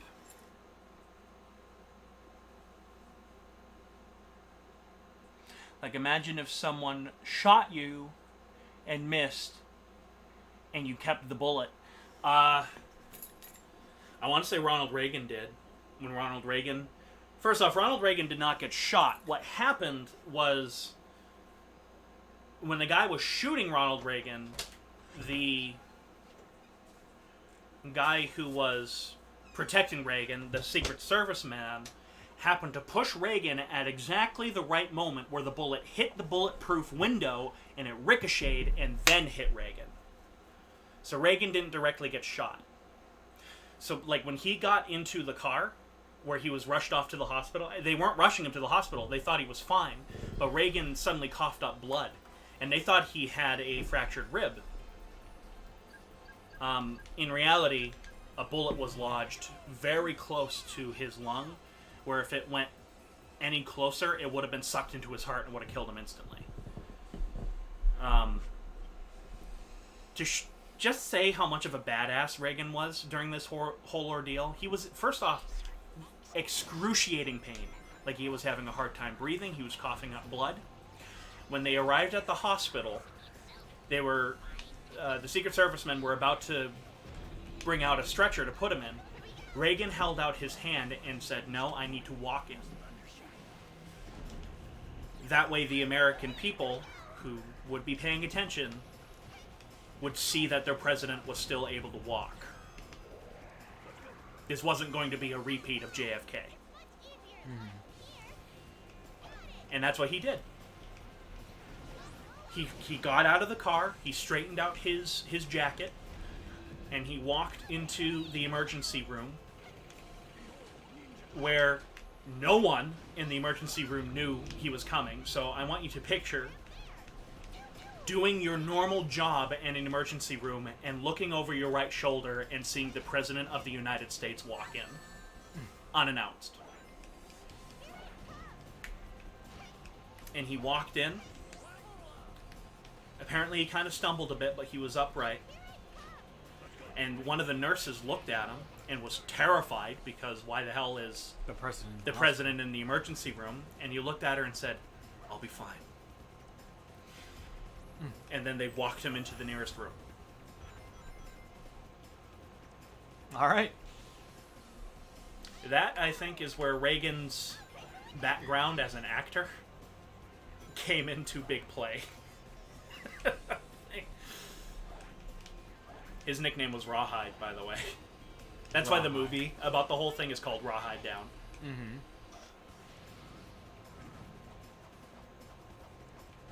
What a badass. Oh, yeah. The only thing that is more badass than that, in my opinion, was Teddy Roosevelt getting shot and continuing the speech. Continuing his speech. Like, oh. Shrugs it off. Yeah. All right. I think he kept the bullet in him. Like forever? Yeah. Oh my god.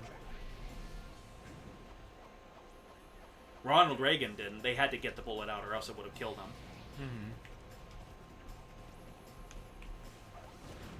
Teddy Roosevelt was on another fucking level. Yes, he was on another level. But Reagan wasn't that type of badass, though. Reagan was so much like a grandfather figure. Yeah.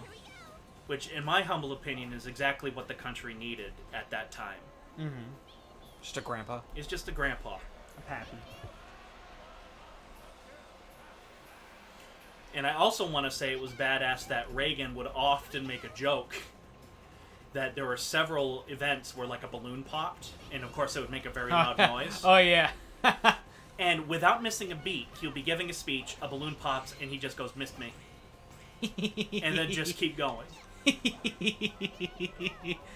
Which is probably the most morbid joke he could possibly make at that time. But also, like, makes it so that it doesn't seem like it's a big deal. Yeah. Missed me. Missed me. And it's like the first time he did it, it almost looks like he didn't realize what he said. Because suddenly he goes, "Missed me." And then you just see him, like, close his eyes for a second and just shake his head. while the entire crowd is just laughing their asses off. Because at first they, like, kind of gasp, and then they just start laughing at it. And I'm like, clearly, he didn't realize what he said until he said it.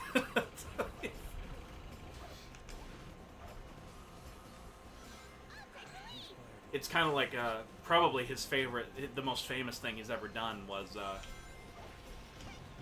when he was running for re-election. A big thing that his opponent was attacking him for was how old he was, which, by the way, he was as old running for re-election as Biden was running for election. Mm-hmm. So, boy, has that changed. Yeah.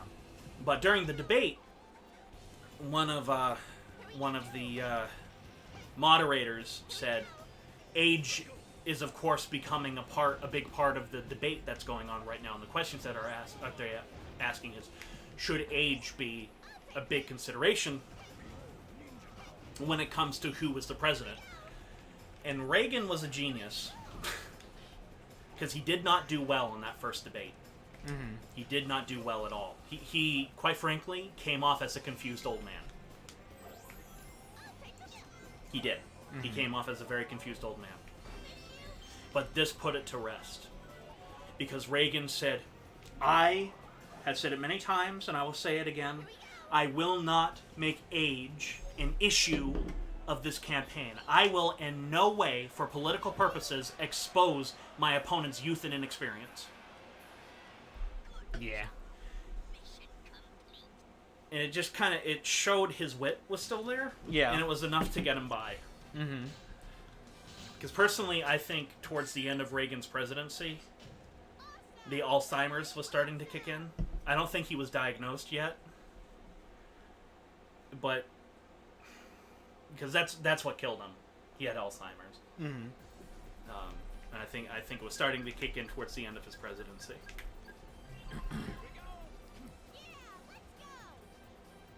He was a character, but not in a bad way, like Trump, where it kind of drove everybody crazy. Yeah. He's In just a both character. directions, really. Yes. People He's who just a hated character. people who hated him went crazy hating him, Yes. and the people who loved him worshipped him like a cult leader. Like a cult. Yes. It was a cult of personality, 100%. Yeah. I can't call people who loved Reagan, I can't say that was a cult of personality. I think the Republicans turned it into a cult of personality for political purposes. Because now you can't find a Republican candidate at all who hasn't compared themselves to Reagan.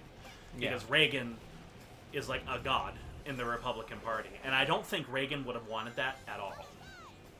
At all. I really don't think he would have wanted that. And I also hate the idea of this is what Reagan would have done. And I'm like, you don't know that. Reagan's dead. Yeah. I hate saying that about anybody, really.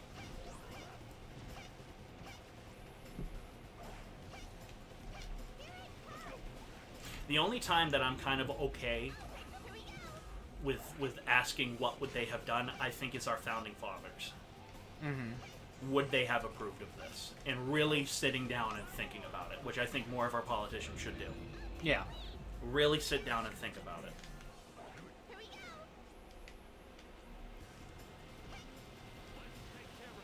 But yeah, the Republican worship of Reagan has turned, it's kind of creepy. Yeah. Where it's like he's a deity. And I'm like, I don't think he would have wanted that. Yeah, that's just weird. That's just plain creepy.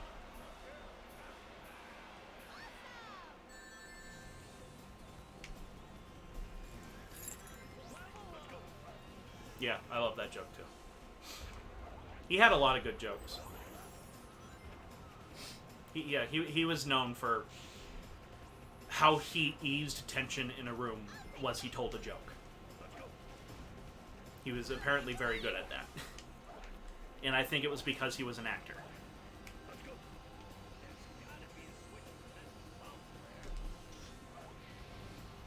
What was it?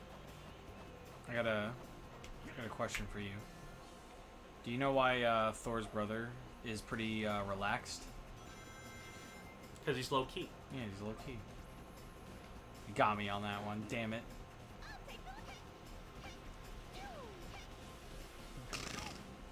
The. I was about to say, okay, Dad.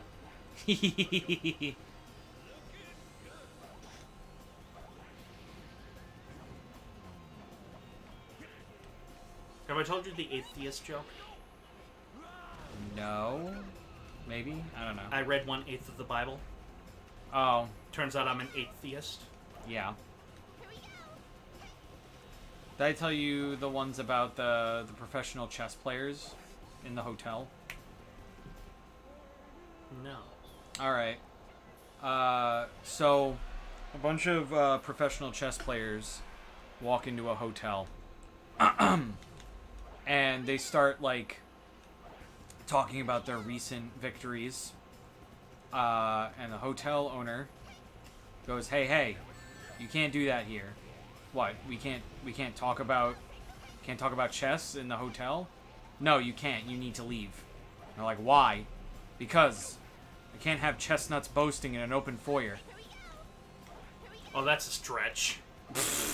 Holy shit. That's why I love it. Yeah. Because it's just like so much build up to a really long play on words. That was such a stretch. Are you a fan of the aristocrats joke? You should if you like Penn and Teller. Probably. It's the one where you talk about like the most heinous things forever, and you just go on and on and on and on and on yes. and on and on, and the punchline is the aristocrats. Yes. It's not really a joke. Joke. Yeah. You want to know who had a really good aristocrats joke? Doug Walker. Really? Yes. What was his? Doug Walker's is real. I can't say it because it just goes on and on and on and on and on and on and on. But it's surprisingly good. I'll have to look it up later. It's pretty good.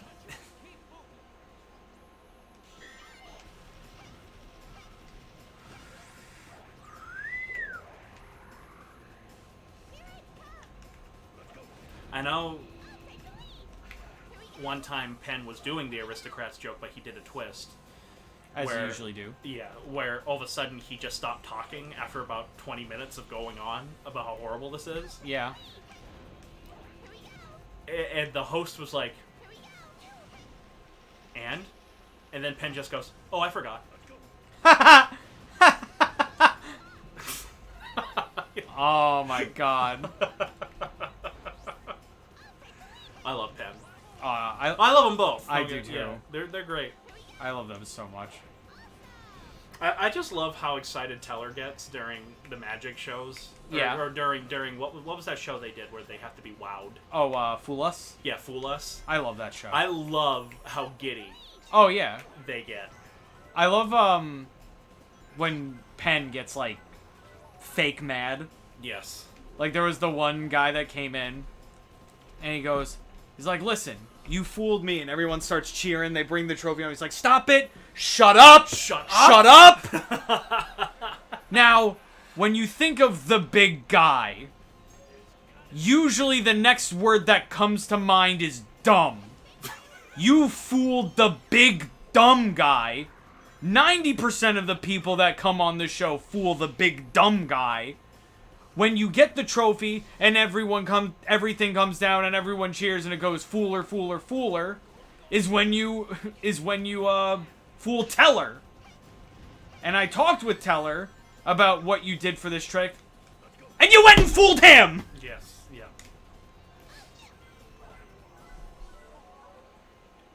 They're great. If there's one thing That show was great. By Yeah. the way. Even I if think they it's still don't get on. fooled. Yeah. Even if they don't get fooled, Yeah, it's I love still it. great.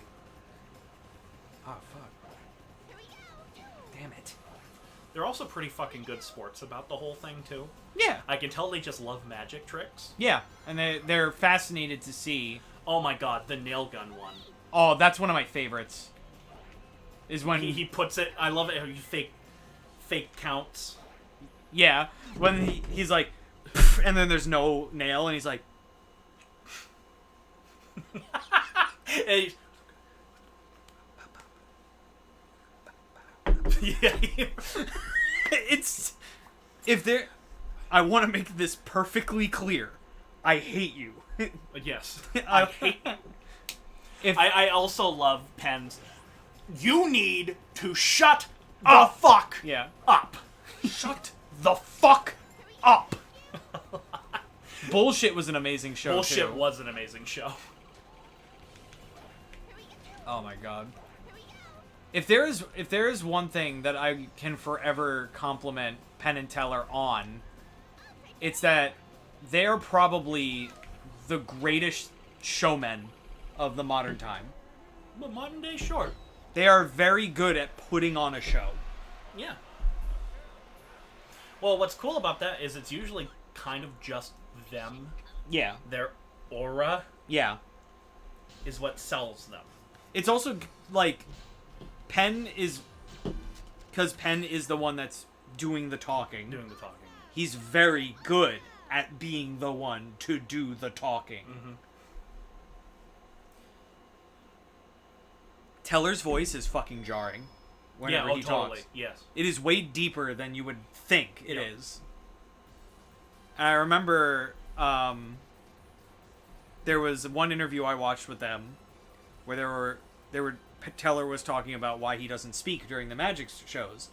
And he goes, I found it that people were less inclined to make fun of you and paid more attention if you just didn't talk. So I didn't talk anymore. He has amazing facial expressions and body language. He's so good at it. Yeah. Teller talking is so cursed. Teller talking is so cursed. What do you... No, Teller. I'm sorry. Yeah, Teller. I was like, Pen? Pen's voice is amazing. I still can't believe, and Steve, if you didn't know this already, I'm about to fucking blow your mind. I still can't believe Pen was in fucking Toy Story. Yep. Holy shit. I forgot who he was, but I knew he was in it. He's the announcer in the Buzz Lightyear figure commercial. Yeah. Where it's like, the new Buzz Lightyear! Of course that's him. This toy, not a flying toy. Power plant is done. I gotta do the team battles. Oh my god, that was him? Yes. Listen to it again and you'll hear it. It is him, yes. Because I didn't believe it too until I listened to it again. It's undeniable. Have you heard about the games that they made? The video games? Teller made video games? Yes. And they are nothing. Well, there was one of the most notorious ones is... I already won. What?!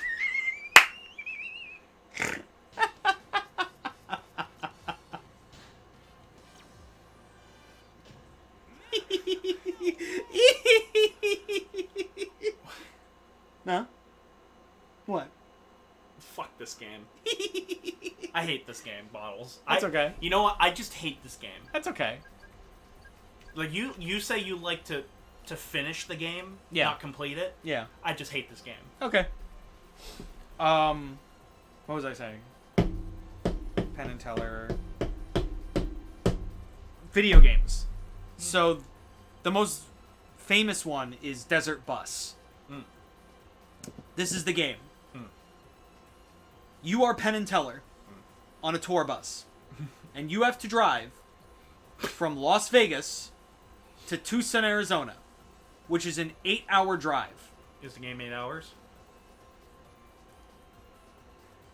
You are driving the bus, and it takes 8 hours for you to get there. And when you get there, do you know what happens? What? You don't win the game. You get 1 point. Okay. And here's the thing. You can't just hold the A button and be done with it. Because people have experimented being like, oh, let me just put like a wrench on the A button, and then the game will just play itself. No. You have to drive. You have to drive because the bus always veers to the right. And if you veer too much to the right, you have to get towed, which brings you back to the start. But however long you were driving, that's how long it takes for you to get back to the start. So if you were driving for an hour, it takes for an hour for you to get back to the beginning. It is one of the most evil games ever made. That sounds like them, though. And it was going to be a part of a collection of games called Penn and Teller Smoke and Mirrors for the Sega CD, where every single game was a trap. It was a trick. A girl that has a penis? Yeah. A girl that's secretly a boy, Yes. I should say. Where They'd be into that. they would be into that. Where every They game... totally would. You can't convince me otherwise. No way. They totally. Because they'd suddenly be like, I've been fooled!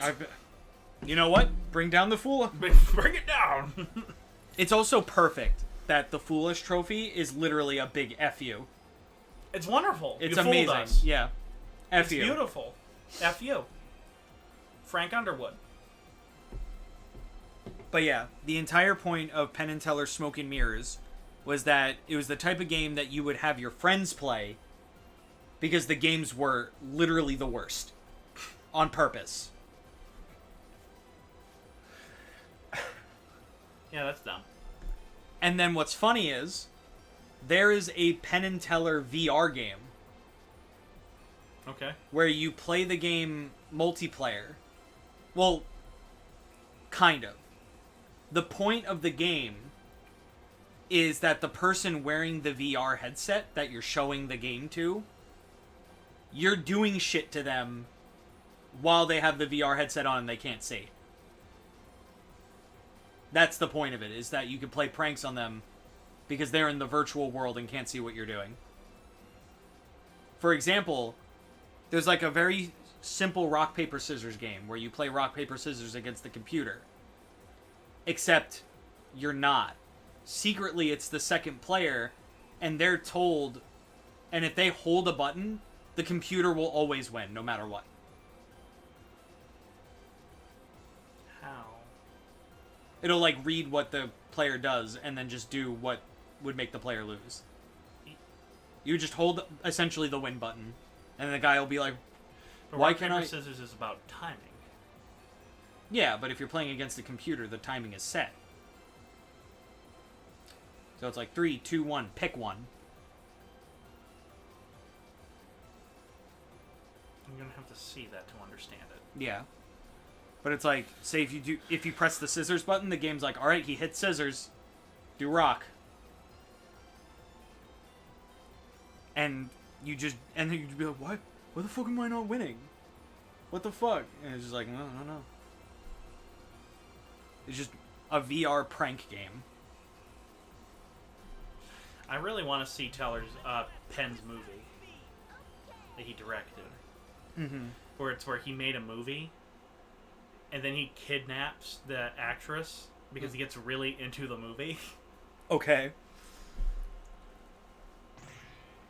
And Red Letter Media constantly apologizes because apparently the reason why it didn't get a release date forever was because the producers thought it was too much like the Phantom Menace review by Red Letter Media.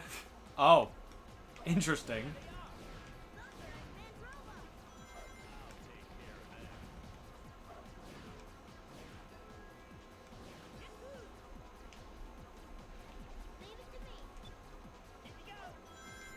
Essentially, it's a movie within a movie. Mm-hmm.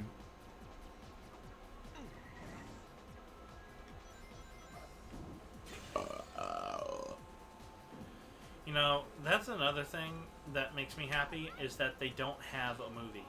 Penn and Teller don't have a movie. Like Penn and Teller, the movie. The movie. Yeah. Because it screams that they could. Yeah. But I'm glad they don't. Me too. Because that was big in the 90s. Yeah. Instead, they were in Run DMC music videos. Were they? Yeah, they were in Tricky. Cool. Well, that makes sense. Which is, but like, if you look at them, like, Penn is young. Yeah.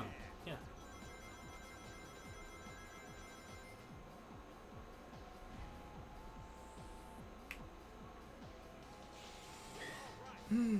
Michael Caine was young too. And that was cursed. So was a young Penn, honestly. No. Young Michael Caine is not cursed. No, it's not cursed. I'm just in jest. I'm ingesting him.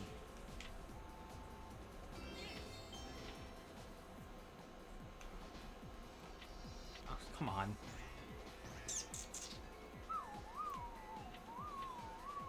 Tails is up there. I also love the scene in Zulu where the Boer, Ardendorf, explains the Horn of the Buffalo, the tactics the Zulus use.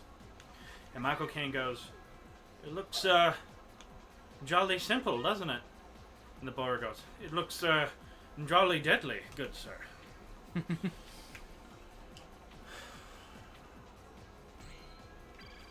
a lot of good moments in that movie. Well, I love how every character that's in the film gets a moment. Yeah. Oh, Smashlander's here. And he's a chef, apparently.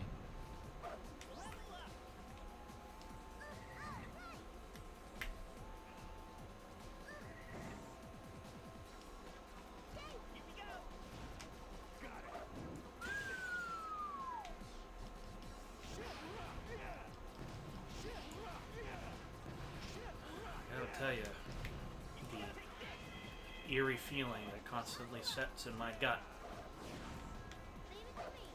of, am I making the right choice by going back to New Hampshire? Mm-hmm. Not fun. Yeah. But pub. I hope it's the right choice. I think it is.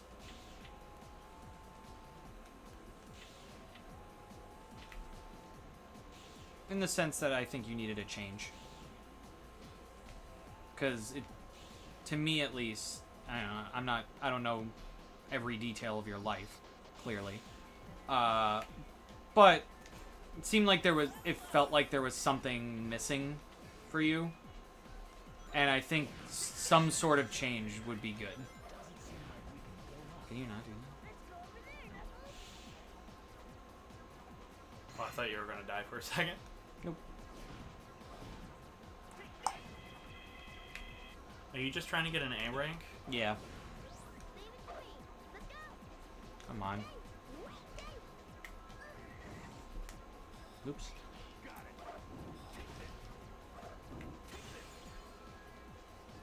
I also love the moment in Zulu where Michael Caine actually goes, "Yes, sir," and means it. Yes. I love that moment. That was awesome. I love how when Chad gets wounded, which first off, that scene is so fucking awesome. Yes. But Chad gets wounded and Michael Caine sees him and runs over to him and means it with every fiber of his body. I need you. Yeah. You're not badly hurt. We need you. Yeah. because it's so clear that they don't like each other. Yeah. And then all of a sudden, by the end of the battle, they have like such a big respect for one another. Yeah. Honestly, it was their movie. It was. It was It just totally is the their building movie. of the relationship between Chard and Bromhead. And like, I love how it establishes right from the get-go the differences between the two, and I can see how people miss it. Yeah. Bromhead is out hunting, doing a very gentleman thing. Yeah. He's on the hunt. Yeah. While Chard is in the water, making mud pies as Michael Caine's character jests. Yeah. But it shows that Bromhead is the upperclassman. Chard is the man who had to work his way up the ranks. Yeah. Whereas Bromhead was, like, born into it. Yep.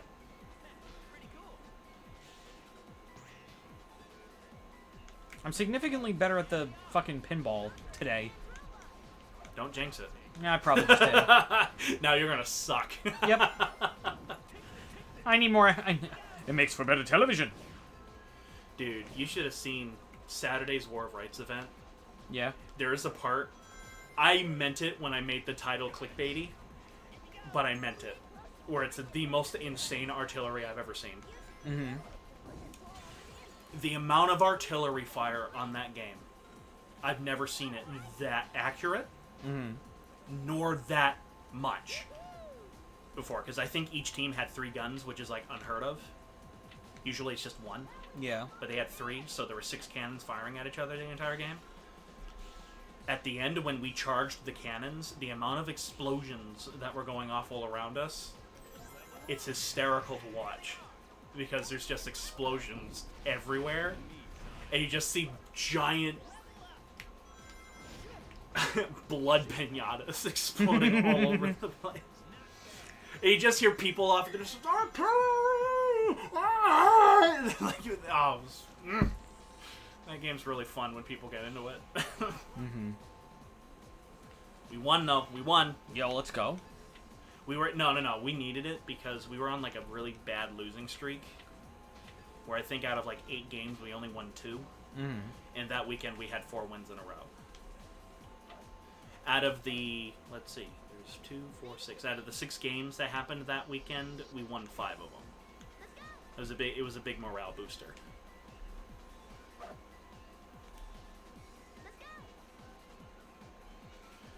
And, like, that was a small game, too. Like, we didn't have the larger numbers that we usually have, because usually we have anywhere from 12 to 20 players on our team alone joining.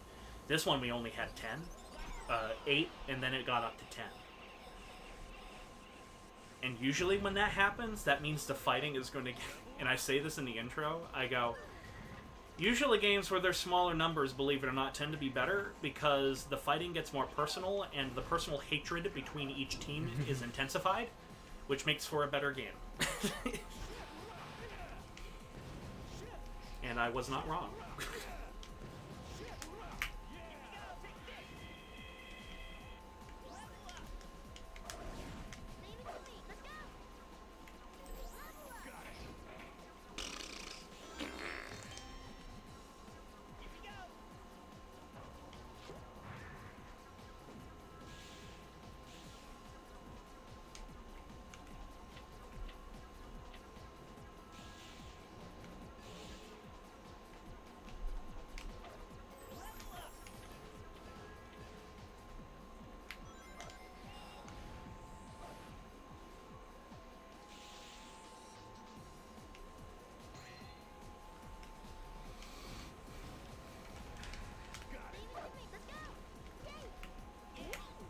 Come on.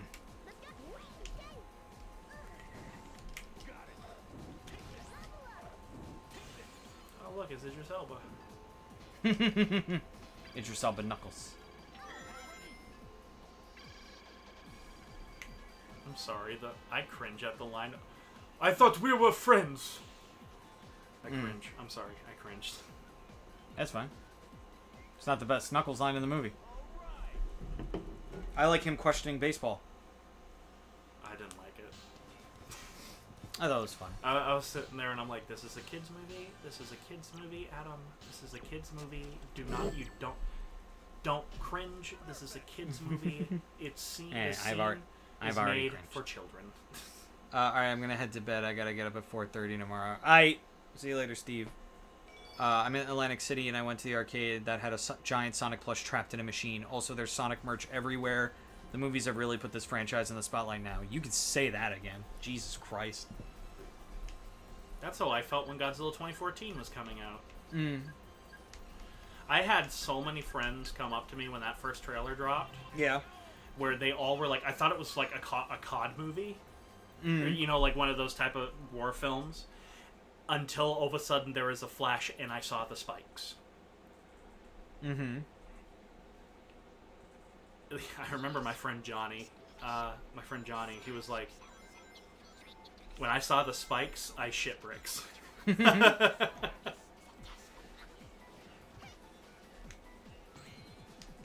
the spikes are like... Iconic. It's iconic. Doesn't matter what shape the spikes are. You see them. You know who they belong to. It's kind of like Batman and the sort of shape of the bat, the overall shape with the ears sticking up and stuff like that. It's Batman. Doesn't matter if they're tall, short. You know it's Batman. Yeah. I still think my favorite live-action Batsuit is the one from '89. Yeah, same. The only thing I don't like are the Nike boots. Because I think they look awkward. Yeah. But literally everything else, I'm like, I love this. Even the fact that he can't turn his neck. Yeah, I think that's fine. For some reason, it creates this unearthly... It's almost like it's like, no, this isn't human. Yeah, this unearthly movement to him that I'm kind of like, I dig it. Does it make sense? No, if you really think about it. Oh, dude. And I don't really care for Batman Returns because I think it goes too far. Yeah. Into Tim Burton mode. Yeah. But when that bat signal shines in and Bruce Wayne is sitting in the mansion. Yeah. Amazing. Yeah. Amazing. Unbelievable.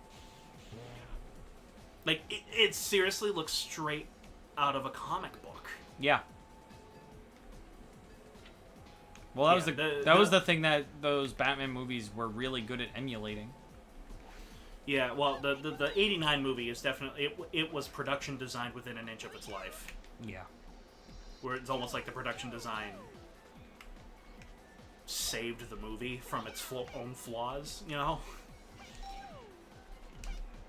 Because I do think it's a flawed movie. But the production design helped some of the what would have otherwise been kind of cheap. Like, you look at some of the effects, like the models, they look like models. Yeah. Even back then. they look like models, but because the rest of the film is designed a specific way, you buy it.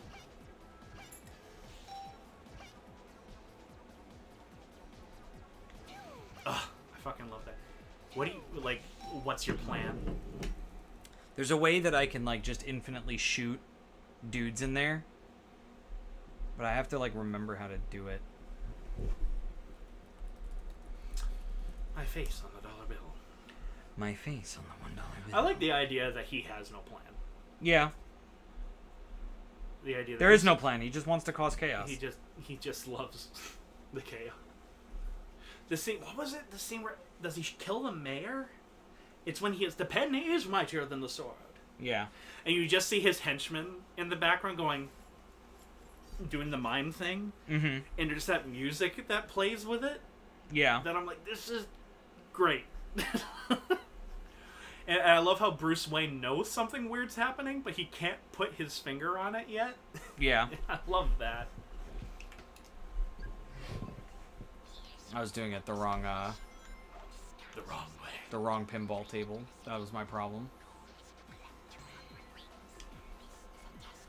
I don't know. Man. Shut up, Meg. It's on this pinball table, but I have to get to the other side. Oh, that's a good... Shut up, Meg. A good cutaway is... It's like a centipede hiding amongst millipedes. Yes. Oh, Wait yeah. Wait a minute. Imposter! Yeah. And it just cuts away. And I'm like, that's good. Yeah, they That didn't have to made be me- like, he's that- got too many legs. That made me laugh. I just love the quick counting. And it just goes on. Yeah. And on and on. You want to know what's another classic joke that just, it makes me laugh so ridiculously because I kind of like this style of humor? The caveman couple that fight Yes. over the cave paintings Yeah. that are pornography. Yeah. That is so funny. I bet you you just want to be like Cynthia Gorak. At least the Goraks care about their family. Okay, here we go. It's not like I just killed a saber-toothed tiger with a rock. I loved it. It made me laugh. You see how quickly I just did that? Yeah, but it wasn't as mind-numbingly insane as that one where you were Sonic, and it was 12 seconds. Yeah. That was the moment I said I hate this game.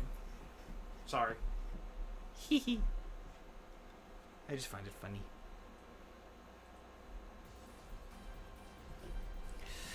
Oh, dabba dabba. Yabba dabba doo. Yeah, but Have you seen the live-action Flintstone movies? the first one? Is it good? It's all right. I can't.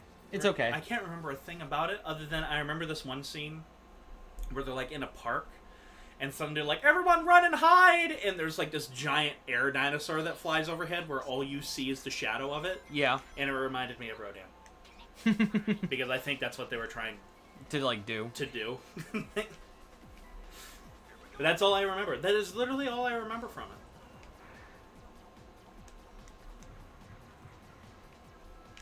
it. Well.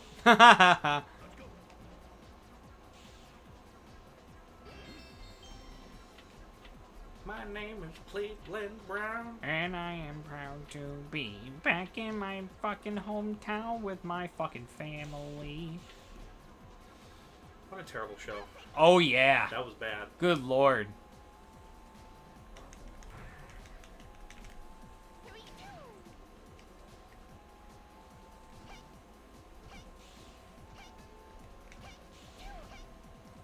Come on. Thank you.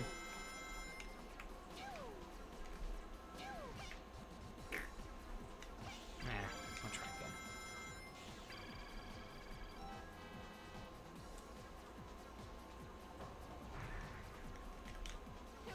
My name. Stop, Adam.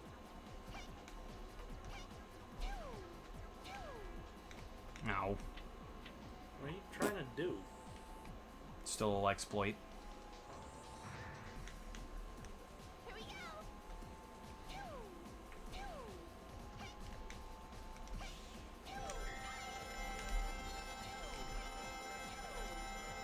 my rings go? You have to get X amount of rings. Yep. I have to get 500. I hate this game. I just know a lot of exploits. The end. It's better than having to play through the level for a fucking hour. It's true.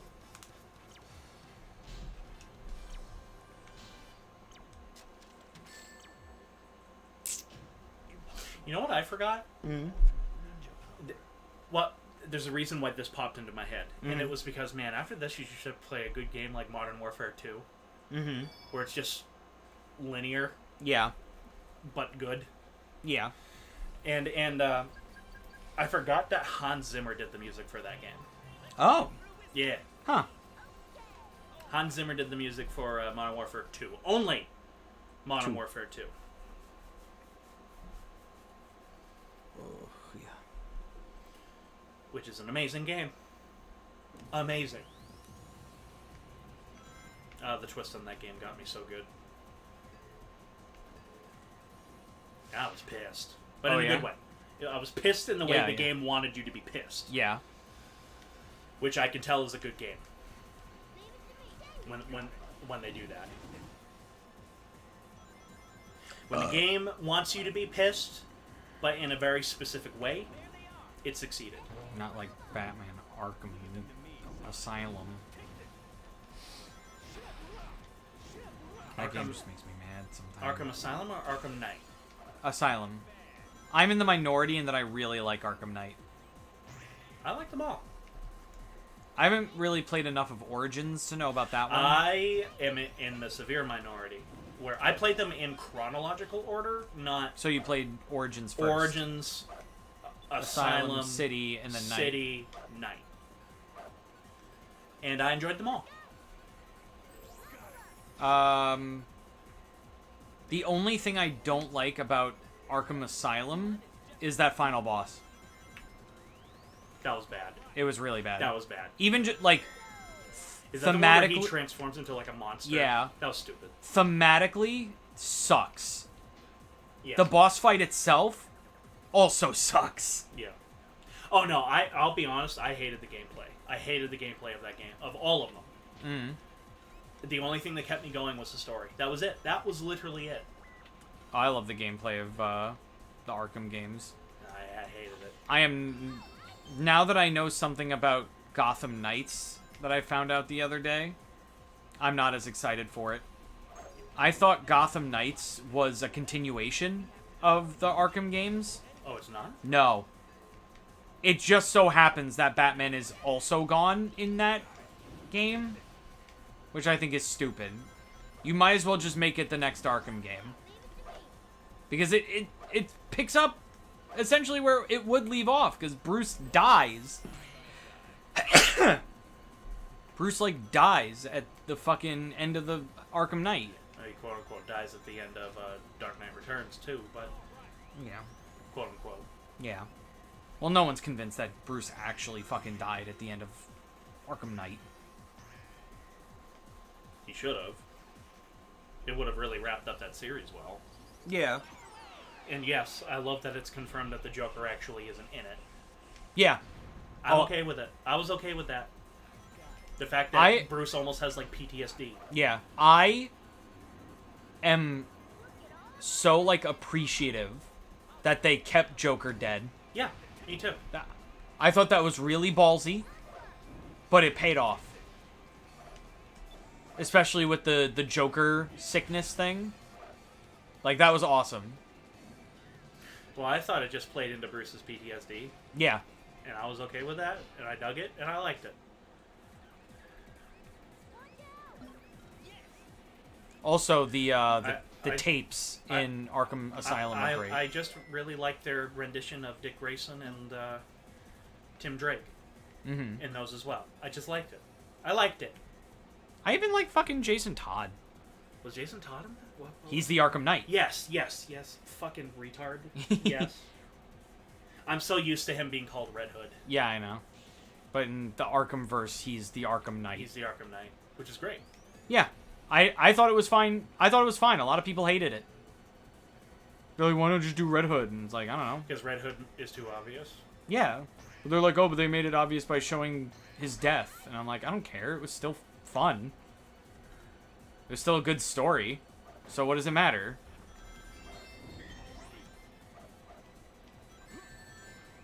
Honestly, it wasn't obvious to me. My complaint is that I had this also with the Killing Joke movie. Mm-hmm. Mark Hamill should not be allowed to do Joker anymore. His voice cannot handle it anymore. Yeah. But he's... Unless he plays a really an old older Joker. No, I mean like an old Joker. He just can't do it anymore. That being said, though, Troy Baker could do a decent job with it, though. I would agree with you if I liked him. What? I said I would agree with you if I liked Troy Baker. Oh, you don't like Troy Baker? No. I don't know a thing about him. To me, he's just a fucking, like, industry hack. Oh. He's become that. He wasn't that at first. I loved him in The Last of Us. Yeah, but now that he was in The Last of Us, he's become very, like, pretentious and full of himself. Oh, okay.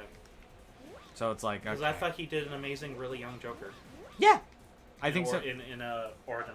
Yeah, I have no doubt. I have no qualms with saying that Troy Baker is an amazing voice actor.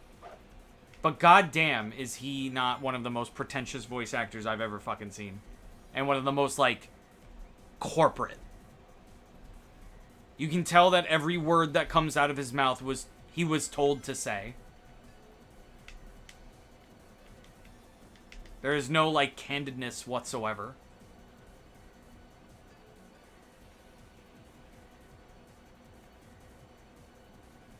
Oh boy. Oh, Bane was really cool. And The last time I think I saw Troy Baker be like a human being in anything was when he was fuck. And that fuck. All right. Was when in the promo material leading up to Uncharted 4. I think was the last time.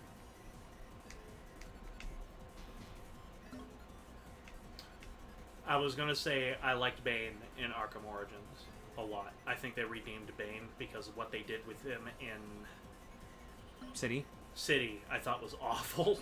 Mm-hmm.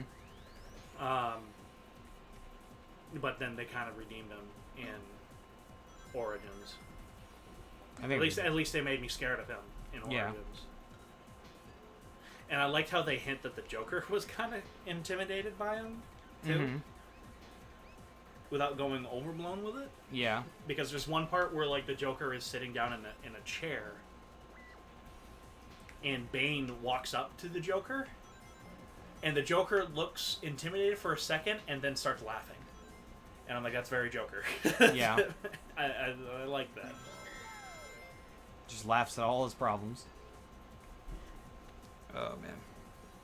There was I love that there's one running joke in the Harley Quinn show where Bane is just like nobody likes him. He's like the loser of the villains. Oh, what the fuck was that garbage? I was right at the fucking end! Anyway.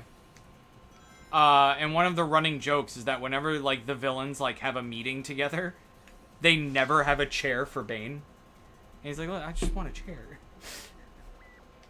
He's the stapler guy from Office Space. Yeah. Which is hysterical. Yes.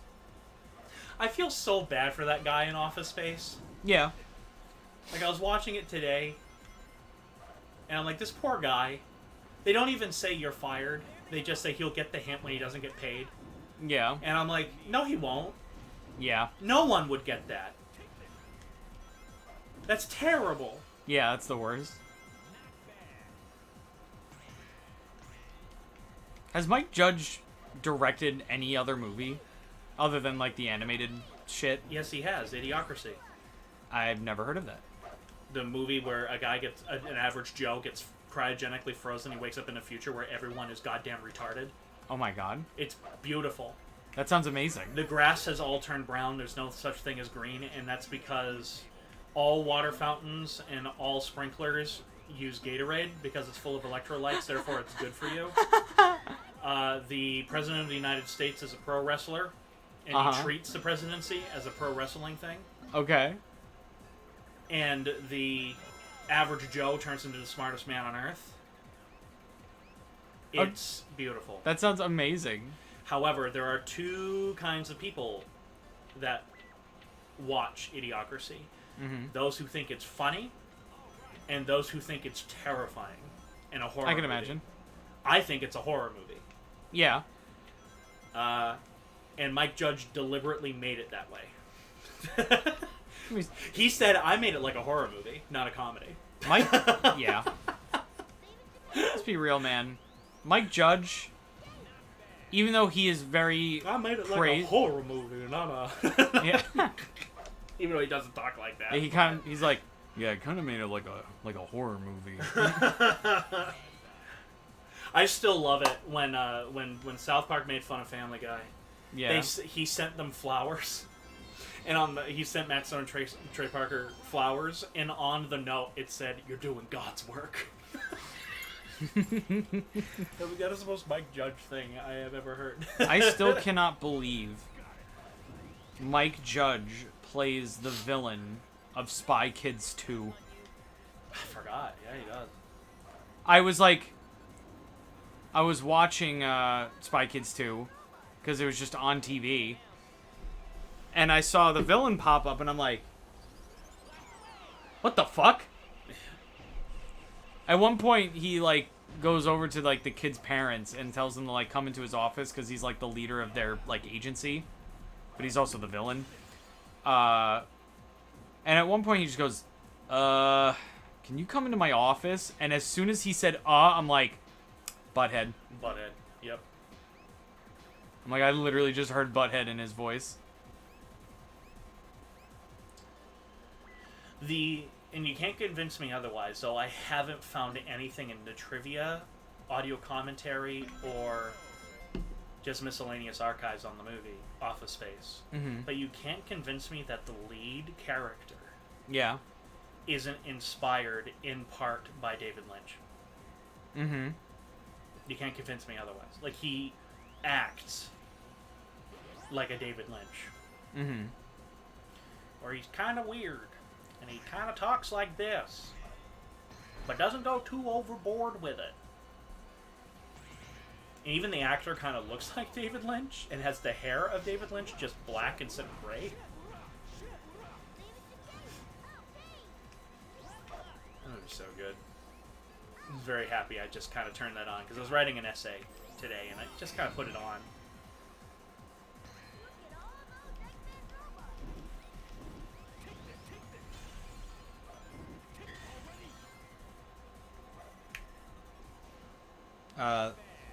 Hans Zimmer did the main theme of Skylanders. That's why I know who he is. Huh. I didn't know he did that many video game soundtracks.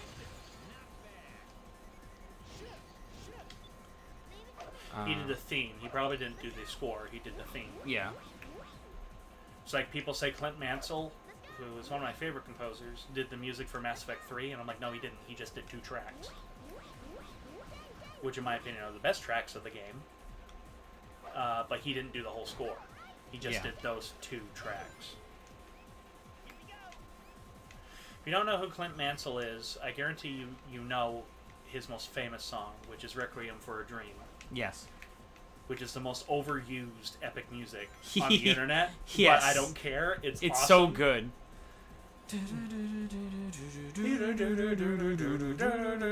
That's Clint Mansell. Mm-hmm.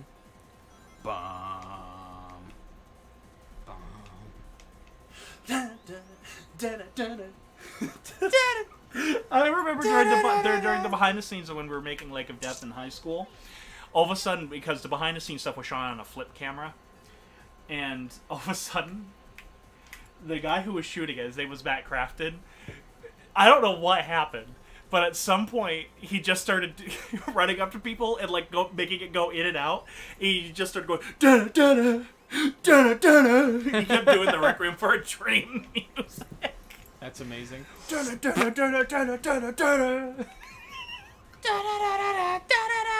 And he would get, like, awkwardly close to you when he was doing it. That's so good. I was like, oh!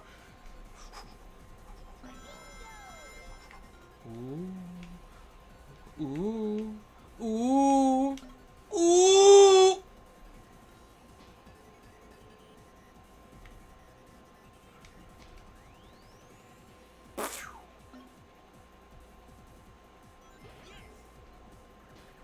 No, let me in. Let me in. Please. Cut. Cease. Cease. I remember you had that problem before. Yeah. Erectile dysfunction is okay. It happens to the best of us. Time for the best bingo in the game, the one that I always miss. And bingo, what's his name? Oh. There was a daughter, fucking dogs. There was a daughter who fucking dogs? Yeah. Wow. Well, I mean, yeah. There was a farmer who had a dog. There was a daughter who fucked a dog. And bingo, what's his name? Help him, he is set. Hey!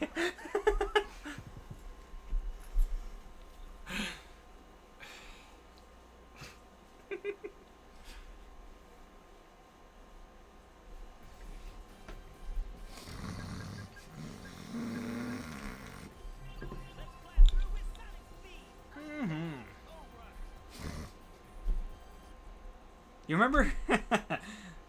You remember the fucking creepy Hey Arnold episodes with Arnie? Arnold's cousin.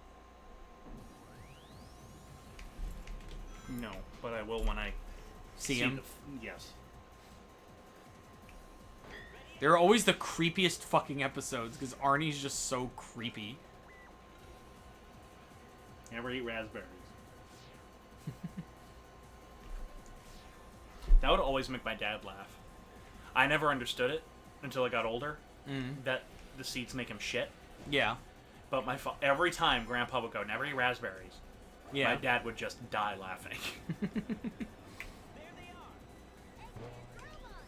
You see, my dad loved the Angry Beavers. Yeah. I never did. And I still don't really like the Angry Beavers. I never got into it.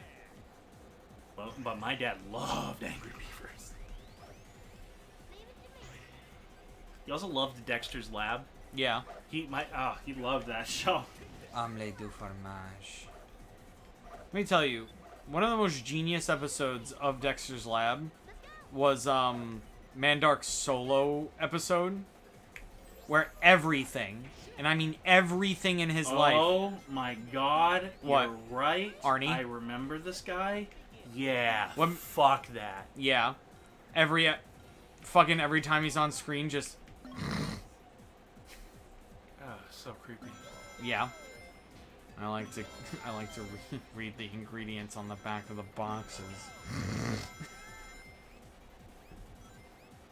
Especially the episode where Arnold goes to visit Arnie, and there's like alternate versions of everybody, like in Arnie's town. In Arnie's town, yeah. That was so... I remember that episode. Yes.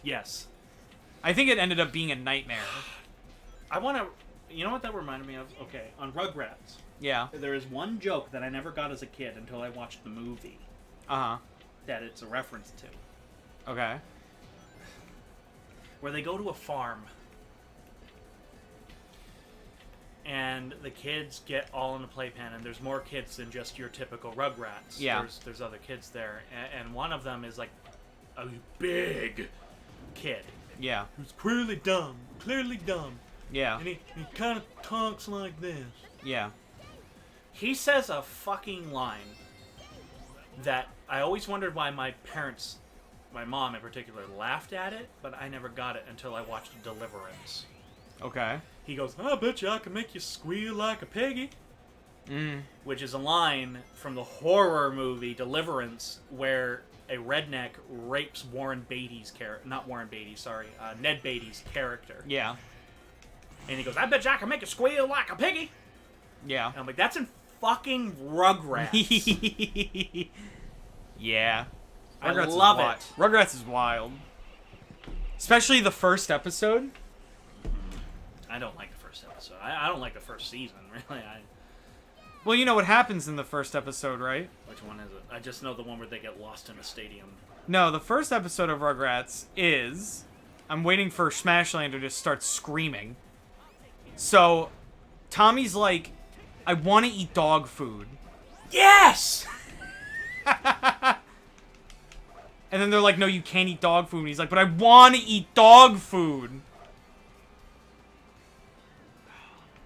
The reason why Smashland should be cringing right now is because that became such a running joke on these streams that every time I would even mention dog food, he would have to clip it. And it got to the point where I started doing it on purpose. And he's like, fuck you, shut up! But also, it's just a solid episode. No, I didn't really... The early episodes I don't like. I just flat out don't like them. I can imagine, or like I can see that because the parents are actually it's not just dicks. that. It's like I hated the animation Well, yeah, it was really ugly. in those, and it was really ugly and weird, and That's classic Chupo. it was like it took, I think, almost a season for them to really get it down. Yeah. Also, they had like no budget. So I heard. But,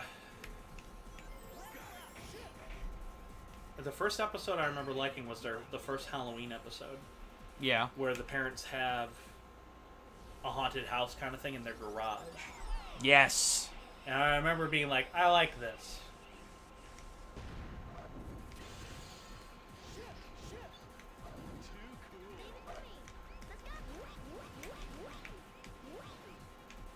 I love the first movie where they get lost in the woods. Oh, it's amazing. I genuinely just really like it. It deserved to be the Disney killer. The Disney kill? What? It was the first movie to like win, I think, an Oscar for It best did. animated picture that wasn't Disney. No, it did not. It won nothing. Well, The Rugrats movie yeah. didn't win anything. I think it was a bo- nominated It though. was it was a box office and critical bomb. I'll look. Yeah. I knew it was something like... Oh, no. It was like the first movie to go... Animated movie to go above, like, a certain amount of money in the box office. No, because I thought it was a bomb. Oh, look. Yeah. You might be right.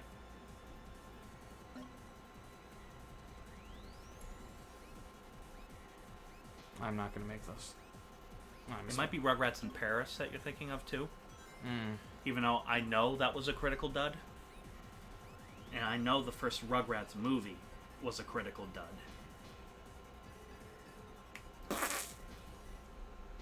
No, it made quite a bit of money. $24 million versus 100. Cost $24 million to make, and it made $141 million back. Yeah, that's a success. For which? Paris? No, Or the original? The original movie. Yeah. I knew the original was a success. Because it was, like, pretty significant because it was the most successful animated movie that wasn't Disney. It was a critical dud. Roger Ebert hated it because Roger Ebert course he did. sucks at everything. Roger Ebert doesn't know what fun is. I have no respect for Roger Ebert. I never have and I never will. I didn't have a lot of respect for him, and then once he said that shit about fucking Ryan Dunn, I super didn't have respect for him. He also, I think, had the opinion that video games can't be art. Yes. That is also true. Which is just blatantly wrong. That shouldn't even, like, be a question. I hate the people that, like, if they don't understand something, it can't be, like, art. You know what I mean? Yeah. If they don't understand something on, like, a conceptual level. Whereas, literally to me, like, anything that a human just creates is art. Anything. Christ, the Rugrats in Paris movie was also a hit. Not as big of a hit. It Yeah. was a hit. The Bob Father. Yeah, we found this in our crib. And it's the wooden head from a rocking horse. I'm like, Yeah. how would kids get that? They don't. It's for the adults. That's so funny. Well, because the fucking philosophy with kids shows back then was that the parents were watching it with them, so make it for them too. Make it actually kind of intelligent. Yeah, instead of just being fucking farts. And... I fucking hate that the mentality that it need. Kids are so much smarter than people give them credit for. It's true. Kids will pick up on shit. They're like, oh, kids will watch fucking anything. They're retarded. I was like, no.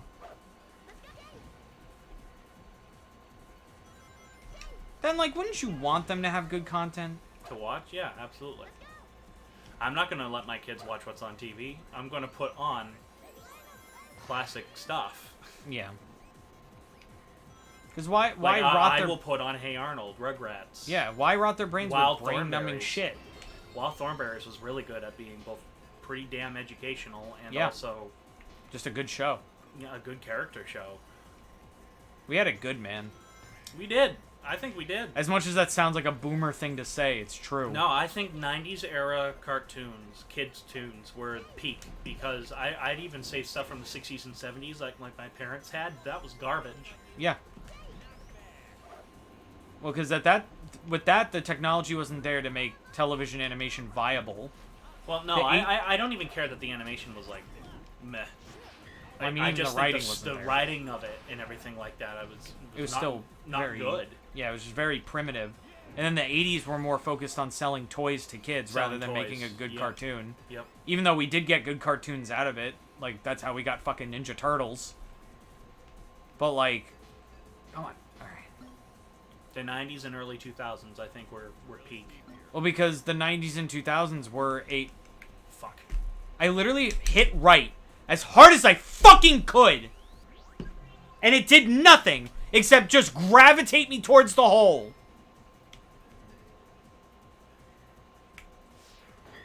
Fucking cock crap. You're a cock crap. You're a crap that comes out of a cock. Anyway. The cartoons that came out in the 90s were a response to, like, 80s animation and how rigid it was. Well, I don't care what anyone says.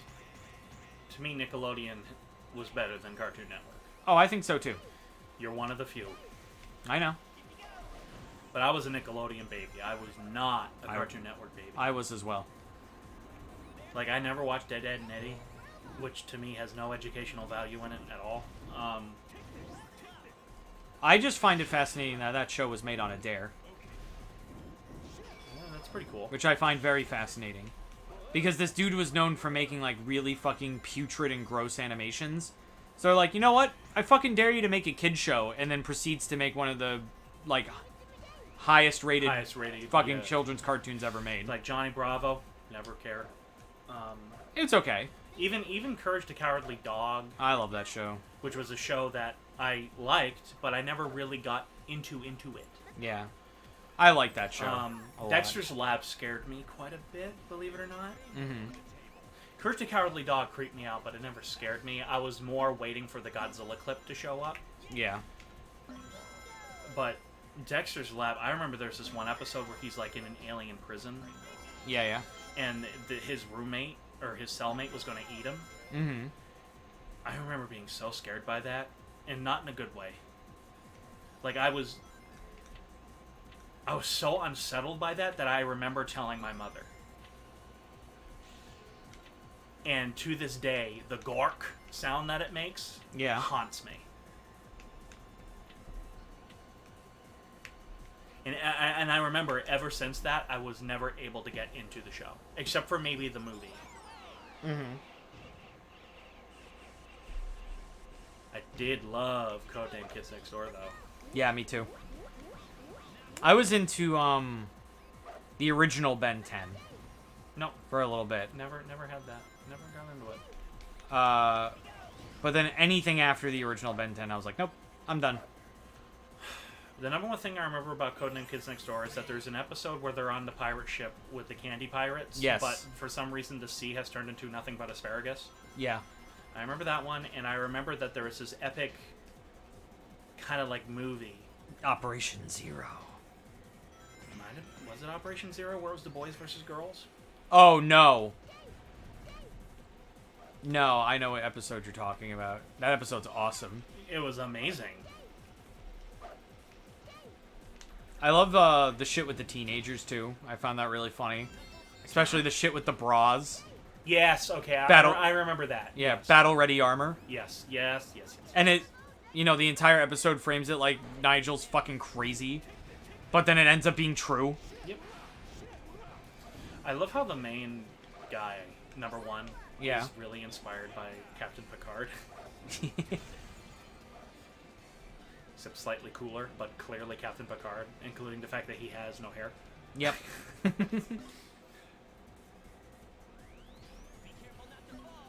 I found his relationship with the girl, the one that always, like, fucking, like, screamed his name. Yes. I found that relationship very interesting, because, like, usually I feel like they would have, like, him be like, oh, fuck, it's her. But, like, you can tell that he actually does give a shit about her. See, I don't really remember that as much as I remember his relationship with his dad. That was amazing. And that his dad ends up being fucking number 0. He was number 0, yeah. That whole special was amazing. And the fucking twist that father is his uncle, who was also a K&D agent at one point.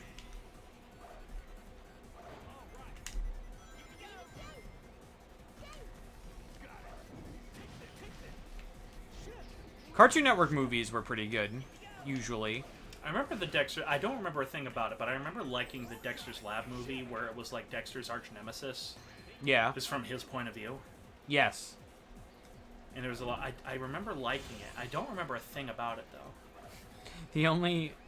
Again, the only thing I remember with Mandark having his own, like, episode was it was literally just, like, a day in the life of Mandark, but everything, and I mean everything, went to the tune of his laugh. So, like, he wakes up in the morning, and then you see, like, a bird outside his window, and it goes... And everything in his life goes to that rhythm. Because he laughs like that. I don't remember that. I don't. It's amazing. I think it's one of the funniest episodes because of it. I really don't know. And again, I didn't really care for Channel Chasers from Fairly Odd Parents. Mm-hmm. But I fucking loved the Cupcake one. Abercatastrophe. I loved that. That was a very good movie, too.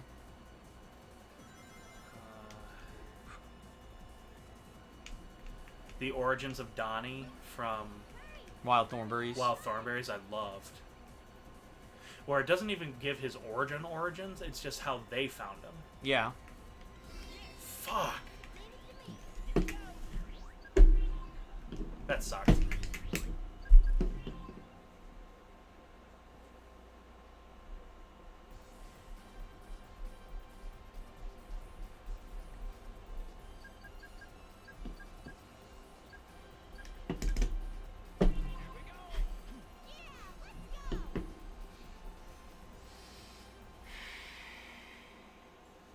I'm gonna die.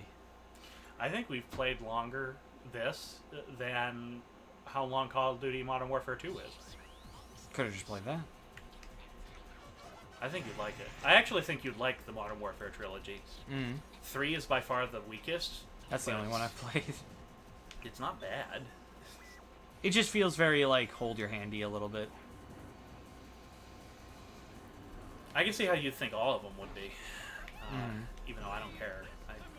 I might not care now that I'm a fucking adult and not a fucking elitist gamer. There's one moment in Modern Warfare 2, and this was the moment that sold me that this was a masterpiece. And that what I was playing was literally art. It is where you start off in like this basement, and there's wounded soldiers all around you. And you hear, we need people topside right now. And you run outside, and you're in the trenches, and you see stuff all over its building. and then all of a sudden you go topside, like really topside, and you see the target's the White House. Oh. And you just see it in the distance, and you're like, oh, fuck. Holy shit. It's so good. And the build-up to it is so good. And then there's like a part where like there's this EMP that hits, and it's like there's no lights, you can't use your laser sights. So basically everything you've been trained and accustomed to using, out. Mm-hmm. So like your gun no longer has sights because it had a laser dot on it. So you have to pick up an iron sight weapon and learn how to use it. And I'm like, this is cool. Had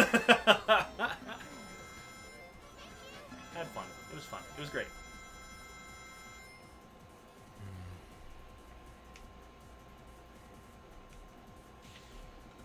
Modern Warfare 1 is also amazing. Modern Warfare 3 has several great moments in it. But it's still the weakest of the three. But a satisfying conclusion for that, for Price. Mm-hmm.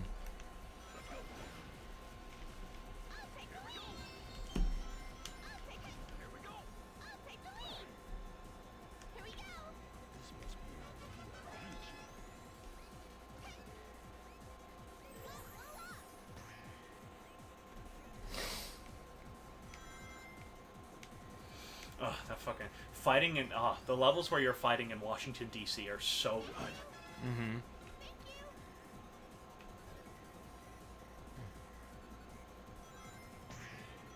Defending McBurger Town. McBurger Town. Yeah, that's the restaurant you have to defend. That's amazing. But it's amazing. The level is amazing. The level is specifically designed where it's like you can't win. Mm-hmm. There's just so many of them.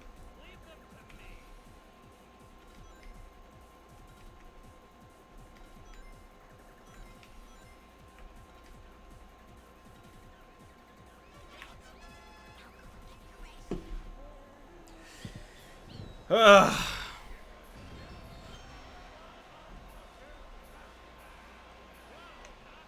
Also one hell of a ballsy game if you really look at it. That freaking... The famous level where you murder an entire airport. Uh-huh. Balls. Mm-hmm.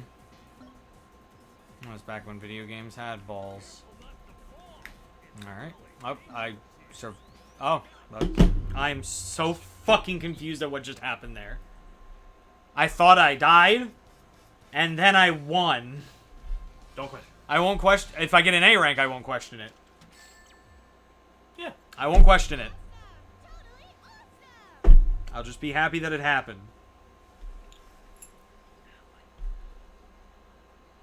Black flag bites hurt. Oh, God. Might have to call it a night. What time is it? It's midnight.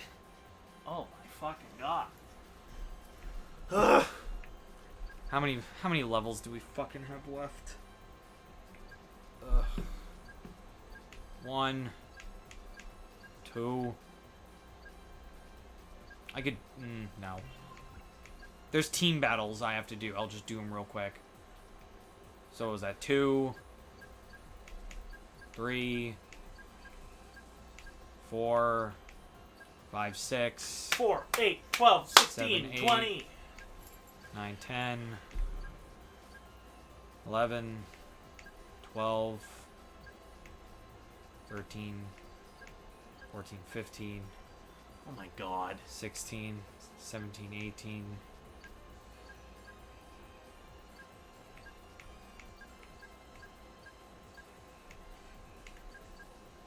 19, 20, 21, 22, 23, 24, 25, 26, 27, 28, 29, 30. Susan 31, Sarandon 32. voiced Coco in the Rugrats Go to Paris 33, movie. 34, 35. And John 36, Lithgow voiced Jean-Claude. 37, Oh my god! 39, 40, I knew Tim Curry did the 41. voice of the sumo singer. 41. 41. Oh, great.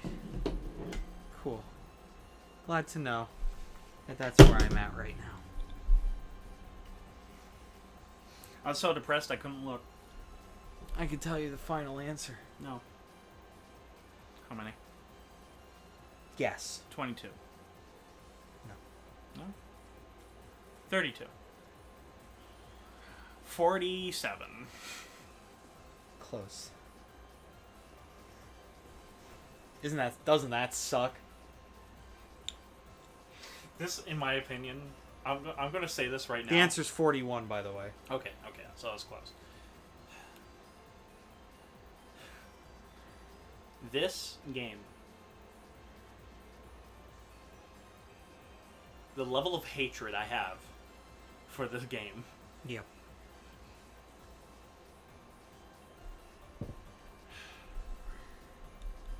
is it the worst game? No. No. But it might become my least favorite game just because of the level of hatred I have towards it. Yep. Like if somebody goes, Adam, what's the worst game you ever? I would go Sonic Heroes because of the goddamn completion challenge that you're doing. It's the worst. It's the worst. Getting all of the emblems in any Sonic game sucks. But this is one of the worst. No. This is the worst. David Spade is in the first Rugrats movie. He plays one of the Rangers. Yeah, he's the one that's like, it's a dragon! Yeah. And Whoopi Goldberg's the other one. Yeah. Who's excited about the fact that she saw a dragon. Yeah. Oh my god. I think she did that for free.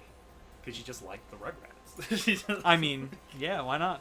She did that for Star Trek. I know that. She was like, I just want to be in Star Trek. You don't have to pay me for it, I just want to be here. There's so many guest actors that have been in Star Trek that you don't recognize because of the makeup. That just were like, I will do it for free because it's Star Trek. A king Oh my god. made a cameo in Star Trek because it's Star Trek. Damn. That's amazing. Ugh. That's like, I love the celebrity guest star philosophy that South Park has. Where if they do have a celebrity guest on, they're usually like in a shit part. In the shit part. George Clooney, the famous one is George Clooney as the cat. Yeah. Didn't Jay Leno have one too? Oh yeah. A lot of people have. Yeah. Bill Hader's in it a lot too, because I guess they're buddy. Oh yeah. Yeah. I love that man. I know he usually plays one of the Hicks.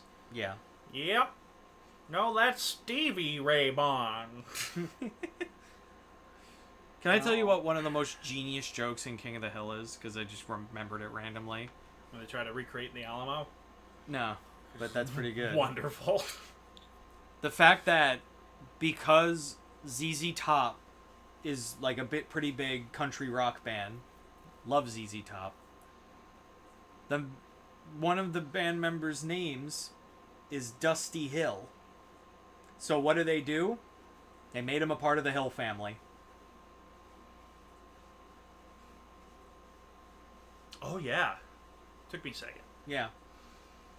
They made him Hank's cousin. Because, FYI, I have never seen King of the Hill in chronological order. It's always just been reruns on TV. Yeah. So I guarantee you I have not seen every episode. Probably far from it. Oh, same.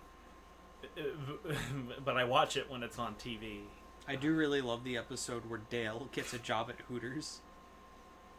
I don't think I've seen that one. Essentially, the Hank plot of that one is good too. But essentially, what happens is that Dale thinks of a get-rich-quick scheme where he would apply to Hooters, and he'd be like, "I'm not a woman with big tits, so they're gonna discriminate against me. So they're not gonna hire me because of that. So I can sue them."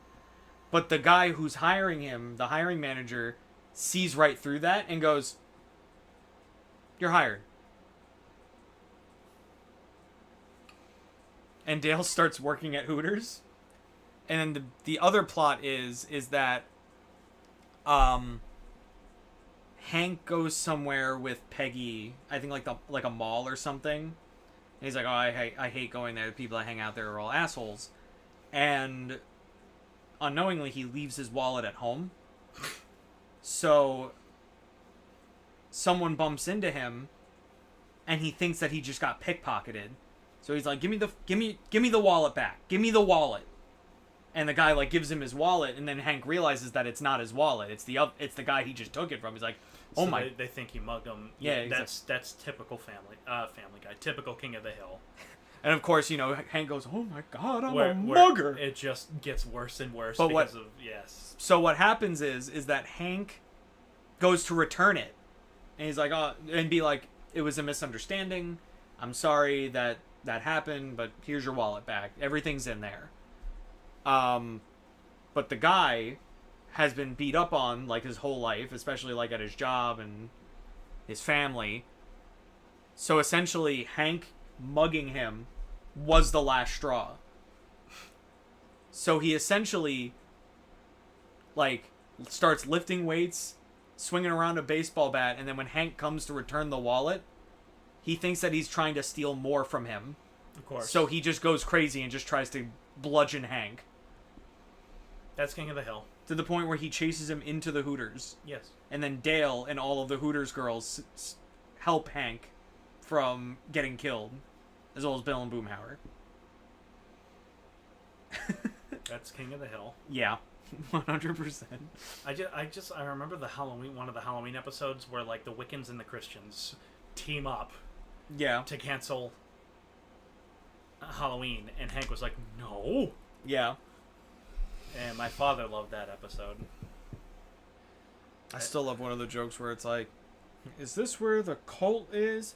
This isn't a cult. This is a place that promotes love and purity. Yep, we're here. Yep, we're here. So good. Hank Hill. The man who didn't cry over his father's death, but instead over the death of his truck. But that's a good episode. I know. It really is. I found water in her muffler. Well, so is the episode where his dad dies. Well, yeah. That's an amazing episode. Yeah. Where he's trying so hard to be a good son, and he is. Yes, he 100% is. But his dad is just a horrible human being. Yeah. And I love how that also kind of goes into his relationship with his own son, with Bobby. Yeah. He's like, I will not be my dad. Yeah. I like that. Yeah, it's great. It really adds to the whole thing.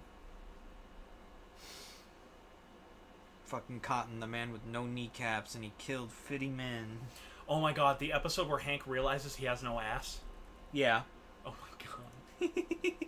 Isn't there one, too, where it's like they all moon? They're in an elevator, like an all-glass elevator in like a mall. Yeah. And they moon it. Yeah. And Hank, ah! And it's like, Whoa!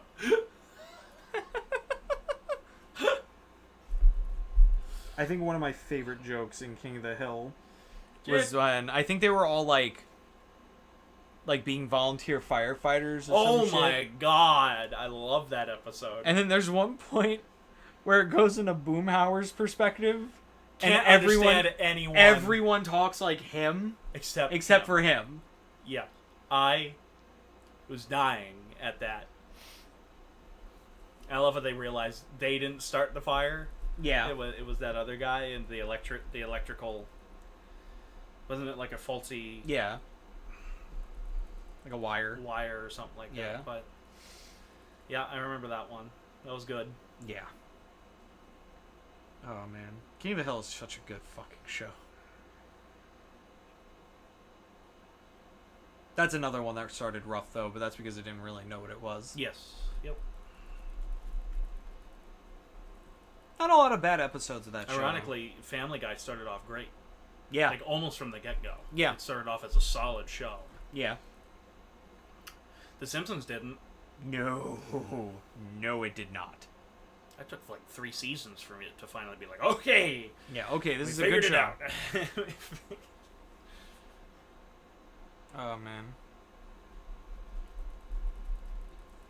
I also think Seth MacFarlane had a vision for Family Guy when it started too, Mm-hmm. where The Simpsons didn't. Yeah.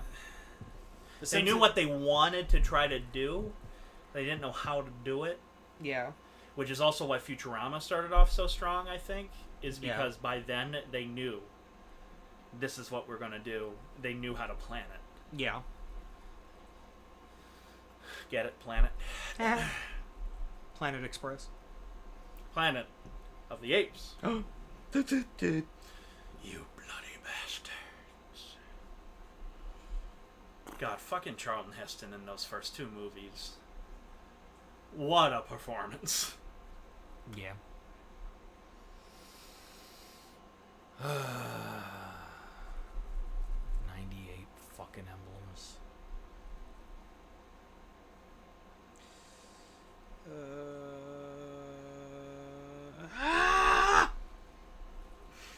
I don't even have the energy to do. Mm-hmm. I don't even have the energy to do that. Right now, my energy is.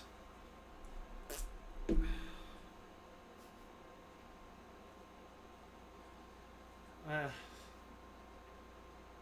hate this. If you like what you saw, please like, comment, and subscribe if you want to see more streams like this one. Hit that bell if you want to know what we're streaming and when. Next time I'm streaming is tomorrow. I'm playing Power Wash Simulator because I want to clean. I must be clean. I must clean. No.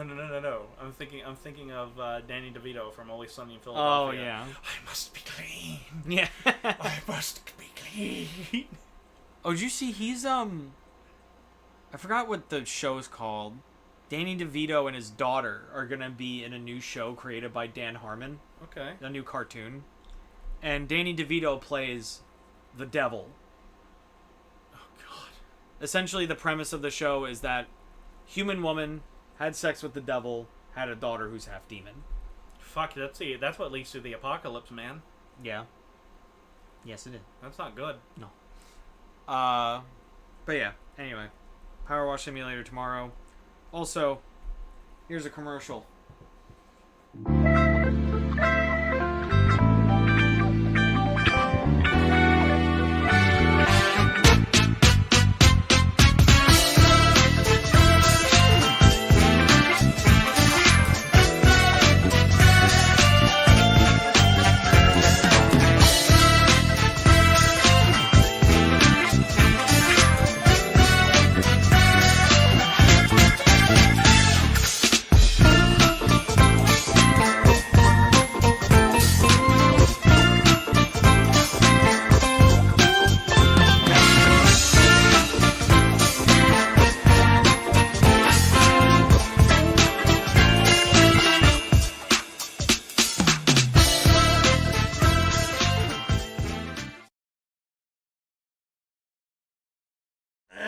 So yeah, Dog Water Runs is happening August 19th to August 21st. It's going to be a 3-day speedrunning marathon where we're going to be raising money for St. Jude's Children's Hospital. So please tune into that on August 19th to August 21st. It'll be a lot of fun. There's going to be 8 speedrunners over 30 Oh, we're games. back on. Yeah, we're back on. So yeah. Follow me on Twitter. I post polls there that I use for videos. So if you want to get shouted out on that, make sure you participate in the polls. And leave a cool comment. If it's funny enough, I'll include it. Also, join our Discord server. It's the best place to talk to us. It's really the place to interact with the community. And if you really can help us out, you can buy our merch in the description below, including these mugs, as well as shirts that have the designs on them as well. That is the first link in the description below. You could also just donate to the channel. That is highly appreciated. As well as you can become a channel member. It's $3.99 a month. You can literally just join for 1 month and then decide not to be a channel member anymore. But when you are a channel member, you get a free badge next to your name. You get exclusive emojis, and you also get edited content that releases on this channel 2 days early. You get access to my OnlyFans. You also get access to Adam's OnlyFans. Oh, I'm not in them. I just shoot them. With what? A camera. You think I was a murderer? No. Shoot who? Gay porn guys. Oh. Yeah. Like... First off, they're no one you're gonna know. They're dweebs from Grindr that you find. Oh, I'll find him. Okay, go ahead. That was way more threatening than I intended it to be, but you know what? Oh, I'll find them. This is a bit that has completely fallen apart, and I would like to personally apologize for totally wasting 45 seconds of your life. I apologize for nothing. You have stuff.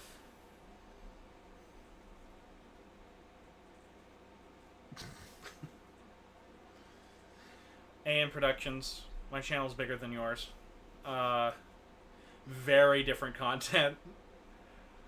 Very different content. If you noticed what I like to talk about, yeah, that's my channel.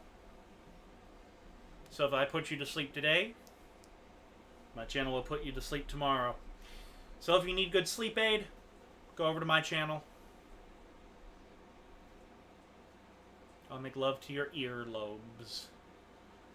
Oh, yeah.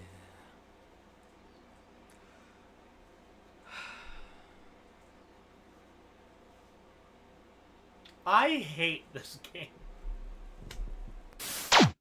Continue.